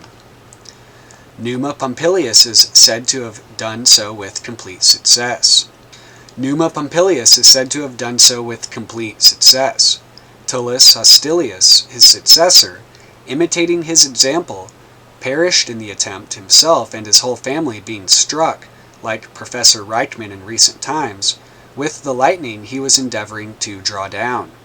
Such were the wonder-working powers attributed in the divine word to the beast that was to come up from the earth. And by the old Babylonian type, these very powers were all pretended to be exercised. Now, in remembrance of the birth of the god out of a hole in the earth, the mysteries were frequently celebrated in caves underground. This was the case in Persia, where just as Tejas was said to be born out of the ground, Mithra was in like manner fabled to have been produced from a cave in the earth. Numa of Rome himself pretended to get all his revelations from the nymph of Egeria in a cave. In these caves men were first initiated in the secret mysteries, and by the signs and lying wonders where there presented to them, they were led back after the death of Nimrod to the worship of that god in its new form. This apocalyptic beast, then, that comes up out of the earth, agrees in all respects with that ancient god born from a hole in the ground. For no words could more exactly describe his doing than the words of the prediction in verse 13, "He doeth great wonders, and causeth fire to come down from heaven in the sight of men. And he caused the earth and them that dwell therein to worship the first beast, whose deadly wound was healed." This wonder-working beast, called Nebo, or the prophet, as the prophet of idolatry, was of course the false prophet. By comparing the passage before us with Revelation 19:20, it will be manifest that this beast that came up out of the earth is expressly called by that very name. And the beast was taken, and with him the false prophet that wrought miracles before him, with which he deceived them that received the mark of the beast, and them that worshipped his image, as it was the beast from the earth that wrought miracles before the first beast. This shows that the beast from the earth is the false prophet, in other words, is Nebo. If we examine the history of the Roman Empire, we shall find that here also is a precise accordance between type and antitype. When the deadly wound of paganism was healed, and the old pagan title of pontiff was restored, it was through means of the corrupt clergy, symbolized, as is generally believed, and justly under the image of a beast with horns like a lamb, according to the saying of our Lord, "Beware of false prophets that shall come to you in sheep's clothing, but inwardly they are ravening wolves." The clergy as a corporate body consisted of two grand divisions, the regular and secular clergy answering to the two horns or powers of the beast, and combining also at a very early period both temporal and spiritual powers. The bishops, as heads of these clergy, had large temporal powers long before the Pope gained his temporal crown. We have the distinct evidence of both Guizot and Gibbon to this effect. after showing that before the 5th century the clergy had not only become distinct from but independent of the people. Guizot adds, the Christian clergy had moreover another and very different source of influence. The bishops and priests became the principal municipal magistrates. If you open the code, either of Theodosius or Justinian, you will find numerous regulations which remit municipal affairs to the clergy and the bishops. Guizot makes several quotations. The following extract from the Justinian Code is sufficient to show how ample the civil power bestowed upon the bishops, with respect to the yearly affairs of cities, whether they concern the ordinary revenues of the cities, either from funds arising from the property of the city, or from private gifts or legacies, or from any other source, whether public works or depots of provision or aqueducts, or the maintenance of baths or ports, or the construction of walls or towers, or the repairing of bridges or roads or trials in which the city may be engaged, in reference to public or private interests, we ordain as follows. The very pious bishop and 3 notables, chosen from among the first men of the city, shall meet together, they shall each year examine the works done, they shall take care that those who conduct them, or who have conducted them, shall regulate them with precision, render their accounts, and show that they have duly performed their engagements in the administration, whether of the public monuments or of the sums appointed for provisions or baths, or of expenses in the maintenance of roads, aqueducts, or any other work. Here is a large list of functions laid on the spiritual shoulders of the very pious bishop, not one of which is even hinted at in the divine enumeration of the duties of a bishop as contained in the Word of God. See 1 Timothy 3, 1-7, and Titus 1, 5-9. How did the bishops, who were generally appointed for purely spiritual objects, contrive to grasp at such a large amount of temporal authority?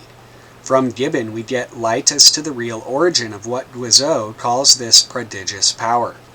The author of The Decline and Fall shows that soon after Constantine's time, the Church, and consequently the bishops, especially when they assumed to be a separate order from the other clergy, gained great temporal power through the right of asylum, which had belonged to the pagan temples, being transferred to the emperor, or by the emperors, to the Christian churches.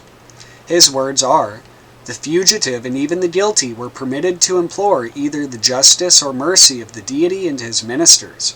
Thus was the foundation laid of the invasion of the rights of the civil magistrate by ecclesiastics, and thus were they encouraged to grasp at all the powers of the state. Thus also is justly observed by the authoress of Rome in the 19th century, speaking of the right of asylum, were the altars perverted into protection towards the very crimes they were raised to banish from the world." This is a very striking thing, as showing how the temporal power of the papacy in its very first beginnings was founded on lawlessness, and is an additional proof to the many that might be alleged, that the head of the Roman system, to whom all bishops are subject, is indeed O Anomos, the lawless one, or O Anomos, 2 Thessalonians 2:8, predicted in Scripture as the recognized head of the mystery of iniquity. All this temporal power came into the hands of men who, while professing to be ministers of Christ and followers of the Lamb, were seeking simply their own aggrandizement, and to secure that aggrandizement did not hesitate to betray the cause which they professed to serve. The spiritual power which they wielded over the souls of men, and the secular power which they gained in the affairs of the world, were both alike used in opposition to the cause of pure religion and undefiled. At first, these false prophets, in leading men astray, in seeking to unite paganism and Christianity, wrought underground, mining like the mole in the dark, and secretly perverting the simple, according to the saying of Paul, "The mystery of iniquity doth already work."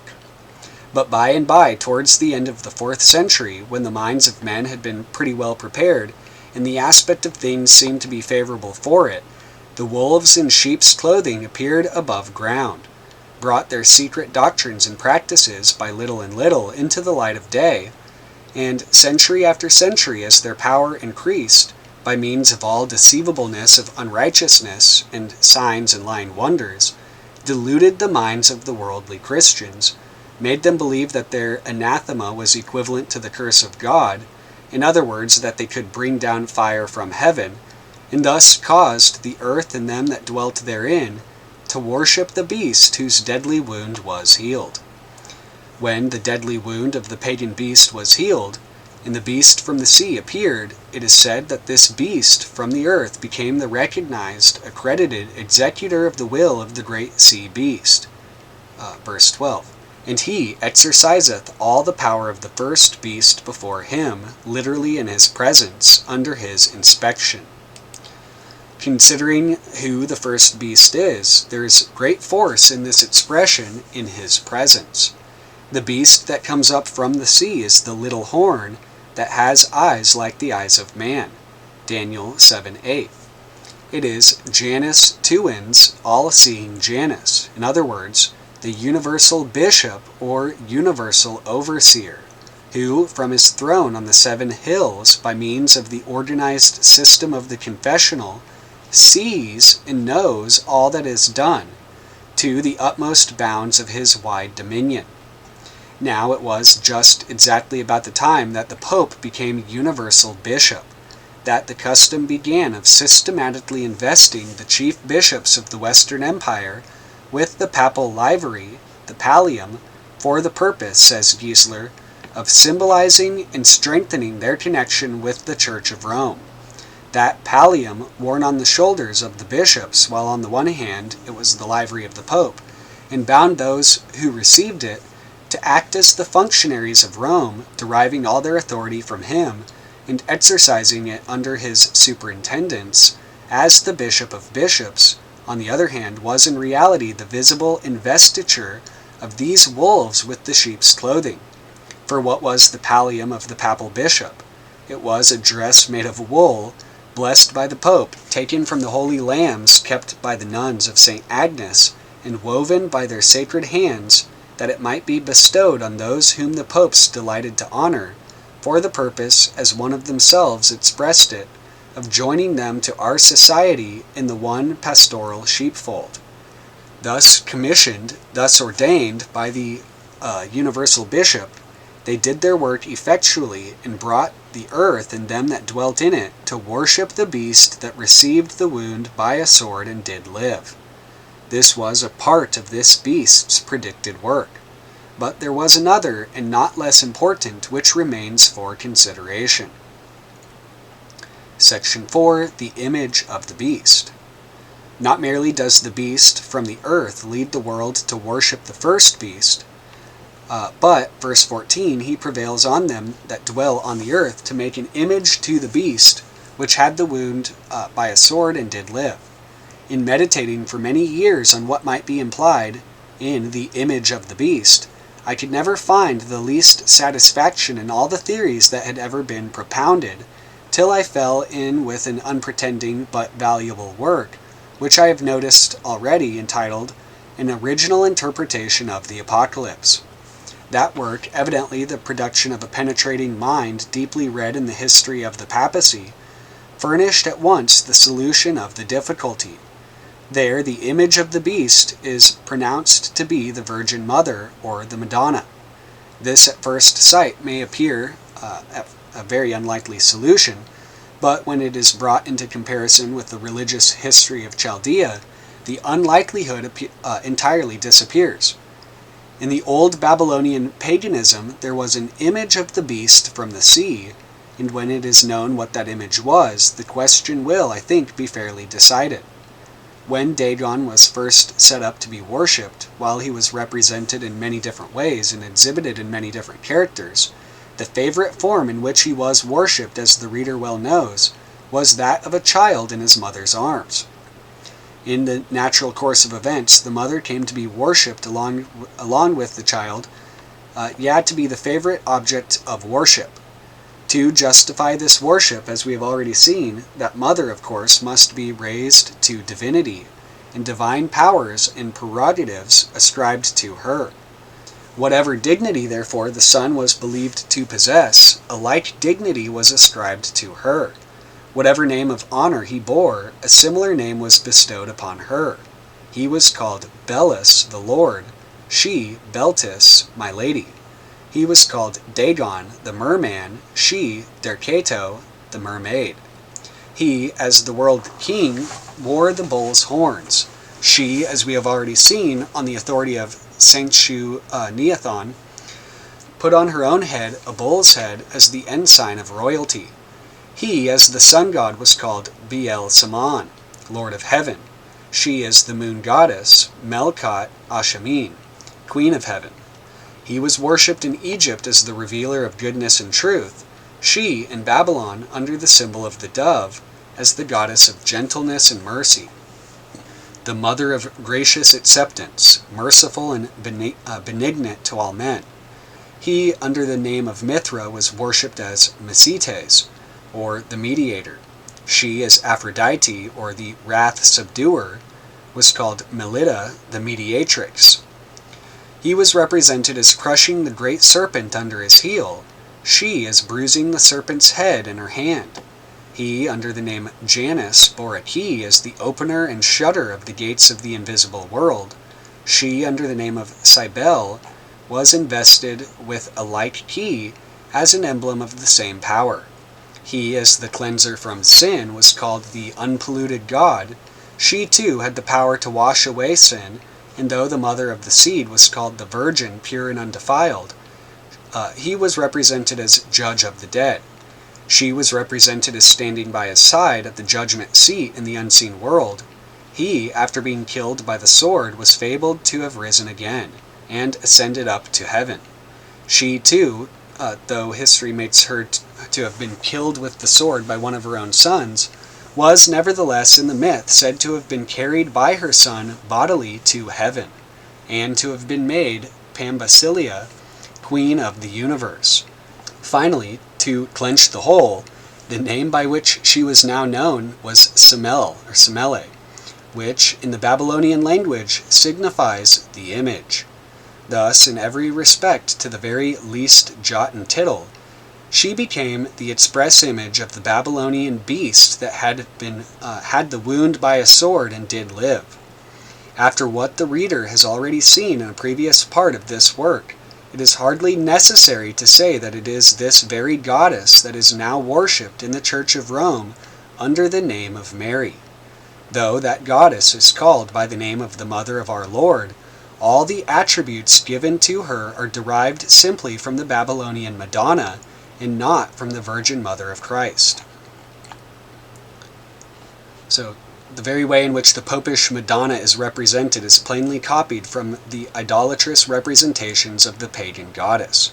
The great god used to be represented as sitting on, or standing in the cup of a lotus flower.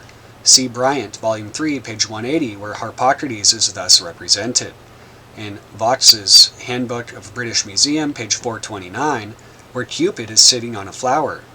In India, the very same mode of representation is common, Brahma being often seen seated on a lotus flower, said to have sprung from the navel of Vishnu.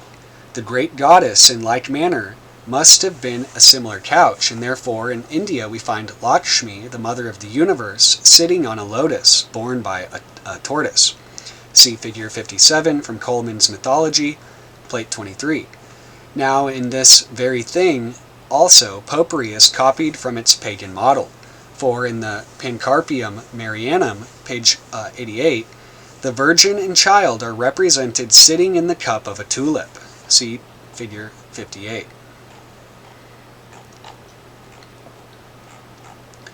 There is not one line or one letter in all the Bible to countenance the idea that Mary should be worshipped, that she is the refuge of sinners, that she was immaculate, that she made atonement for sin when standing by the cross, and when, according to Simeon, a sword pierced through her own soul also, or that, after her death, she was raised from the dead and carried in glory to heaven.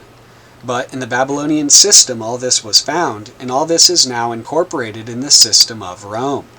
The Sacred Heart of Mary is exhibited as pierced through with a sword in token, as the apostate church teaches, that her anguish at the crucifixion was as true an atonement as the death of Christ. For we read in the devotional office or service book adopted by the Sodality of the Sacred Heart such blasphemous words as these: "Go then, devout client, go to the heart of Jesus, but let your way be through the heart of Mary. The sword of grief, which pierced her soul, opens you a passage. Enter by the wound which love has made." Again, we hear one expounder of the new faith, like Miss M. Shewed in France, say that Mary was the repairer of the guilt of Eve, as our Lord was the repairer of the guilt of Adam. And another, Professor Oswald of Paderborn, affirmed that Mary was not a human creature like us, that she is the woman, as Christ is the man, that Mary is co-present in the Eucharist, and that it is indisputable that according to the Eucharistic doctrine of the Church, this presence of Mary in the Eucharist is true and real, not merely ideal or figurative. And further, we read in the Pope's decree of the Immaculate Conception that that same Madonna, for this purpose, wounded with the sword, rose from the dead, and being assumed up on high, became Queen of Heaven. If all this be so, who can fail to see that in the apostate community is to be found what precisely answers to the making and setting up in the heart of Christendom of an image to the beast that had the wound by a sword and did live? If the inspired terms be consulted, it will be seen that this was to be done by some public general act of apostate Christendom, verse 14, saying to them that dwell on the earth that they should make an image to the beast, and they made it. Now here is the important fact to be observed, that this never was done, and this never could have been done, till 8 years ago. For this plain reason, that till then the Madonna of Rome was never recognized as combining all the characters that belonged to the Babylonian image of the beast. Till then it was not admitted, even in Rome, though this evil leaven had been long working, and that strongly, that Mary was truly immaculate, and consequently she could not have been the perfect counterpart of the Babylonian image. What, however, had never been done before was done in December 1854.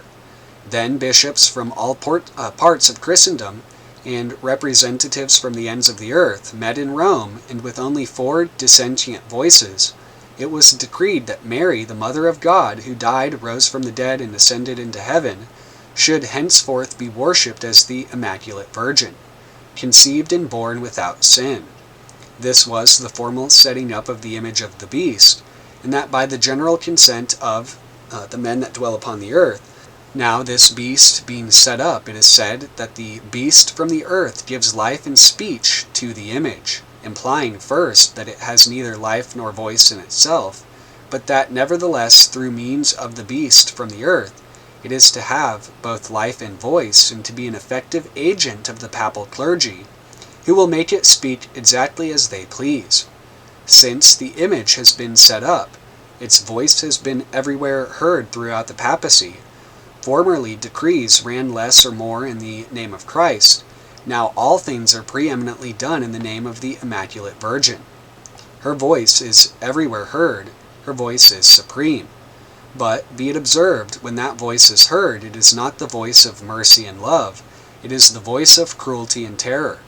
The decrees that come forth under the name of the image are to this effect. Verse 17. That no man might buy or sell save that he had the mark, or the name of the beast, or the number of his name. No sooner is the image set up than we see this very thing begun to be carried out. What was the Concordat in Austria that so speedily followed but this very thing?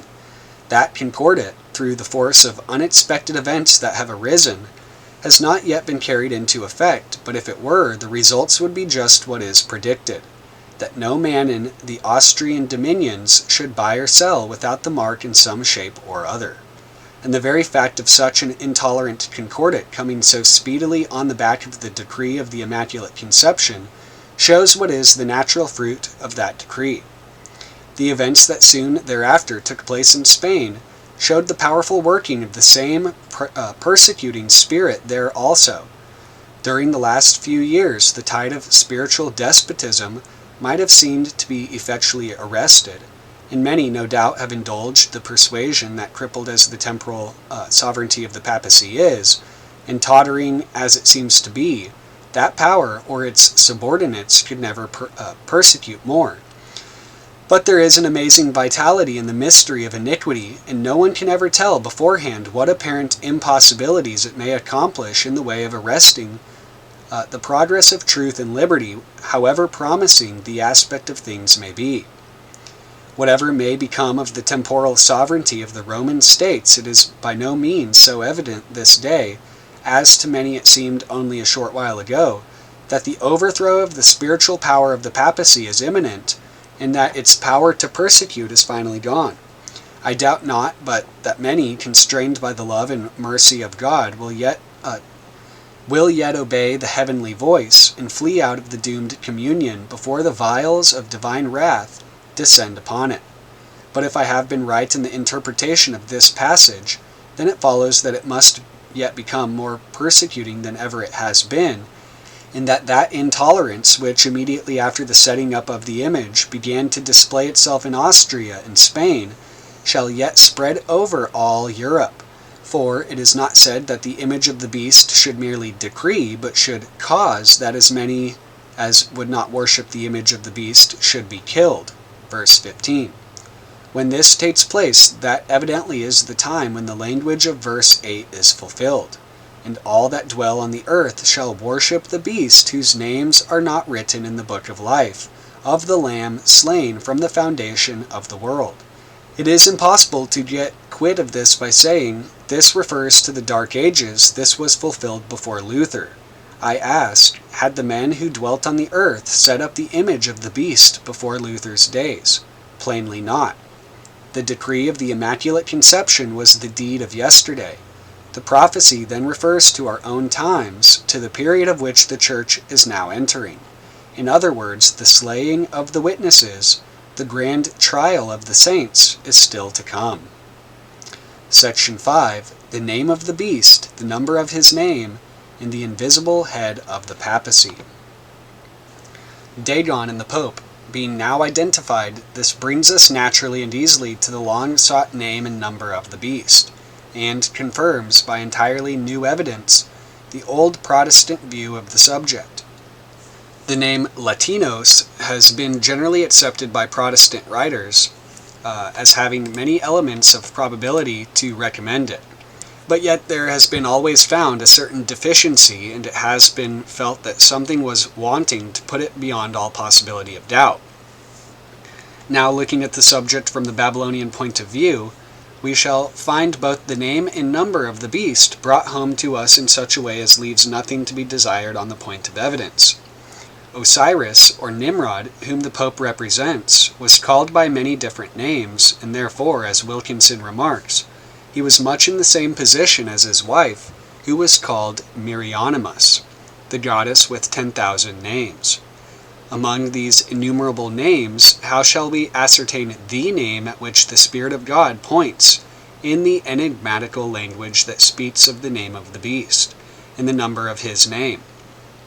If we know the apocalyptic name of the system, that will lead us to the name of the head of the system. The name of the system is Mystery, Revelation 17:5. Here, then, we have the key that at once unlocks the enigma.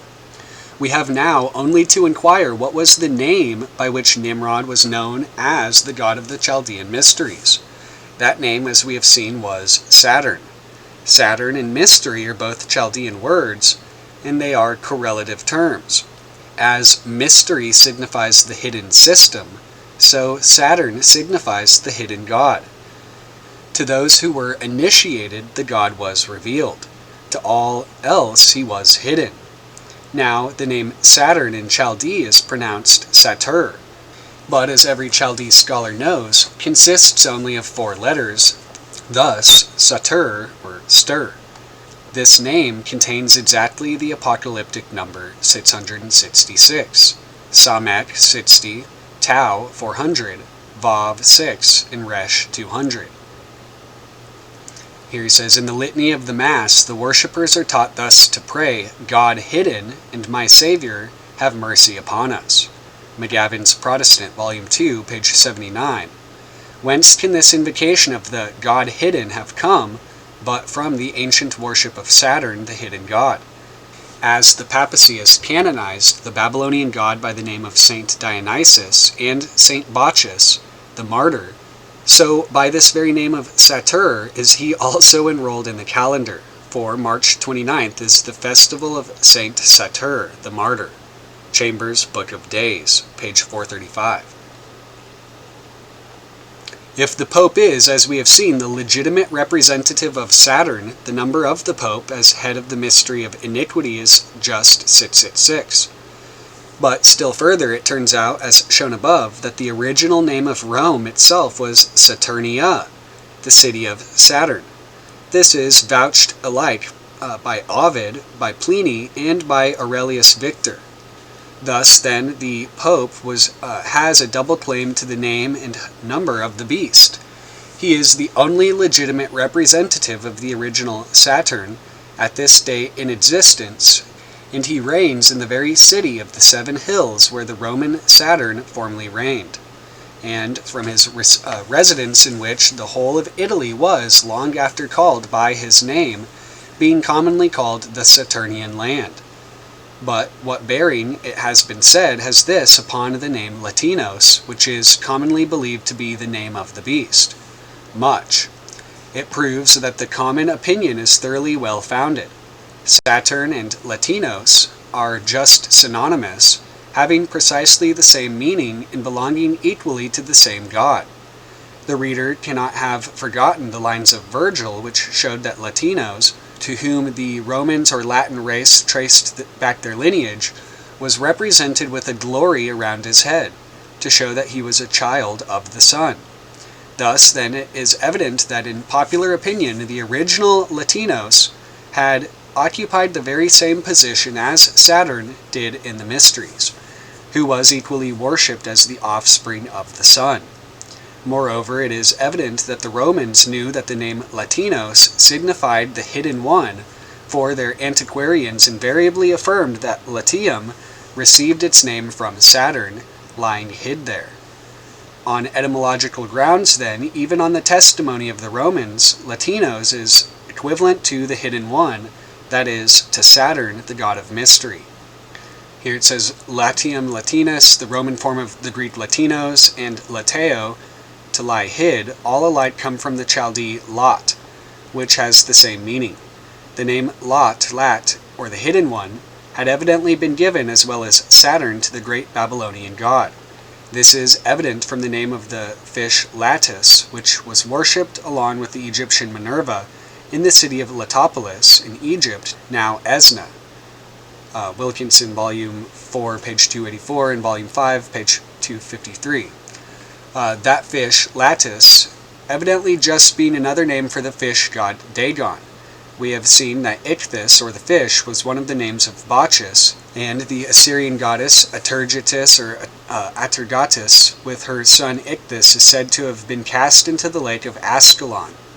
Vossius de Idolatria, Libri 1, chapter 23, page 89. Also Athenaeus, Libri 8, chapter 8, page 346, e.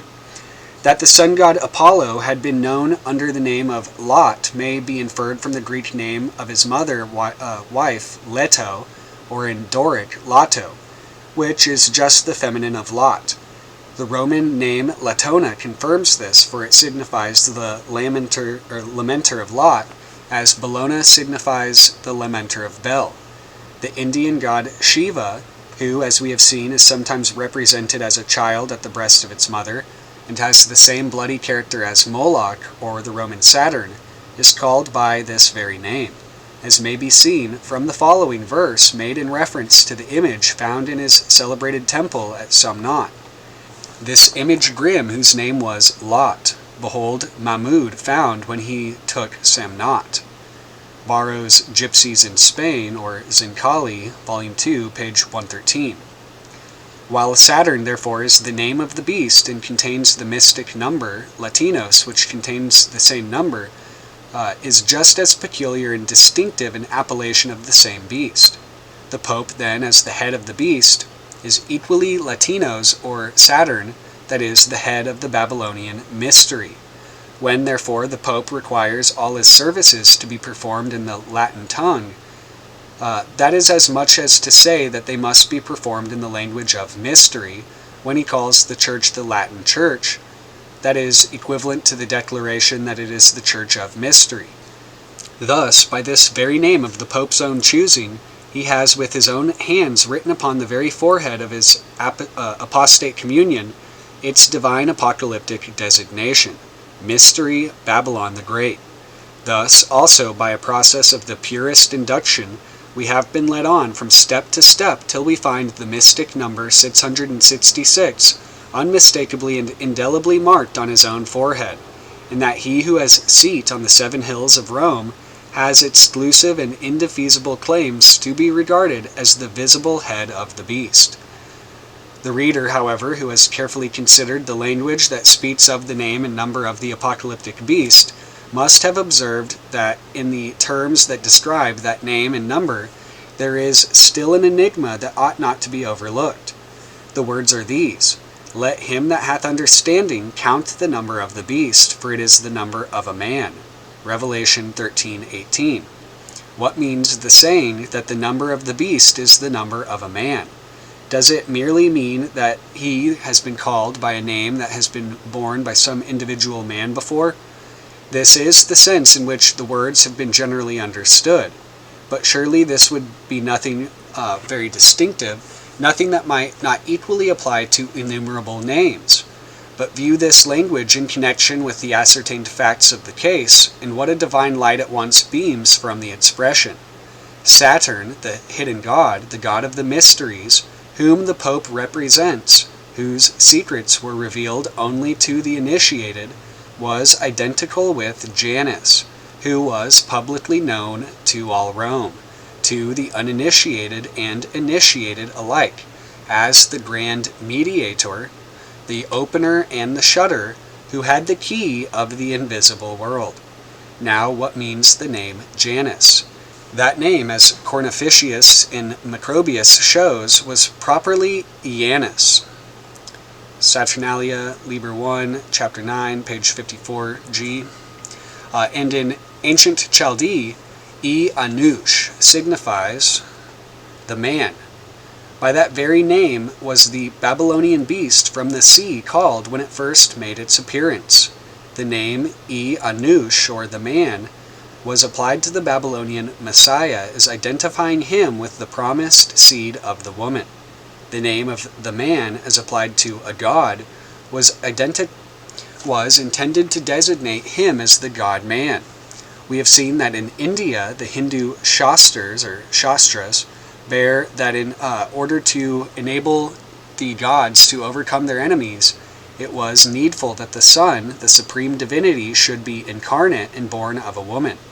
The classical nations had a legend of precisely the same nature. There was a current tradition in heaven, says Apollodorus, that the giants could never be conquered except by the help of a man. That man, who was believed to have conquered the adversaries of the gods, was Janus, the god-man. In consequence of his assumed character and exploits, Janus was invested with high powers, made the keeper of the gates of heaven, and arbiter of men's eternal destinies. Of this Janus, this Babylonian man, the Pope, as we have seen, is the legitimate representative. His key, therefore, he bears with that of Cybele, his mother-wife, and to all his blasphemous pretensions he at this hour lays claim. The very fact, then, that the Pope founds his claim to universal homage on the possession of the keys of heaven, and that in a sense which empowers him, in defiance of every principle of Christianity, to open and shut the gates of glory, according to his mere sovereign will and pleasure, is a striking and additional proof that he is that head of the beast from the sea whose number, as identified with Janus, is the number of a man and amounts exactly to 666, or 666. But there is something further still in the name of Janus or Janus not to be passed over. Janus, while manifestly worshipped as the Messiah or God-man, was also celebrated as Principium Deorum, the source and fountain of all the pagan gods. We have already in this character traced him backward through Cush to Noah, but to make out his claim to his high character in its proper completeness, he must be traced even further still. The pagans knew and could not but know at the time the mysteries were concocted in the days of Shem and his brethren, who through the flood had passed from the old world to the new, the whole story of Adam, and therefore it was necessary, if a deification of mankind there was to be, that his preeminent dignity as the human, the father of gods and men, should not be ignored. Nor was it. The mysteries were full of what he did and what befell him, and the name Anush, or as it appeared in the Egyptian form, Fa-Anesh. The man was only another name for that of our great progenitor. The name of Adam in the Hebrew of Genesis almost always occurs with the article before it, implying the Adam or the man. There is this difference, however. The Adam, or the Adam, refers to man unfallen, Anush, the man, to fallen man. Anush, then, as Principium Deorum, the fountain and father of the gods, is fallen Adam. The principle of pagan idolatry went directly to exalt fallen humanity, to consecrate its lusts, to give men license to live after the flesh, and yet after such a life to make them sure of eternal felicity. Anus, or Anush, the fallen man, was set up as the human head of this system of corruption, this mystery of iniquity. Now, from this we come to see the real meaning of the name, applied to the divinity commonly worshipped in Phrygia, along with Cybele, in which the very same character as this name Janus, who was at once the father of the gods and the mediatorial divinity. That name was Attis, or Ates, and the meaning will evidently appear from the meaning of the well-known Greek word ate, which signifies error or sin, and this obviously derived from the Chaldean hata, to sin. Attis, or atis, formed from the same word or verb, and in a similar way signifies the sinner. The reader will remember that Rhea, or Cybele, was worshipped in Phrygia under the name of Idea Mater, the mother of knowledge, and that she bore in her hand as her symbol the pomegranate, which we have seen reason to conclude to have been in pagan estimation the fruit of the forbidden tree. Who, then, so likely to have been the contemplar divinity of that mother of knowledge as Attis, the sinner, even her own husband, whom she induced to share with her in her sin, and partake of her fatal knowledge, and who thereby became, in true and proper sense, the man of sin, the man by whom sin entered the world, and death by sin, and so death passed upon all, because all have sinned. Now, to Attis, this man of sin, after passing through those sorrows and sufferings which his worshippers yearly commemorated, the distinguishing characteristics and glories of the Messiah were given. He was identified with the Son, the one only God. He was identified with Adonis, and to him, as thus identified, the language of the 16th Psalm, predicting the triumph of our Savior Christ over death and the grave, was in all its greatness applied.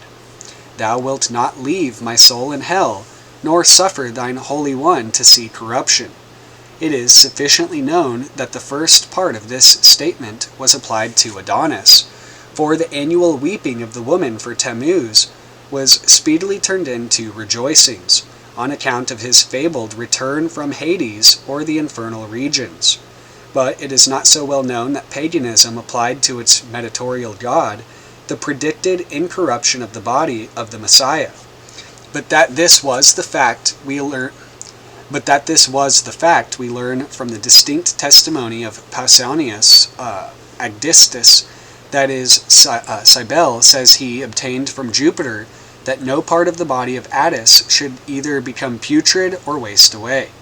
Thus did paganism apply to Attis, the sinner, the incommunicable honor of Christ, who came to save his people from their sins, as contained in the divine language uttered by the sweet psalmist of Israel 1,000 years before the Christian era. If, therefore, the Pope occupies, as we have seen, the very place of Janus, the man, how clear is it that he equally occupies the place of Attis, the sinner, and then how striking in this point of view the name man of sin as divinely given by prophecy, 2 Thessalonians 2:3, to him who was to be that head of the Christian apostasy, and who was to concentrate in that apostasy all the corruption of Babylonian paganism. The Pope is thus on every ground demonstrated to be the visible head of the beast. But the beast has not only a visible, but an invisible head that governs it. That invisible head is none other than Satan, the head of the first grand apostasy that began in heaven itself. This is put beyond doubt by the language of Revelation 13:4, and they worshipped the dragon which gave power unto the beast, saying, Who is like unto the beast? Who is able to make war with him? This language shows that the worship of the dragon is commensurate with the worship of the beast. This whole thing about Attis essentially is being Tammuz, being the child, being the resurrected phoenix. Essentially, it's ironic because Attis in Greek is 811 or 811, which is again IAO, the demiurge essentially. Or the Greek form of Yod-Heh-Vav-Heh, and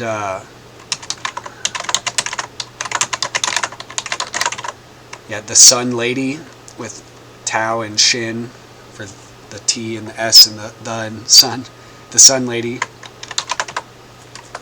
So wait, but ironically, if I can remember correctly, I think clock shavings with Kaf final, showing again how, like, if you apply the Hebrew knowledge to the English, there's this weird overlap. But yeah, the Sun Lady, clock shavings, Attis, 811. I had to put those in my database whenever I came across that. But the whole story of Attis can be proved in detail to be the story of the fall. Suffice it here only to state that, even on the surface, his sin was said to be connected with undue love for a nymph whose fate depended on a tree. Ovid, Fasti, Liber 4, Ludi Megalenses. The love of Attis for this nymph was in one aspect an offense to Cybele, but in another it was the love of Cybele herself, for Cybele has two distinct fundamental characters, that of the Holy Spirit and also that of our mother Eve. See Appendix Note G. The nymph whose fate depended on a tree was evidently Rhea, the mother of mankind. It says the ground of the identification of Attis with the sun evidently was that of Hata signifies to sin, so Hata, which signifies to burn, is in pronunciation nearly the same. In illustration of the name Attis or Attis as the sinner, see Appendix Note R. That the dragon is primarily Satan, the arch-fiend himself, is plain from the statement of the previous chapter, Revelation 12:9. And the dragon was cast out, that old serpent called the devil and Satan, which deceiveth the whole world. If then the Pope be, as we have seen, the visible head of the beast, the adherents of Rome in worshipping the Pope, of necessity worship also the devil. With the divine statement before us, there is no possibility of escaping from this, and this is exactly what we might expect on other grounds.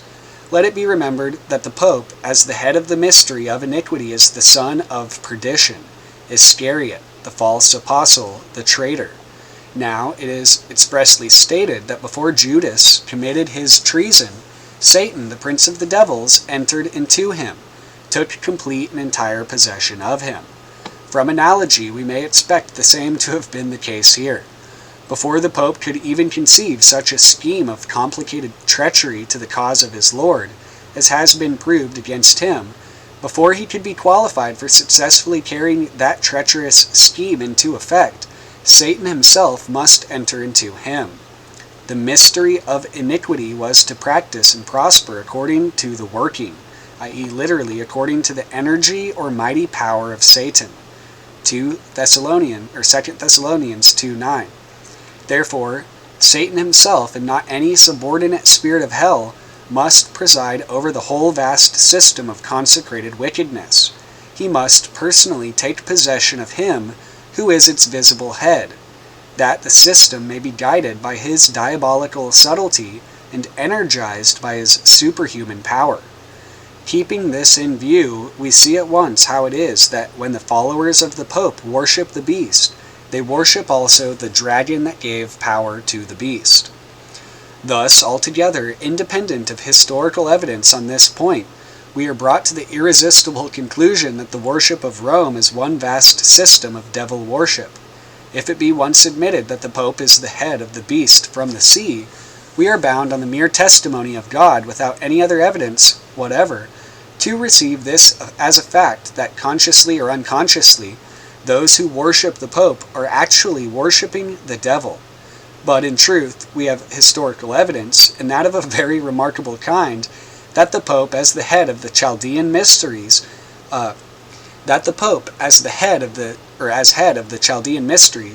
is as directly the representative of Satan as he is of the false Messiah of Babylon. It was long ago noticed by Irenaeus, about the end of the 2nd century, that the name Titan contained the mystic number 666, and he gave it as his opinion that Titan was by far the most probable name of the beast from the sea. Irenaeus, Liber 5, chapter 30, page 802, though the name Titan was originally derived from Chaldee, yet it became thoroughly naturalized in the Greek language. Therefore, to give the more abundant evidence on this important subject, the Spirit of God seems to have ordained it, that the number of Titan should be found according to the Greek computation, while that of Satur is found by the Chaldee. The grounds of his opinion, as stated by him, do not carry much weight, but the opinion itself he may have derived from others who had better and more valid reasons for their belief on this subject. Now, on inquiry, it will actually be found that while Saturn was the name of the visible head, Titan was the name of the invisible head of the beast. Titan is just the Chaldean form of Satan or Shaitan, the very name by which Satan has been called from time immemorial by the devil worshippers of Kurdistan. And from Armenia or Kurdistan, this devil worship embodied in the Chaldean mysteries came westward to Asia Minor, and thence to Etruria and Rome. That Titan was actually known by the classic nations of antiquity to be Satan, or the spirit of wickedness, and originator of moral evil. We have the following proofs. The history of Titan and his brethren is given in Homer and Hesiod, and the two earliest of all the Greek writers, although later legends are obviously mixed up with it, is evidently the exact counterpart of the scriptural account of Satan and his angels. Homer says that all the gods of Tartarus, or hell, were called Titans. Hesiod tells us how these Titans, or gods of hell, came to have their dwelling there, the chief of them having committed a certain act of wickedness against his father, the supreme God of heaven, with the sympathy of many others of the sons of heaven. That father called them all by an opprobrious name, Titans, pronounced a curse upon them, and then, in consequence of that curse, they were cast down to hell, and bound in chains of darkness in the abyss. While this is the earliest account of Titan and his followers among the Greeks, we find that in the Chaldean system, Titan was just a synonym for Typhon, the malignant serpent or dragon, who was universally regarded as the devil or author of all wickedness. It was Typhon, according to the pagan version of the story, that killed Tammuz and cut him in pieces. But Lactantius, who was thoroughly acquainted with the subject, upbraids his pagan countrymen for worshipping a child torn in pieces by the Titans. It is undeniable, then, that Titan in pagan belief was identical with the dragon or Satan. The learned reader has no need of examples and proof of this frequent Chaldean transformation of the shin or s into t, but for the common reader, the following may be adduced. Hebrew shekel, to weigh, becomes tekel in Chaldee, Hebrew shabar, to break, Chaldee tabar, Hebrew seraphim, Chaldee teraphim, the Babylonian counterfeit of the divine cherubim or seraphim, Hebrew asar, to be rich, Chaldee atar, Hebrew shani, second Chaldee, tanin, etc. So it says, we have seen that Shem was the actual slayer of Tammuz, as the grand adversary of the pagan Messiah, who those who hated him for his deed called him for that very deed by the name of the grand adversary of all, Typhon, or the devil. If they called the master, or so wait, that goes from over here. So, in the mysteries, as formerly hinted, an important change took place as soon as the way was paved for it. First, Tammuz was worshipped as the bruiser of the serpent's head, meaning thereby that he was the appointed destroyer of Satan's kingdom. Then, the dragon himself, or Satan, came to receive a certain measure of worship to console him, as the pagan said, for the loss of his power, and to prevent him from hurting them. And last of all, the dragon, or Titan, or Satan, became the supreme object of worship, the Titania, or rites of Titan, occupying a prominent place in the Egyptian mysteries, and also in those of Greece. How vitally important was the place that those rites of Titan or Satan occupied may be judged of from the fact that Pluto, the god of hell, who in his ultimate character was just the grand adversary, was looked up to with awe and dread as the great god on whom the destinies of mankind in the eternal world did mainly depend. For it was said that to Pluto, it belonged to purify souls after death. Purgatory having been in paganism, as it is in popery, the grand hinge of priestcraft and superstition, what a power did this opinion attribute to the god of hell? No wonder that the serpent, the devil's grand instrument in seducing mankind, was in all the earth worshipped with such extraordinary reverence, it being laid down in the Octateuch of Ostanes, that serpents were the supreme of all gods and the princes of the universe. No wonder that it came at last to be firmly believed that the Messiah, on whom the hopes of the world depended, was himself the seed of the serpent. This was manifestly the case in Greece, for the current story there came to be that the first Bacchus was brought forth in consequence of a connection on the part of his mother with the father of the gods in the form of a speckled snake.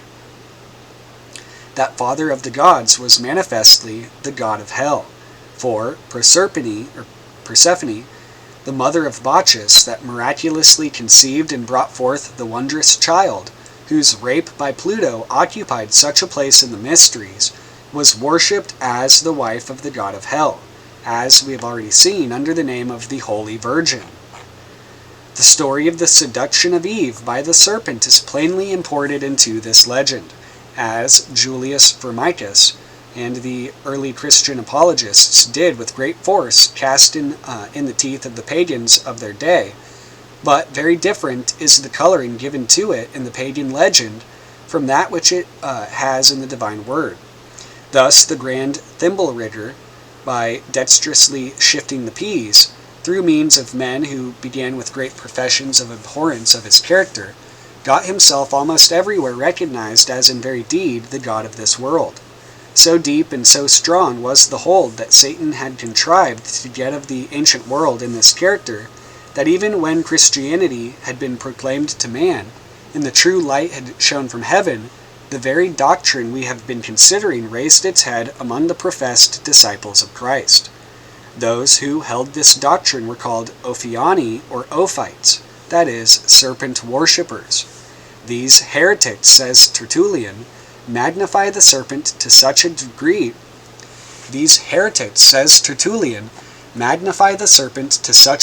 as to prefer him even to Christ himself. For he, say they, gave us the first knowledge of good and evil.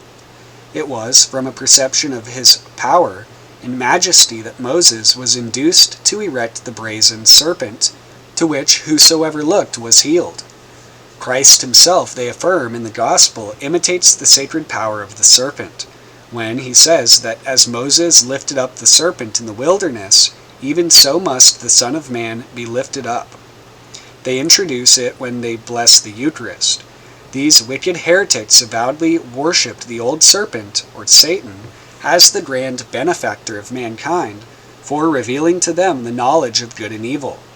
But this doctrine they had just brought along with them from the pagan world, from which they had come, or from the mysteries as they came to be received and celebrated in Rome. Though Titan in the days of Hesiod and in early Greece was an opprobrious name, yet in Rome, in the days of the empire and before it, had become the very reverse. The splendid or glorious Titan was the way in which Titan was spoken of at Rome. This was the title commonly given to the sun, both as the orb of day and viewed as a divinity. Now the reader has seen already that another form of the sun divinity or Titan at Rome was the Epidaurian snake, worshipped under the name of Asclepius, that is, the man-instructing serpent. Here then in Rome was Titan or Satan identified with the serpent that taught mankind, that opened their eyes when of course they were blind, and gave them the knowledge of good and evil. In Pergamos and in all Asia Minor, from which directly Rome derived its knowledge of the mysteries, the case was the same. In Pergamos, especially where preeminently Satan's seat was, the sun divinity, as is well known, was worshipped under the form of a serpent and under the name of Asclepius, the man-instructing serpent. According to the fundamental doctrine of the mysteries as brought from Pergamos to Rome, the sun was the one only God. Titan, or Satan, then, was thus recognized as the one only God, and of that God, Tammuz, or Janus, in his character as the sun, or the woman's seed, was just an incarnation. Here, then, the grand secret of the Roman Empire is at last brought to light, viz., the real name of the tutelar divinity of Rome. That secret was most jealously guarded, insomuch that when Valerius Serranus, a man of the highest rank, and, as Cicero declares, the most learned of the Romans, had incautiously divulged it, he was remorselessly put to death for his revelation. Now, however, it stands plainly revealed. A symbolical representation of the worship of the Roman people from Pompeii strikingly confirms this deduction by evidence that appeals to the very senses. Let the reader cast his eyes on the woodcut herewith given in Figure 59. We have already seen that it is admitted by the author of Pompeii in regard to a former representation that the serpents in the under compartment are only another way of exhibiting the dark divinities represented in the upper compartment. Let the same principle be admitted here, and it follows that the swallows, or birds pursuing the flies, represent the same thing as the serpents do below. But the serpent of which there is a double representation is unquestionably the serpent of Asclepius. The fly-destroying swallow, therefore, must represent the same divinity. Now, everyone knows what was the name by which the Lord of the fly-destroying god of the Oriental world, was called. It was Beelzebub. This name, as signifying Lord of the Fly, to the profane, meant only the power that destroyed the swarms of flies when these became, as they often did in hot countries, a source of torment to the people whom they invaded. But this name, as identified with the serpent, clearly reveals itself as one of the distinctive names of Satan. And how appropriate is this name when its mystic or esoteric meaning is penetrated? What is the real meaning of this familiar name? Baal-zebub just means the restless Lord, even that unhappy one who goeth to and fro in the earth and walketh up and down in it, who goeth through dry places seeking rest and finding none. From all this, the inference is unavoidable that Satan, in his own proper name, must have been the great god of their secret and mysterious worship, and this accounts for the extraordinary mystery observed on the subject. When, therefore, Gratian abolished the legal provision for the support of the fire worship and serpent worship of Rome, we see how exactly the divine prediction was fulfilled. Revelation 12:9, and the great dragon was cast out, that old serpent called the devil and Satan, which deceiveth the whole world. He was cast out into the earth, and his angels were cast out with him. Now, as the pagan pontifex, to whose powers and prerogatives the Pope had served himself heir, was thus the high priest of Satan, so when the Pope entered into a league and alliance with that system of devil worship and consented to occupy the very position of that pontifex, and to bring all its abominations into the Church, as he has done, he necessarily became the prime minister of the devil, and of course came as thoroughly under his power as ever the previous pontiff had been. Real quick, what did this say? So this links, the Asclepius was the express symbol of Satan for giving an account of the bringing of the Epidaurian snake to Rome. He says, thither, i.e. to Rome, the demoniarchs, or prince of the devils, in his own, or demoniarches, or prince of the devils, in his own proper shape without disguise, was brought. For those who were sent on that business brought back with them a dragon of amazing size. How exact the fulfillment of the divine statement that the coming of the man of sin was to be after the working or energy of Satan. Here then is the grand conclusion to which we are compelled, both on historical and scriptural grounds, to come. As the mystery of godliness is God manifest in the flesh, so the mystery of iniquity is, so far as such a thing is possible, the devil incarnate. If anyone thinks it incredible that Satan should thus be canonized by the papacy in the Dark Ages, let me call attention to the pregnant fact that, even in comparatively recent times, the dragon, the devil's universally recognized symbol, was worshipped by the Romanists of Poitiers under the name of the good Saint Vermine.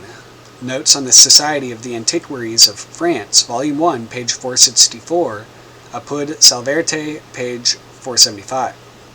This gives a new and darker significance to the mystic Tau, or sign of the cross. At first it was the emblem of Tammuz. At last it became the emblem of Titan, or Satan himself. Conclusion. I have now finished the task I proposed to myself. Even yet the evidence is not nearly exhausted, but upon the evidence which has been adduced, I appeal to the reader if I have not proved every point which I engaged to demonstrate. Is there one who has candidly considered the proof that has been led that now doubts that Rome is the apocalyptic Babylon? Is there one who will venture to deny that from the foundation to the topmost stone, it is essentially a system of paganism? What then is to be the practical conclusion from all this? 1. Let every Christian henceforth and forever treat it as an outcast from the pale of Christianity. Instead of speaking of it as a Christian church, let it be recognized and regarded as the mystery of iniquity, yea, as the very synagogue of Satan. With such overwhelming evidence of its real character, it would be folly, it would be worse, it would be treachery to the cause of Christ, to stand merely on the defensive, to parley with its priests about the priests about the lawfulness of Protestant orders, the validity of Protestant sacraments, or the possibility of salvation apart from its communion. If Rome is now to be admitted to form a portion of the Church of Christ, where is the system of paganism that has ever existed, or that now exists, that could not put in an equal claim? On what grounds could the worshippers of the original Madonna and Child in the days of old be excluded from the commonwealth of Israel, or shown to be strangers to the covenants of promise? On what grounds could the worshippers of Vishnu at this day be put beyond the bounds of such wide Catholicity? The ancient Babylonians held, the modern Hindus still hold, clear and distinct traditions of the Trinity, the Incarnation, and Atonement. Yet who will venture to say that such nominal recognition of the cardinal articles of divine revelation could reveal the character of either the one system or the other from the brand of the most deadly and God-dishonoring heathenism? And so also in regard to Rome, true, it nominally admits Christian terms and Christian names, but all that is apparently Christian in its system is more than neutralized by the malignant paganism that it embodies. Grant that the bread the papacy presents to its votaries can be proved to have been originally made of the finest of the wheat. But what then if every particle of that bread is combined with prussic acid or strychnine? Can the excellence of the bread overcome the virus of the poison? Can there be anything but death, spiritual and eternal death, to those who continue to feed upon the poisoned food that it offers? Yes, here is the question, and let it be fairly faced. Can there be salvation in a communion in which it is declared to be a fundamental principle that the Madonna is our greatest hope, the sole ground of our hope? The time has come when charity to the perishing souls of men, hoodwinked by a pagan priesthood abusing the name of Christ, requires that the truth in this matter should be clearly, loudly, unflinchingly proclaimed. The beast and the image of the beast alike stand revealed in the face of all Christendom, and now the tremendous threatening of the divine word in regard to their worship fully applies. Revelation 14:9-10. And the third angel followed them, saying, If any man worship the beast in his image, and receive his mark in his forehead or in his hand, the same shall drink of the wine of the wrath of God, poured without mixture into the cup of his indignation. And he shall be tormented with fire and brimstone in the presence of the holy angels, and in the presence of the Lamb. These words are words of awful impact, and woe to the man who is found finally under the guilt which they imply.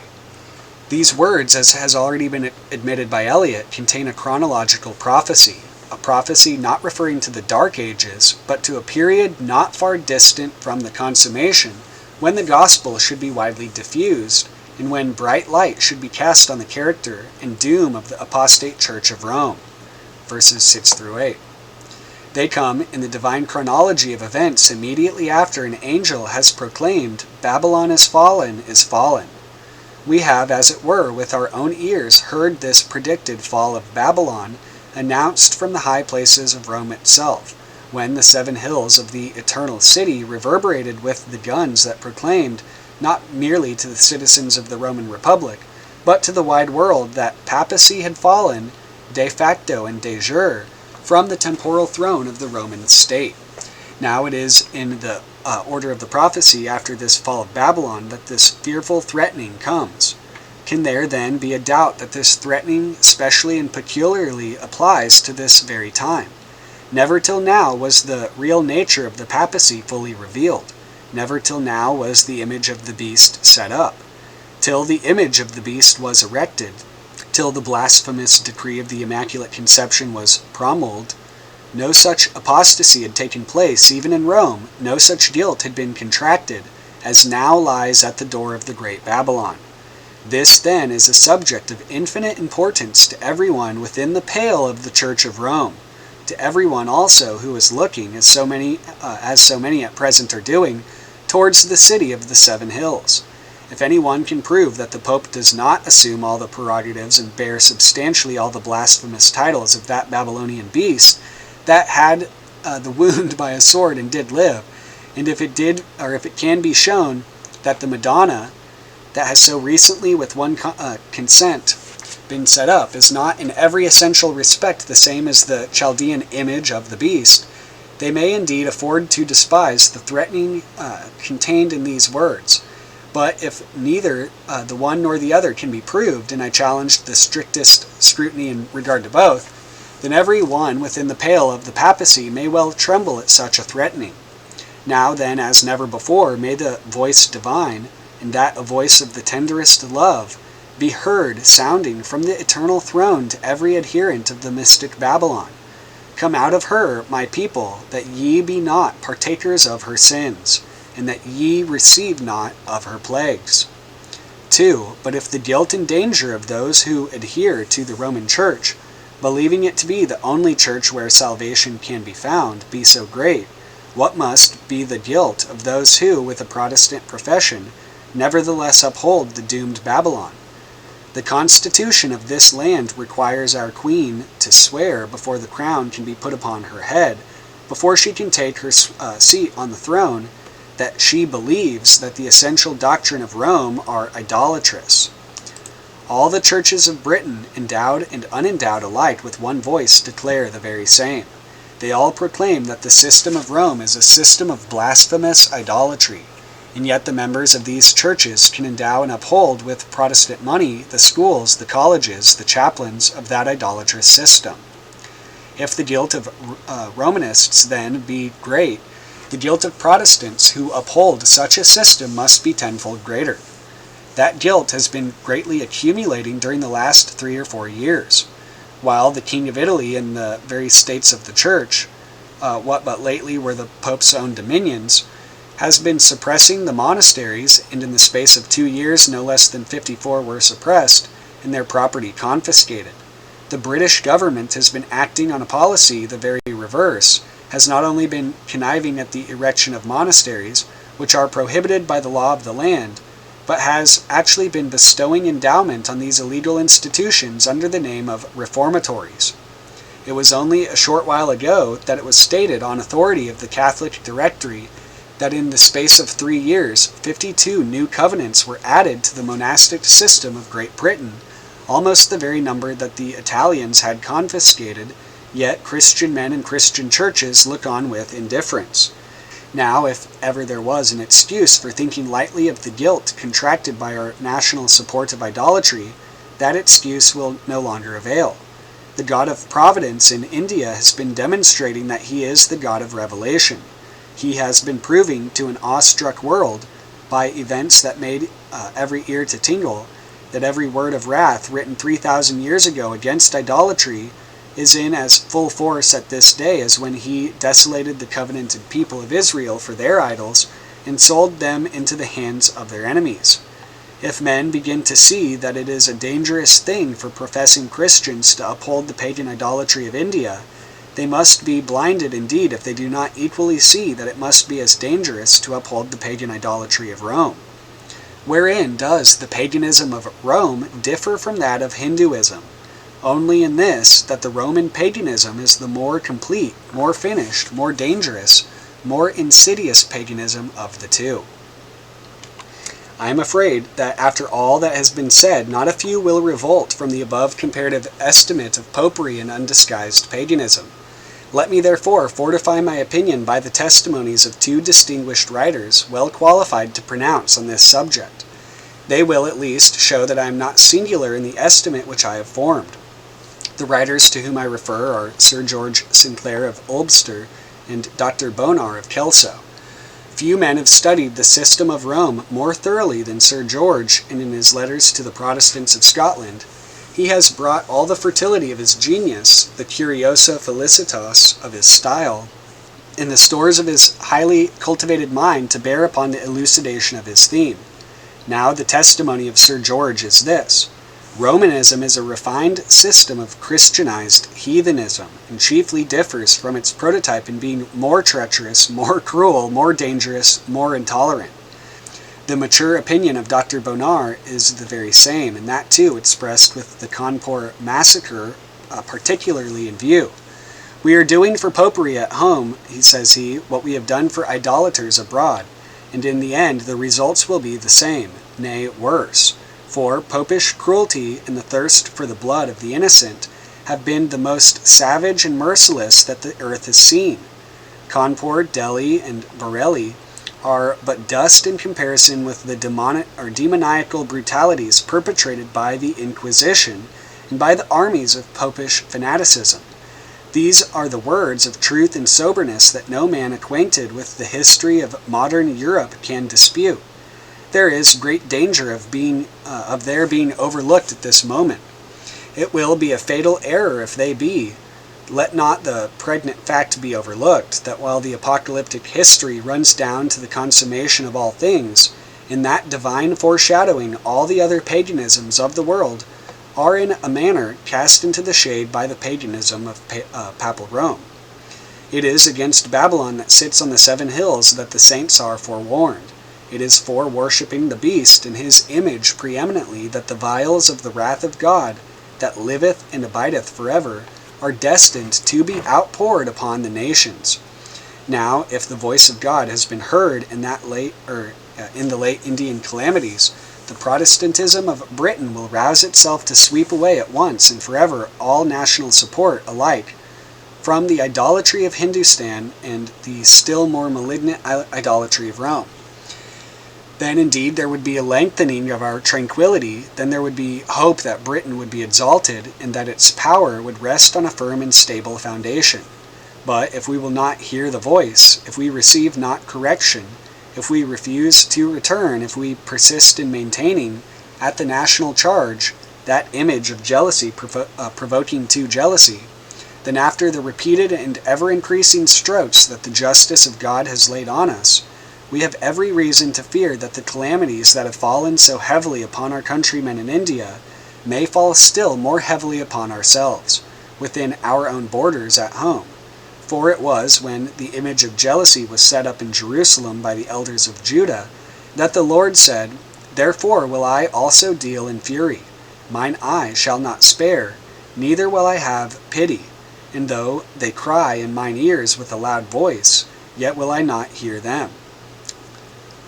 He who let loose the sepoys, to whose idolatrous feelings and antisocial propensities we have pandered so much, to punish us for the guilty homage we had paid to their idolatry, can just as easily let loose the papal powers of Europe to take vengeance upon us for our criminal fawning upon the papacy.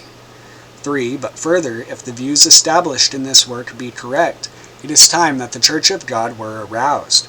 Are the witnesses still to be slain, has the image of the beast only within the last year or two been set up, at whose instigation the bloody work is to be done? Is this then the time for indifference, for sloth, for lukewarmness in religion? Yet, alas, how few are they who are lifting up their voice like a trumpet, who are sounding the alarm in God's holy mountain, who are bestirring themselves according to their greatness of the emergency, to gather the embattled hosts of the Lord to the coming conflict. The emissaries of Rome for years have been laboring unceasingly night and day, in season and out of season, in every conceivable way, to advance their master's cause, and largely have they succeeded. But the children of light have allowed themselves to be lulled into a fatal security. They have folded their hands. They have gone to sleep as soundly as if Rome had actually disappeared from the face of the earth, as if Satan himself had been bound and cast into the bottomless pit, and the pit had shut its mouth upon him to keep him fast for 1,000 years. How long shall this state of things continue? O Church of God, awake, awake! Open your eyes and see if there be not dark and lowering clouds on the horizon that indicate an approaching tempest. Search the Scriptures for yourself, compare them with the facts of history, and say if there be not reason, after all, to suspect that there are sterner prospects before the saints than most seem to wot of. If it may turn out that the views opened up in these pages are scriptural and well-founded, they are at least worthy of being made the subjects of earnest and prayerful inquiry.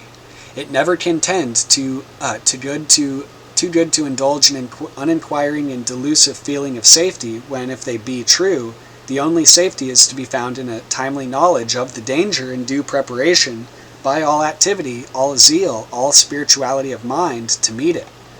On the supposition that peculiar dangers are at hand, and that God, in His prophetic word, has revealed them, His goodness is manifest.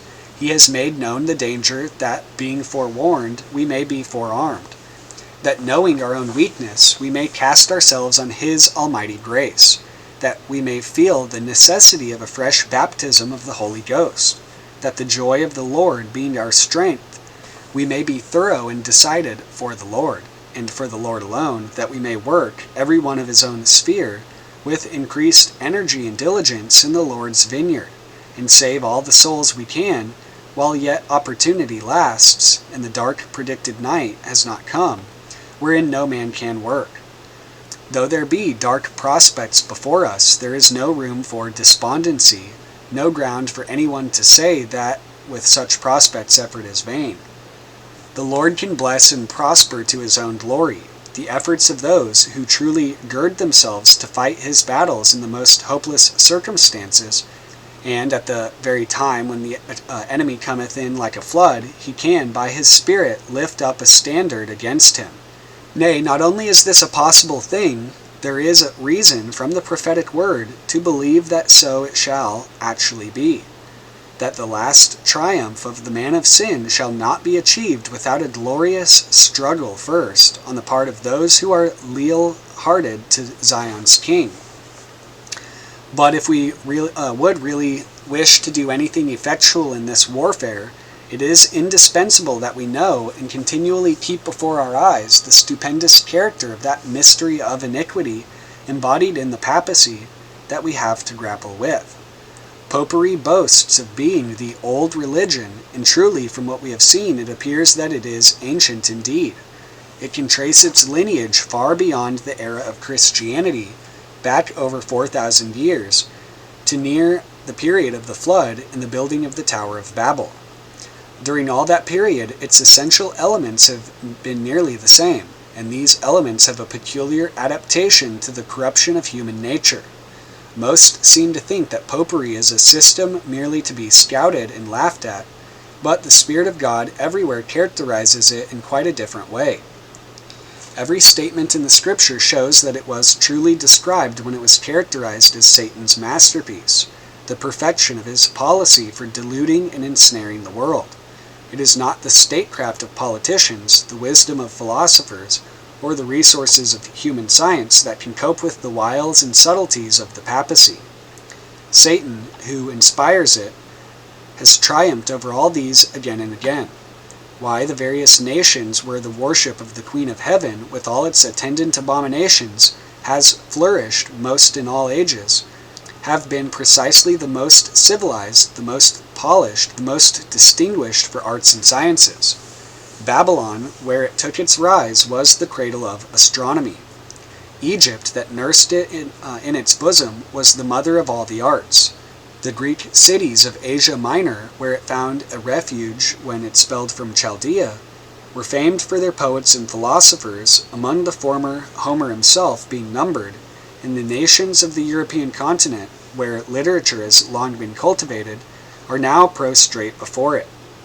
Physical force, no doubt, is at present employed in its behalf, but the question arises, how comes it that this system of all others can so prevail as to get the physical force to obey its behests? No answer can be given but this, that Satan, the god of this world, exerts his highest power in its behalf. Physical force has not always been on the side of the Chaldean worship of the Queen of Heaven. Again and again has power been arrayed against it, but hitherto every obstacle it has surmounted, every difficulty it has overcome. Cyrus, Xerxes, and many of the Medo-Persian kings banished its priests from Babylon and labored to root it out of their empire, but then it found a secure retreat in Pergamos, and Satan's seat was erected there. The glory of Pergamos and the cities of Asia Minor departed, but the worship of the Queen of Heaven did not wane. It took a higher flight and seated itself on the throne of imperial Rome. That throne was subverted. The Arian Goths came burning with fury against the worshippers of the Virgin Queen, but still that worship rose buoyant above all attempts to put it down, and the Arian Goths themselves were soon prostrate at the feet of the Babylonian goddess, seated in glory on the 7 hills of Rome. In more modern times, the temporal powers of all the kingdoms of Europe have expelled the Jesuits, the chief promoters of this idolatrous worship, from their dominions. France, Spain, Portugal, Naples, Rome itself have all adopted the same measures, and yet what do we see at this hour? The same Jesuitism and the worship of the Virgin exalted above almost every throne on the continent. When we look over the history of the last 4,000 years, what a meaning in the words of inspiration that the coming of the man of sin is with the energy, the mighty power of Satan. Now is this the system that, year by year, has been rising into power in our own empire? And is it for a moment to be imagined that lukewarm, temporizing, half-hearted Protestants can make any head against such a system? No, the time has come when Gideon's proclamation must be made throughout the camp of the Lord. Whosoever is fearful and afraid, let him return and depart early from Mount Gilead. Of the old martyrs it is said, they overcame by the blood of the Lamb and the word of their testimony, and they loved not their lives unto the death. The same self-denying, the same determined spirit is needed now as much as ever it was. Are there more who are prepared to stand up, and in that very spirit to gird themselves for the great conflict that must come, before Satan shall be bound and cast into his prison house? Can anyone believe that such an event can take place without a tremendous struggle, that the God of this world shall quietly consent to resign the power that for thousands of years he has wielded, without stirring up all his wrath, and putting forth all his energy and skill to prevent such a catastrophe? Who then is on the Lord's side? If there be those who, within the last few years, have been revived and quickened, stirred up, not by mere human excitement, but by the almighty grace of God's Spirit, what is the gracious design of this? Is it merely that they themselves may be delivered from the wrath to come? No, it is that, zealous for the glory of their Lord, they may act the parts of true witnesses, contend earnestly for the faith once delivered to the saints, and maintain the honor of Christ in opposition to him who blasphemously usurps his prerogatives. If the servants of Antichrist are faithful to their master and unwearied in promoting his cause, shall it be said that the servants of Christ are less faithful to theirs? If none else will bestir themselves, surely to the generous hearts of the young and rising ministry of Christ, in the kindness of their youth, in the love of their espousals, the appeal shall not be made in vain.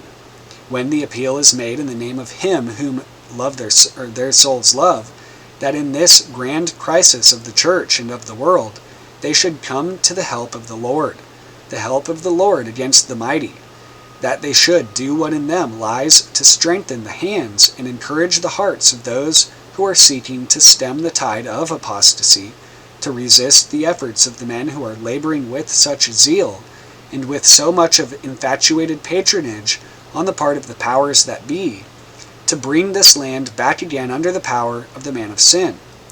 To take such a part and steadily and perseveringly to pursue it amid so much growing lukewarmness, it is indispensable that the servants of Christ set their faces as a flint. But if they have grace so to do, they shall not do so without a rich reward at last, and in time they have the firm and faithful promise that as their day is, so shall their strength be. For all who wish truly to perform their part as good soldiers of Jesus Christ, there is the strongest and richest encouragement. With the blood of Christ on the conscience, with the Spirit of Christ warm and working in the heart, with our Father's name on our forehead and our life as well as our lips, consistently bearing testimony for God, we shall be prepared for every event. But it is not common grace that will do for uncommon times. If there be indeed such prospects before us as I have endeavored to prove there are, then we must live and feel and act as if we heard every day resounding in our ears the words of the great captain of our salvation. To him that overcometh will I grant to sit with me on my throne, even as I also overcame, and am set down with my Father on his throne. Be thou faithful unto death, and I will give thee a crown of life. Lastly, I appeal to every reader of this work, if it does not contain an argument for the divinity of the Scriptures, as well as an exposure of the impostures of Rome. Surely if one thing more than another be proved in the previous pages, it is this, that the Bible is no cunningly devised fable, but that the holy men of God of old spake and wrote as they were moved by the Holy Ghost. What can account for the marvelous unity in all the idolatrous systems of the world, but that the facts recorded in the early chapters of Genesis were real transcriptions, in which, as all mankind were involved, so all mankind have preserved in their various systems, distinct and undeniable memorials of them, though those who have preserved them have long lost the true key to their meaning. What too but omniscience could have foreseen that a system such as that of the papacy could ever effect an entrance into the Christian church, and practice and prosper as it has done? How could it have ever entered into the heart of John, the solitary exile of Patmos, to imagine that any of the professed disciples of that Savior, whom he loved and who said, "My kingdom is not of this world," should gather up and systematize all the idolatry and superstition and immorality of the Babylon of Belshazzar, introduce it into the bosom of the church, and by help of it, seat themselves on the throne of the Caesars, and there, as the high priests of the Queen of Heaven, and gods upon earth, for 1200 years, rule the nations with a rod of iron. Human foresight could never have done this, but all this the exile of Patmos has done. His pen, then, must have been guided by him who sees the end from the beginning, and who calleth the things that be not as though they were. And if the wisdom of God now shines forth so brightly from the divine expression Babylon the Great, into which such an immensity of meaning has been condensed, ought not that to lead us the more to reverence and adore the same wisdom that is in reality stamped on every page of the inspired word? Ought it not to lead us to say with the psalmist, "Therefore I esteem all thy commandments concerning all things to be right"? The commandments of God to our corrupt and perverse minds may sometimes seem to be hard. They may require us to do what is painful. They may require us to forego what is pleasing to the flesh and blood. But whether we know the reason of these commandments or no, if we only know that they come from the only wise God, our Savior, we may be sure that in the keeping of them there is great reward. We may go blindfolded wherever the Word of God may lead us, and rest in the firm conviction that in so doing we are pursuing the very path of safety and peace. Human wisdom at the best is but a blind guide. Human policy is a meteor that dazzles and leads astray, and they who follow it walk in darkness, and know not whither they are going. But he that walketh uprightly, that walks by the rule of God's infallible word, will ever find that he walketh surely, and that whatever duty he has to perform, whatever danger he has to face, great peace have all they that love God's law, and nothing shall offend them. Real quick, I'm going to read this woman with golden cup. In Pausanias, we find an account of a goddess represented in the very attitude of the apocalyptic woman. But of this stone, Parian marble, Phidias, says he, made a stone of Nemesis, and on the head of the goddess there is a crown adorned with stags and images of victory of no great magnitude. In her left hand, too, she holds a branch of an ash tree, and in her right a cup in which Ethiopians are carved. Pausanias, Liber 1, Attica, chapter 33, page 81. Pausanias declares himself unable to assign any reason why the Ethiopians were carved on the cup, but the meaning of the Ethiopians and the stags, too, will be apparent to all who read pages 48, 49, and 50 ante. We find, however, from statements made in the same chapter that though Nemesis is commonly represented as the goddess of revenge, she must have been also known in quite a different character. Thus, Pausanias proceeds, commenting on the statue. But neither has this statue of the goddess wings. Among the Smyrnians, however, who possess the most holy images of Nemesis, I perceived afterwards that these statues had wings.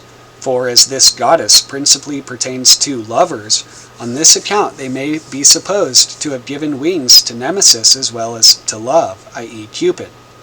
The giving of wings to Nemesis, the goddess who principally pertained to lovers, because Cupid, the god of love, bore them, implies that, in the opinion of Pausanias, she was the counterpart of Cupid, or the goddess of love, that is, Venus. While this is the inference naturally to be deduced from the words of Pausanias, we find it confirmed by an express statement of Photius, speaking of the statue of Ramanusian Nemesis. She was at first erected in the form of Venus, and therefore bore also the branch of an apple tree.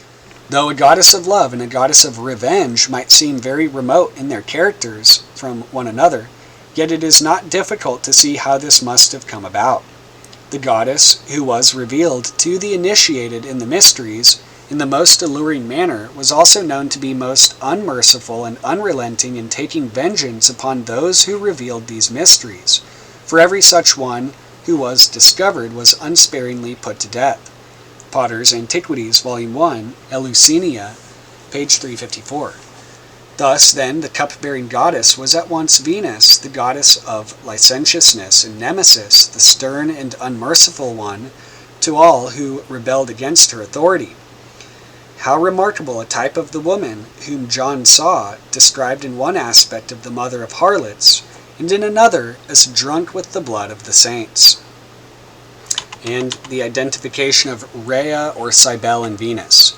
In the exoteric doctrine of Greece and Rome, the characters of Cybele, the mother of the gods, and of Venus, the goddess of love, are generally very distinct, insomuch that some minds may perhaps find no slight difficulty in regards to the identification of these two divinities, but that difficulty will disappear if the fundamental principle of the mysteries be borne in mind, viz., that at bottom they recognized only Adad, the one God. See Ante, pages 14, 15, and 16 in notes. Adad being triune, this left room when the Babylonian mystery of iniquity took shape for three different forms of divinity, the Father, the Mother, and the Son. But all the multiform divinities with which the pagan world abounded, whatever diversities there were among them, were resolved substantially into so many manifestations of one or the other of these divine persons, or rather of two, for the first person was generally in the background. We have distinct evidence that this was the case. Apuleius tells us in Volume 1, pages 995-996, that when he was initiated, the goddess Isis revealed herself to him as the first of the celestials in the uniform manifestation of the gods and goddesses, whose one sole divinity, the whole orb of the earth venerated, and under a manifold form, with different rites and under a variety of appellations. In going over many of these appellations, she describes herself to be at once Pesinuntica, the mother of the gods, i.e. Cybele, and Paphian Venus, page 997.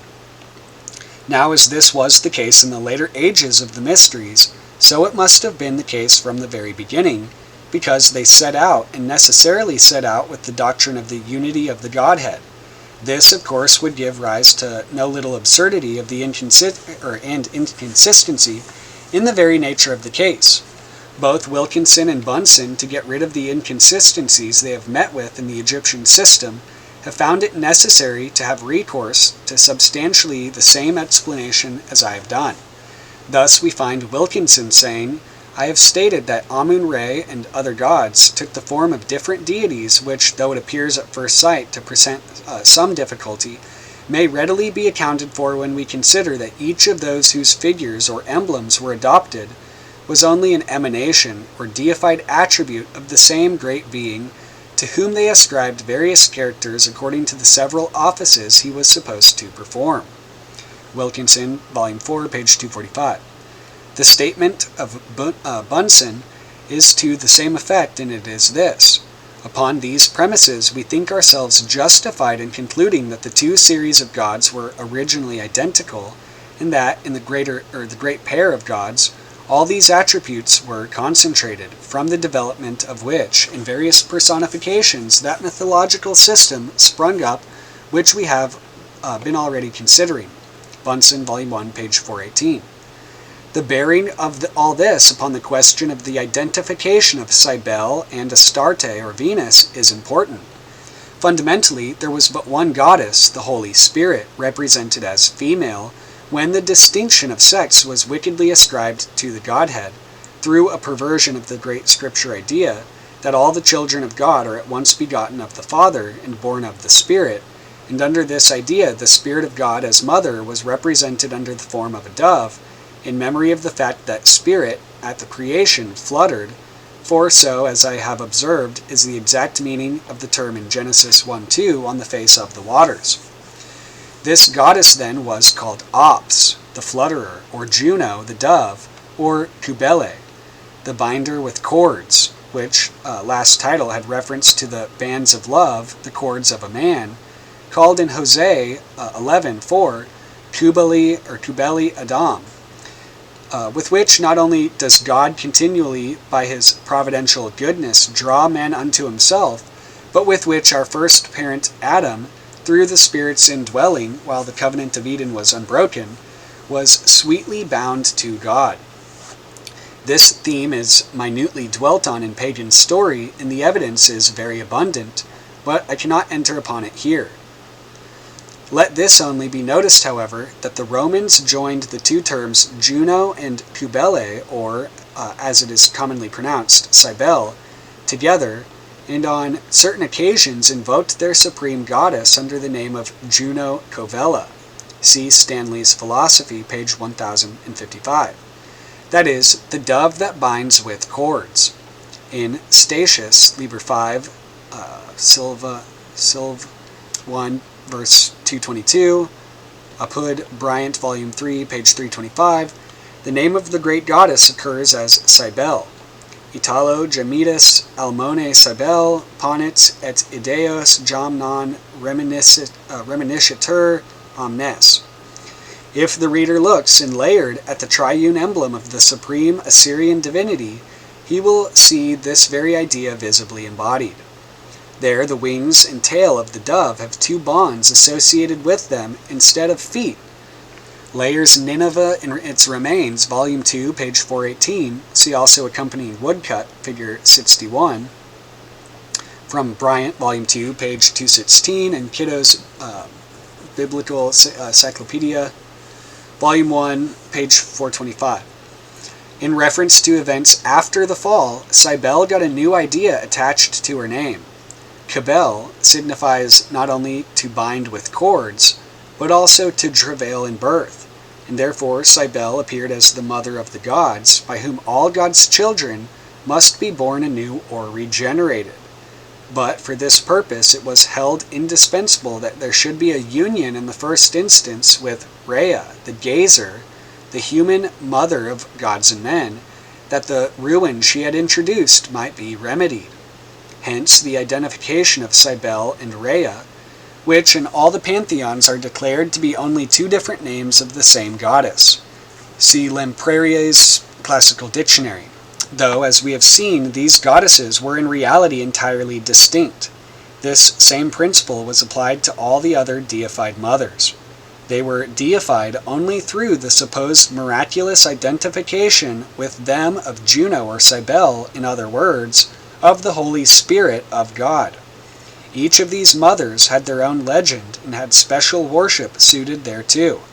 But, as in all cases, she was held to be an incarnation of the one Spirit of God. As the great mother of all, the attributes of that one Spirit were always presupposed as belonging to her. This, then, was the case with the goddess recognized as Astarte or Venus, as well as with Rhea. Though there were points of difference between Cybele or Rhea and Astarte or Mylitta, the Assyrian Venus, Layard shows that there were also distinct points of contact between them. Cybele or Rhea was remarkable for her turreted crown.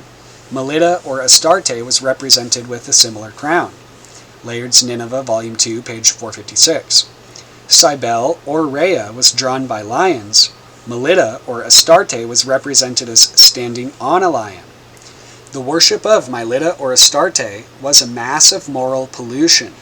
Herodotus, Liber 1, chapter 199, page 92. The worship of Cybele under the name of Terra was the same. Augustine, De Civitate, Liber 6, chapter 8, tom 9, page 203. The first deified woman was no doubt Semiramis, as the first deified man was her husband. But it is evident that it was some time after the mysteries began that this deification took place, for it was not till after Semiramis was dead that she was exalted to divinity, and worshipped under the form of a dove. When, however, the mysteries were originally concocted, the deeds of Eve, who, through her connection with the serpent, brought forth death, must necessarily have occupied a place, for the mystery of sin and death lies at the very foundation of all religion, and in the age of Semiramis and Nimrod, and Shem and Ham, all men must have been well acquainted with the facts of the fall. At first, the sin of Eve may have been admitted in all its sinfulness. Otherwise, men generally would have been shocked, especially when the general conscience had been quickened through the zeal of Shem. But when a woman was to be deified, the shape that the mystic story came to assume shows that the sin was softened. Yeah, that it changed its very character, and that by a perversion of the name given to Eve, as the mother of all living ones, that is, all the regenerate, see note 1, she was glorified as the authoress of spiritual life, and under the very name Rhea, was recognized as the mother of the gods. Now, those who had the working of the mystery of iniquity did not find it difficult to show that this name, Rhea, originally appropriated to the mother of mankind, was hardly less appropriate for her who was the actual mother of the gods, that is, of all the deified mortals. Rhea, in the active sense, signifies the gazing woman, but in the passive it signifies the woman gazed at, that is, the beauty, and thus, under one and the same term, the mother of mankind, and the mother of the pagan gods, that is, Semiramis, were amalgamated, insomuch that now, as is well known, Rhea is currently recognized as the mother of gods and men. Hesiod's Theogony, verse 453, page 36. It is not wonderful, therefore, that the name Rhea is found applied to her, who by the Assyrians was worshipped in the very character of Astarte or Venus. It says in Esther 2:9, we find the plural of Rhea evidently used in the sense of beautiful. As applied to the maidens given to Esther, the Vulgate renders it speciosissimas, and Parkhurst sub voce does the same. And then, real quick, also Attis the sinner. We have seen that the name Pan signifies to turn aside, and have concluded that as it is a synonym for hata, to sin, the proper generic meaning of which is to turn aside from the straight line, that name was the name of our first parent Adam. One of the names of Eve, as the primeval goddess worshipped in ancient Babylon, while it gives confirmation to this conclusion, elucidates also another classical myth in a somewhat unexpected way. The name of that primeval goddess, as given by Berosus, is Thaloth, which, as we have seen, signifies the rib. Adam's name as her husband would be Baal Thaloth, husband of the rib, for Baal signifies Lord in the sense frequently of husband, but Baal Thaloth, according to a peculiar Hebrew idiom already noticed, page 38, signifies also he that halted or went sideways. This is the remote origin of Vulcan's lameness, for Vulcan, as the father of the gods, needed to be identified with Adam as well as the other fathers of the gods, to whom we have already traced him. Now, Adam, in consequence of his sin and departure from the straight line of duty, was all his life after, in a double sense, Baal Thaloth, not only the husband of the rib, but the man that halted or walked sideways. In memory of this turning aside, no doubt it was that the priests of Baal, 1 Kings 18:26, limped at the altar when supplicating their god to hear them, for that is the exact meaning in the original of the word rendered leaped. See Kiddo's Biblical Cyclopedia, Volume 1, page 261, and that the Druidic priests went sideways in the performing some of their sacred rites, as appears from the following passage of Davies. The dance is performed with the solemn festivity about the lakes, round which, in the sanctuary, the priests move sideways, whilst the sanctuary is earnestly invoked to the gliding king, before whom the fair one retreats upon the veil that covers the huge stones. Druids, page 171. This Davies regards as connected with the story of Jupiter, the fall of the gods, violating his own daughter in the form of a serpent, page 561. Now let the reader look at what is on the breast of the Ephesian Diana as the mother of the gods, ante page 29, and he will see a reference to her share in the same act of going aside, for there is a crab, and how does a crab go but sideways? This, then, shows the meaning of another of the signs of the zodiac. Cancer commemorates the fatal turning aside of our first parent from the paths of righteousness when the covenant of Eden was broken. The pagans knew that this turning aside or going sideways implied death, the death of the soul. In the day thou eatest thereof, thou shalt surely die. And therefore, while at the spring festival of Cybele and Attis, there were great lamentations for the death of Attis, so on the Hilaria, or rejoining festival of the 25th of March, that is, Lady Day, the last day of the festival, the mourning was turned into joy, on occasion of the dead god being restored to life again. Dupois, Origine de tous les cultes, 4, part 1, page 253.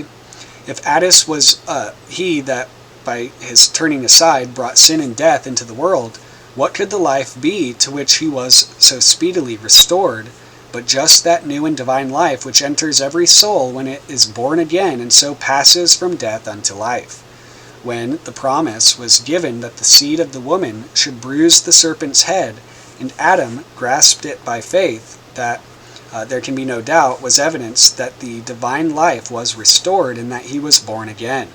And thus do the very mysteries of Attis, which were guarded with special jealousy, in the secret meaning of which Pausanias declared when he found that he found it impossible, notwithstanding all his efforts to discover, bear their distinct testimony, when once the meaning of the name of Attis is deciphered, to the knowledge which paganism itself had of the real nature of the fall, and of the essential character of that death which was threatened in the primeval covenant.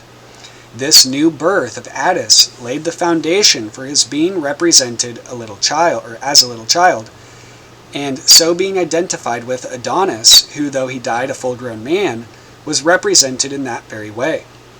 In the Eleusinian mysteries that commemorated the rape of Persephone, that is, the seduction of Eve, the lamented god, or Bacchus, was represented as a babe at the breast of the Great Mother, who by Sophocles is called Deo, as Deo, or Demete, applied to the Great Mother, is evidently just another form of Idea Mater, the mother of knowledge, the verb to know being either da or ida.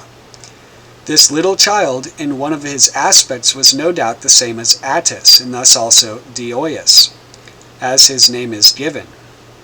The Hilaria, or rejoicing festival of the 25th of March, or Lady Day, owed its gladness to the annunciation of a birth yet to come, even the birth of the woman's seed, but at the same time the joy of that festival was enhanced by the immediate new birth that very day of Attis, the sinner, or Adam, who in consequence of his breach of the covenant had become dead in trespasses and sins. Trimorphic Protanoia. I am Protanoia, the thought that dwells in the light. I am the movement that dwells in the all, she in whom the all takes its stand, the firstborn among those who came to be, she who exists before the all. She, Protanoia, is called by 3 names, although she dwells alone, since she is perfect. I am invisible within the thought of the invisible one. I am revealed in the immeasurable, ineffable things. I am incomprehensible, dwelling in the incomprehensible. I move in every creature. I am the life of my epinoia that dwells within every power and every eternal movement, and in invisible lights, and within the archons and angels and demons, and every soul dwelling in Tartarus, and in every material soul. I dwell in those who came to be. I move in everyone, and I delve into them all. I walk uprightly, and those who sleep I awaken. I am the sight of those who dwell in sleep. I am the invisible one within the all. It is I who counsel those who are hidden, since I know the all that exists in it. I am numberless beyond everyone. I am immeasurable, ineffable. Yet, whenever I wish, I shall reveal myself of my own accord. I am the head of the all. I exist before the All, and I am the All, since I exist in every one. I am a voice speaking softly. I exist from the first. I dwell within the silence that surrounds every one of them. And it is the hidden voice that dwells within the incomprehensible, immeasurable thought, within the immeasurable silence. I descended to the midst of the underworld, and I shone down upon the darkness. It is I who poured forth the water. It is I who am hidden within radiant waters. I am the one who gradually put forth the All by my thought. It is I who am laden with the voice. It is through me that gnosis comes forth. I dwell in the ineffable and unknowable ones. I am perception and knowledge, uttering a voice by means of thought. I am the real voice. I cry out in everyone, and they recognize it, the voice, since a seed indwells them. I am the thought of the Father, and through me proceeded the voice, that is, the knowledge of the everlasting things. I exist as thought for the All, being joined to the unknowable and incomprehensible thought. I revealed myself, yes, I, among all those who recognize me. For it is I who am joined with everyone by virtue of the hidden thought and an exalted voice, even a voice from the invisible thought. And it is immeasurable, since it dwells in the immeasurable one. It is a mystery. It is unrestrainable by the incomprehensible one. It is invisible to all those who are visible in the All. It is a light dwelling in light. It is we also who alone have separated from the visible world, since we are saved by the hidden wisdom, by means of the ineffable, immeasurable voice. And he who is hidden within us pays the tributes of his fruit to the water of life. Then the Son, who is perfect in every respect, that is, the Word who originated through that voice, he proceeded from the height, who has within him the name, who is a light. He revealed the everlasting things, and all the unknowns were known. All those things difficult to interpret and secret he revealed. And as for those who dwell in silence with the first thought, he preached to them. And he revealed himself to those who dwell in darkness, and he showed himself to those who dwell in the abyss. And to those who dwell in the hidden treasuries, he told ineffable mysteries. And he taught unrepeatable doctrines to all those who became sons of the light. Now the voice that originated from my thought exists as three permanences: the Father, the Mother, the Son, existing perceptibly as speech. It, voice, has within it a word endowed with every glory, and it has three masculinities, three powers, and three names. They exist in the manner of three, which are quadrangles, secretly within a silence of the ineffable one. It is he alone who came to be, that is, the Christ. And as for me, I anointed him as the glory of the invisible Spirit, with goodness. Now, the three I established alone in eternal glory, over the eons in the living water. That is, the glory that surrounds him who first came forth to the light of those exalted eons, and it is in the glorious light that he firmly perseveres. And he stood in his own light that surrounds him, that is, the eye of the light that gloriously shines on me. He perpetuated the Father of all eons, who am I, the thought of the Father, protanoia, that is, Barbelo, the perfect glory, and the immeasurable invisible one who is hidden. I am the image of the invisible Spirit, and it is through me that the all took shape. And I am the mother as well as the light which she appointed as virgin, she who is called Merothea, the incomprehensible womb, the unrestrainable and immeasurable voice. Then the perfect Son revealed himself to his eons, who originated through him, and he revealed them and glorified them, and gave them thrones, and stood in the glory with which he glorified himself. They blessed the perfect Son, the Christ, the only begotten God. And they gave glory, saying, He is the Son of God, the Son of God. It is He who is, the Aeon of eons, beholding the eons which He begot. For thou hast begotten by thine own desire. Therefore we glorify thee. Mamo o ea on e, the Aeon of eons, the Aeon which He gave. Then, moreover, the God who was begotten gave them, the eons, a power of life on which they might rely, and He established them. The first Aeon He established over the first, Armadon, Nusanios, Armazel. The second He established over the second Aeon, Phaionios, Ionios, Oriel. The third over the third Aeon, Meliphanius, Loios, Davithai. The fourth over the fourth, Musanios, Amethes, Eleleth. Now those eons were begotten by the God who was begotten, the Christ, and these eons received as well as gave glory. They were the first to appear, exalted in their thought, and each eon gave myriads of glories within great untraceable lights, and they all together blessed the perfect Son, the God who was begotten.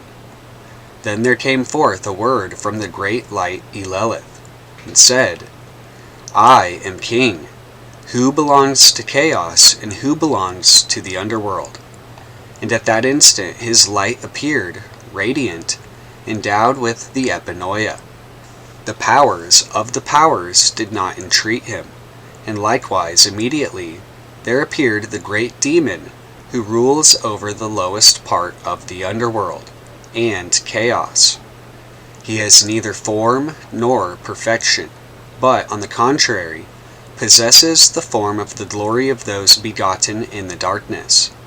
Now he is called Saklas, that is, Samael, Ealdabaoth, he who had taken power, who had snatched it away from the innocent one, Sophia, who had earlier overpowered her, who is the light's epinoia, who had descended, her from whom he had come forth from originally.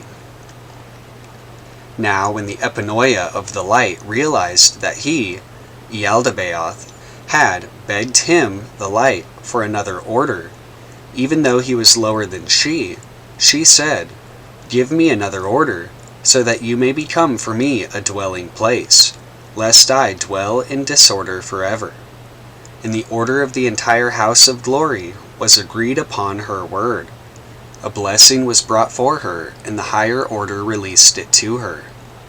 And the great demon began to produce eons in the likeness of the real eons, except that he produced them out of his own power. Then I too revealed my voice secretly, saying, Cease, desist, you who tread on matter. For behold, I am coming down to the world of mortals for the sake of my portion that was in that place from the time when the innocent Sophia was conquered, she who descended so that I might thwart their aim, which the one revealed by her appoints. And all were disturbed, each one who dwells in the house of the ignorant light, and the abyss trembled. And the archgenitor of ignorance reigned over chaos in the underworld, and produced a man in my likeness. But he neither knew that that one would become for him a sentence of dissolution, nor does he recognize the power in him. But now I have come down and reached down to chaos, and I was with my own who were in that place. I am hidden within them, empowering them, giving them shape. And from the first day until the day when I will grant mighty glory to those who are mine, I will reveal myself to those who have heard my mysteries, that is, the sons of the light. I am their Father, and I shall tell you a mystery, ineffable and indivulgible by any mouth.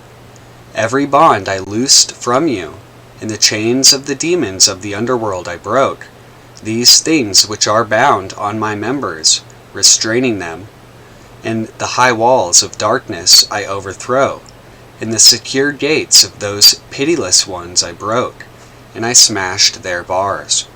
And the evil force, and the one who beats you, and the one who hinders you, and the tyrant, and the adversary, and the one who is king, and the present enemy.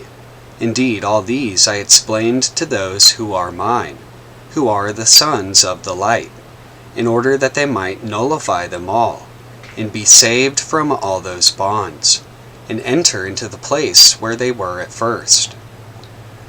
I am the first one who descended on the account of my portion which remains, that is, the spirit that dwells in the soul, which originated from the water of life, and out of the immersion of the mysteries. And I spoke, I together with the archons and authorities, for I had gone below their language, and I spoke my mysteries to my own, a hidden mystery, and the bonds and eternal oblivion were nullified, and I bore fruit in them, that is, the thought of the unchanging Aeon, and my house and their Father. And I went down to those who were mine from the first, and I reached them and broke the first strands that enslaved them. Then every one of those within me shone, and I prepared a pattern for those ineffable lights that are within me. Then every one of those within me shone, and I prepared a pattern for those ineffable lights that are within me. Amen. The Discourse of Protonoia 1. I am the voice that appeared through my thought, for I am he who is syzygetic, since I am called the thought of the invisible one. I am the voice that appeared through my thought, for I am he who is syzygetic, since I am called the thought of the invisible one.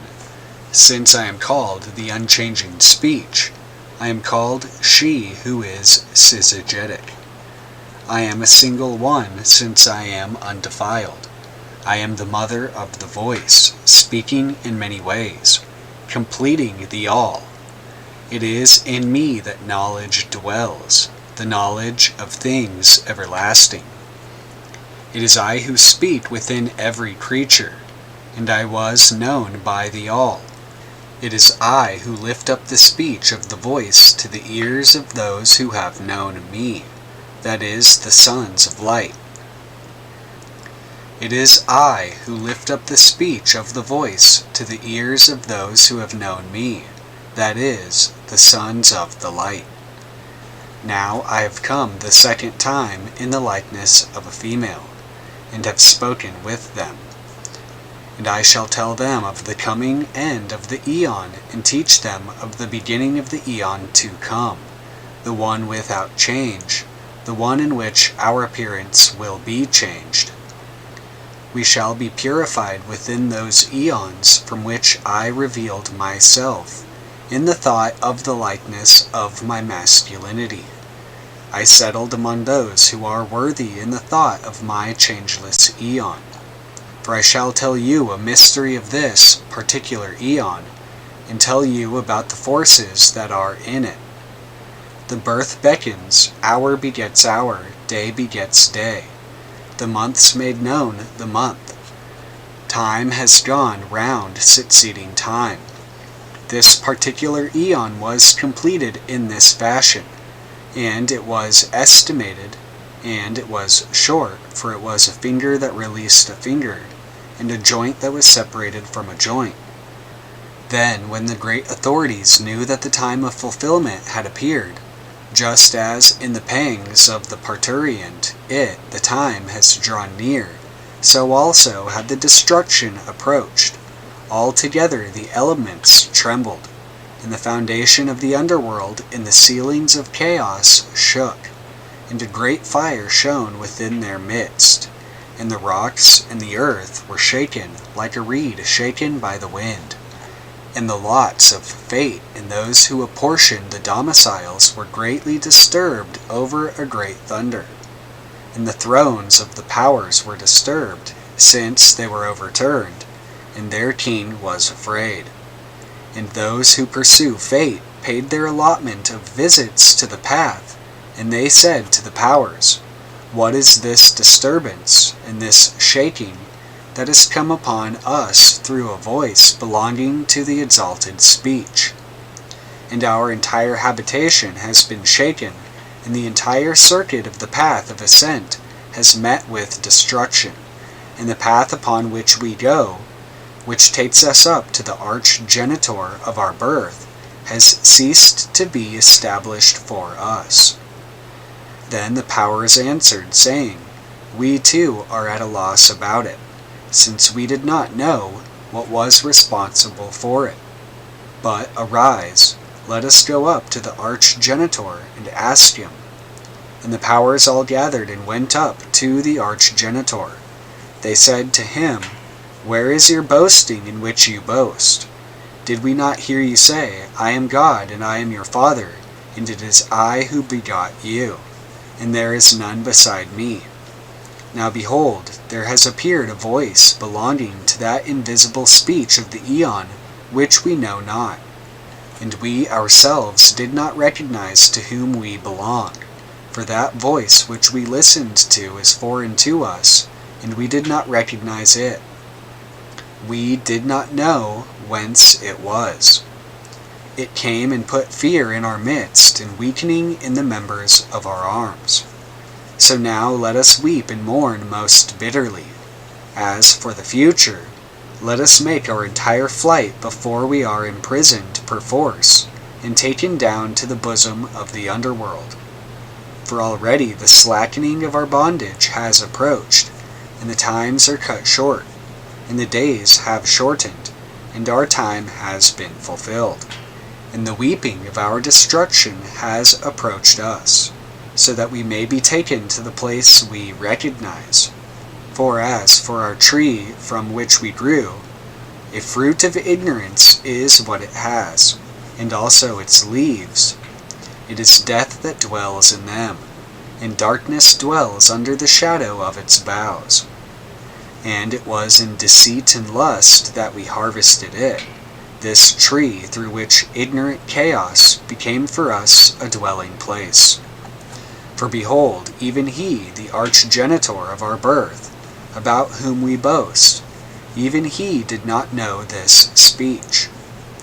So now, O sons of the thought, listen to me, to the speech of the mother of your mercy, for you have become worthy of the mystery hidden from the eons, so that you might receive it.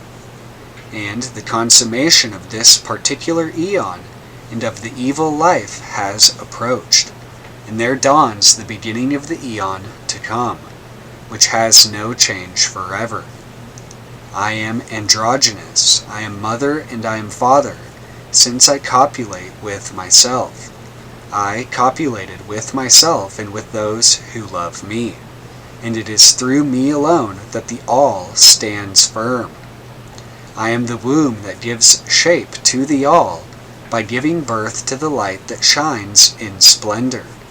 I am the eon to come. I am the fulfillment of the all, that is, Merotheia, the glory of the mother. I cast voiced speech into the ears of those who know me, and I am inviting you into the exalted perfect light.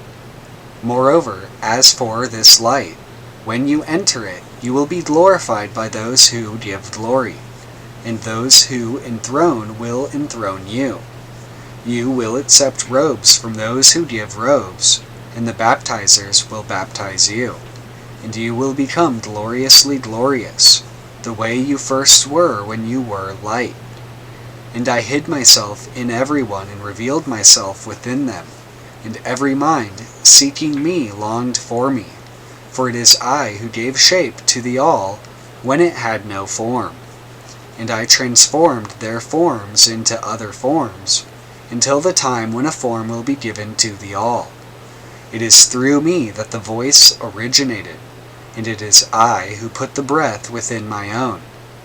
And I cast into them the eternally Holy Spirit, and I ascended and entered my light. I went up upon my branch and sat there among the sons of the holy light, and I withdrew to their dwelling place, which become glorious. Amen. On Fate 2. I am the Word who dwells in the ineffable voice. I dwell in undefiled light, and a thought revealed itself perceptibly through the great speech of the mother, although it is a male offspring that supports me as my foundation. And it, the speech, exists from the beginning in the foundations of the all. But there is a light that dwells hidden in silence, and it was first to come forth. Whereas she, the mother, alone exists as silence, I alone am the Word, ineffable, unpolluted, immeasurable, inconceivable. It, the Word, is a hidden light, bearing a fruit of life, pouring forth a living water from the invisible, unpolluted, immeasurable spring, that is, the unreproducible voice of the glory of the Mother, the glory of the offspring of God, a male virgin by virtue of a hidden intellect, that is, the silence hidden from the all. A male virgin by virtue of a hidden intellect, that is, the silence hidden from the all, being unreproducible, an immeasurable light, the source of the all, the root of the entire eon. It is the foundation that supports every movement of the eons that belong to the mighty glory. It is the foundation of every foundation. It is the breath of the powers. It is the eye of the three permanences, which exist as voice by virtue of thought. And it is a word by virtue of speech. It was sent to illumine those who dwell in the darkness. And it is a word by virtue of speech. It was sent to illumine those who dwell in the darkness. Now behold, I will reveal to you my mysteries, since you are my fellow brethren, and you shall know them all. 5 lines missing. I told all of them about my mysteries that exist in the incomprehensible, inexpressible eons. I taught them the mysteries through the voice that exists within a perfect intellect, and I became a foundation for the all, and I empowered them. The second time I came in the speech of my voice. I gave shape to those who took shape until their consummation. The third time I revealed myself to them in their tents as Word, and I revealed myself in the likeness of their shape. And I wore everyone's garment, and I hid myself within them, and they did not know the one who empowers me. For I dwell within all the sovereignties and powers, and within the angels, and in every movement that exists in all matter. And I hid myself within them until I revealed myself to my brethren. And none of them, the powers, knew me, although it is I who work in them. Rather, they thought that the all was created by them, since they are ignorant, not knowing their root, the place in which they grew. I am the light that illumines the all. I am the light that rejoices in my brethren. For I came down to the world of mortals on account of the Spirit that remains in that which descended and came forth from the innocent Sophia. I came and I delivered, and I went too. 5 lines missing. Which he had formerly, and I gave to him from the water of life, which strips him of the chaos that is in the uttermost darkness, that exists inside the entire abyss, that is, the thought of the corporeal and the psychic. All these I put on, and I stripped him of it, and I put upon him a shining light, that is, the knowledge of the thought of the fatherhood. And I delivered him to those who give robes, Yaman, Elaso, Amenai, and they covered him with a robe from the robes of the light. And I delivered him to the baptizers, and they baptized him, Micaeus, Mikar, Nasinus, and they immersed him in the spring of the water of life. And I delivered him to those who enthroned, Bariel, Nuthan, Sabanai, and they enthroned him from the throne of glory. And I delivered him to those who glorify, Ariam, Elien, Fariel, and they glorified him with the glory of the fatherhood. And those who snatched away, Gamaliel, Anan, Samlo, and the servants of the great holy luminaries, and they took him into the light place of his fatherhood. And he received the 5 seals from the light of the mother, Protonoia. And it was granted him to partake of the mystery of knowledge, and he became a light in light. So now, 5 lines missing, I was dwelling in them in the form of each one. The archons thought that I was their Christ. Indeed, I dwell in everyone. Indeed, within those in whom I revealed myself as light, I eluded the archons. I am their beloved, for in that place I clothed myself as the son of the archgenitor, and I was like him until the end of his decree, which is the ignorance of chaos. And among the angels I revealed myself in their likeness, and among the powers as if I were one of them, but among the sons of man as if I were a son of man, even though I am a father of everyone. I hid myself within them all until I revealed myself among my members, which are mine, and I taught them about the ineffable ordinances and about the brethren. But they are inexpressible to every sovereignty and every ruling power, except the sons of the light alone, that is, the ordinances of the Father. These are the glories that are higher than every glory, that is, the 5 seals, complete by virtue of intellect. He who possesses the 5 seals of these particular names has stripped off the garments of ignorance and put on a shining light, and nothing will appear to him that belongs to the powers of the archons.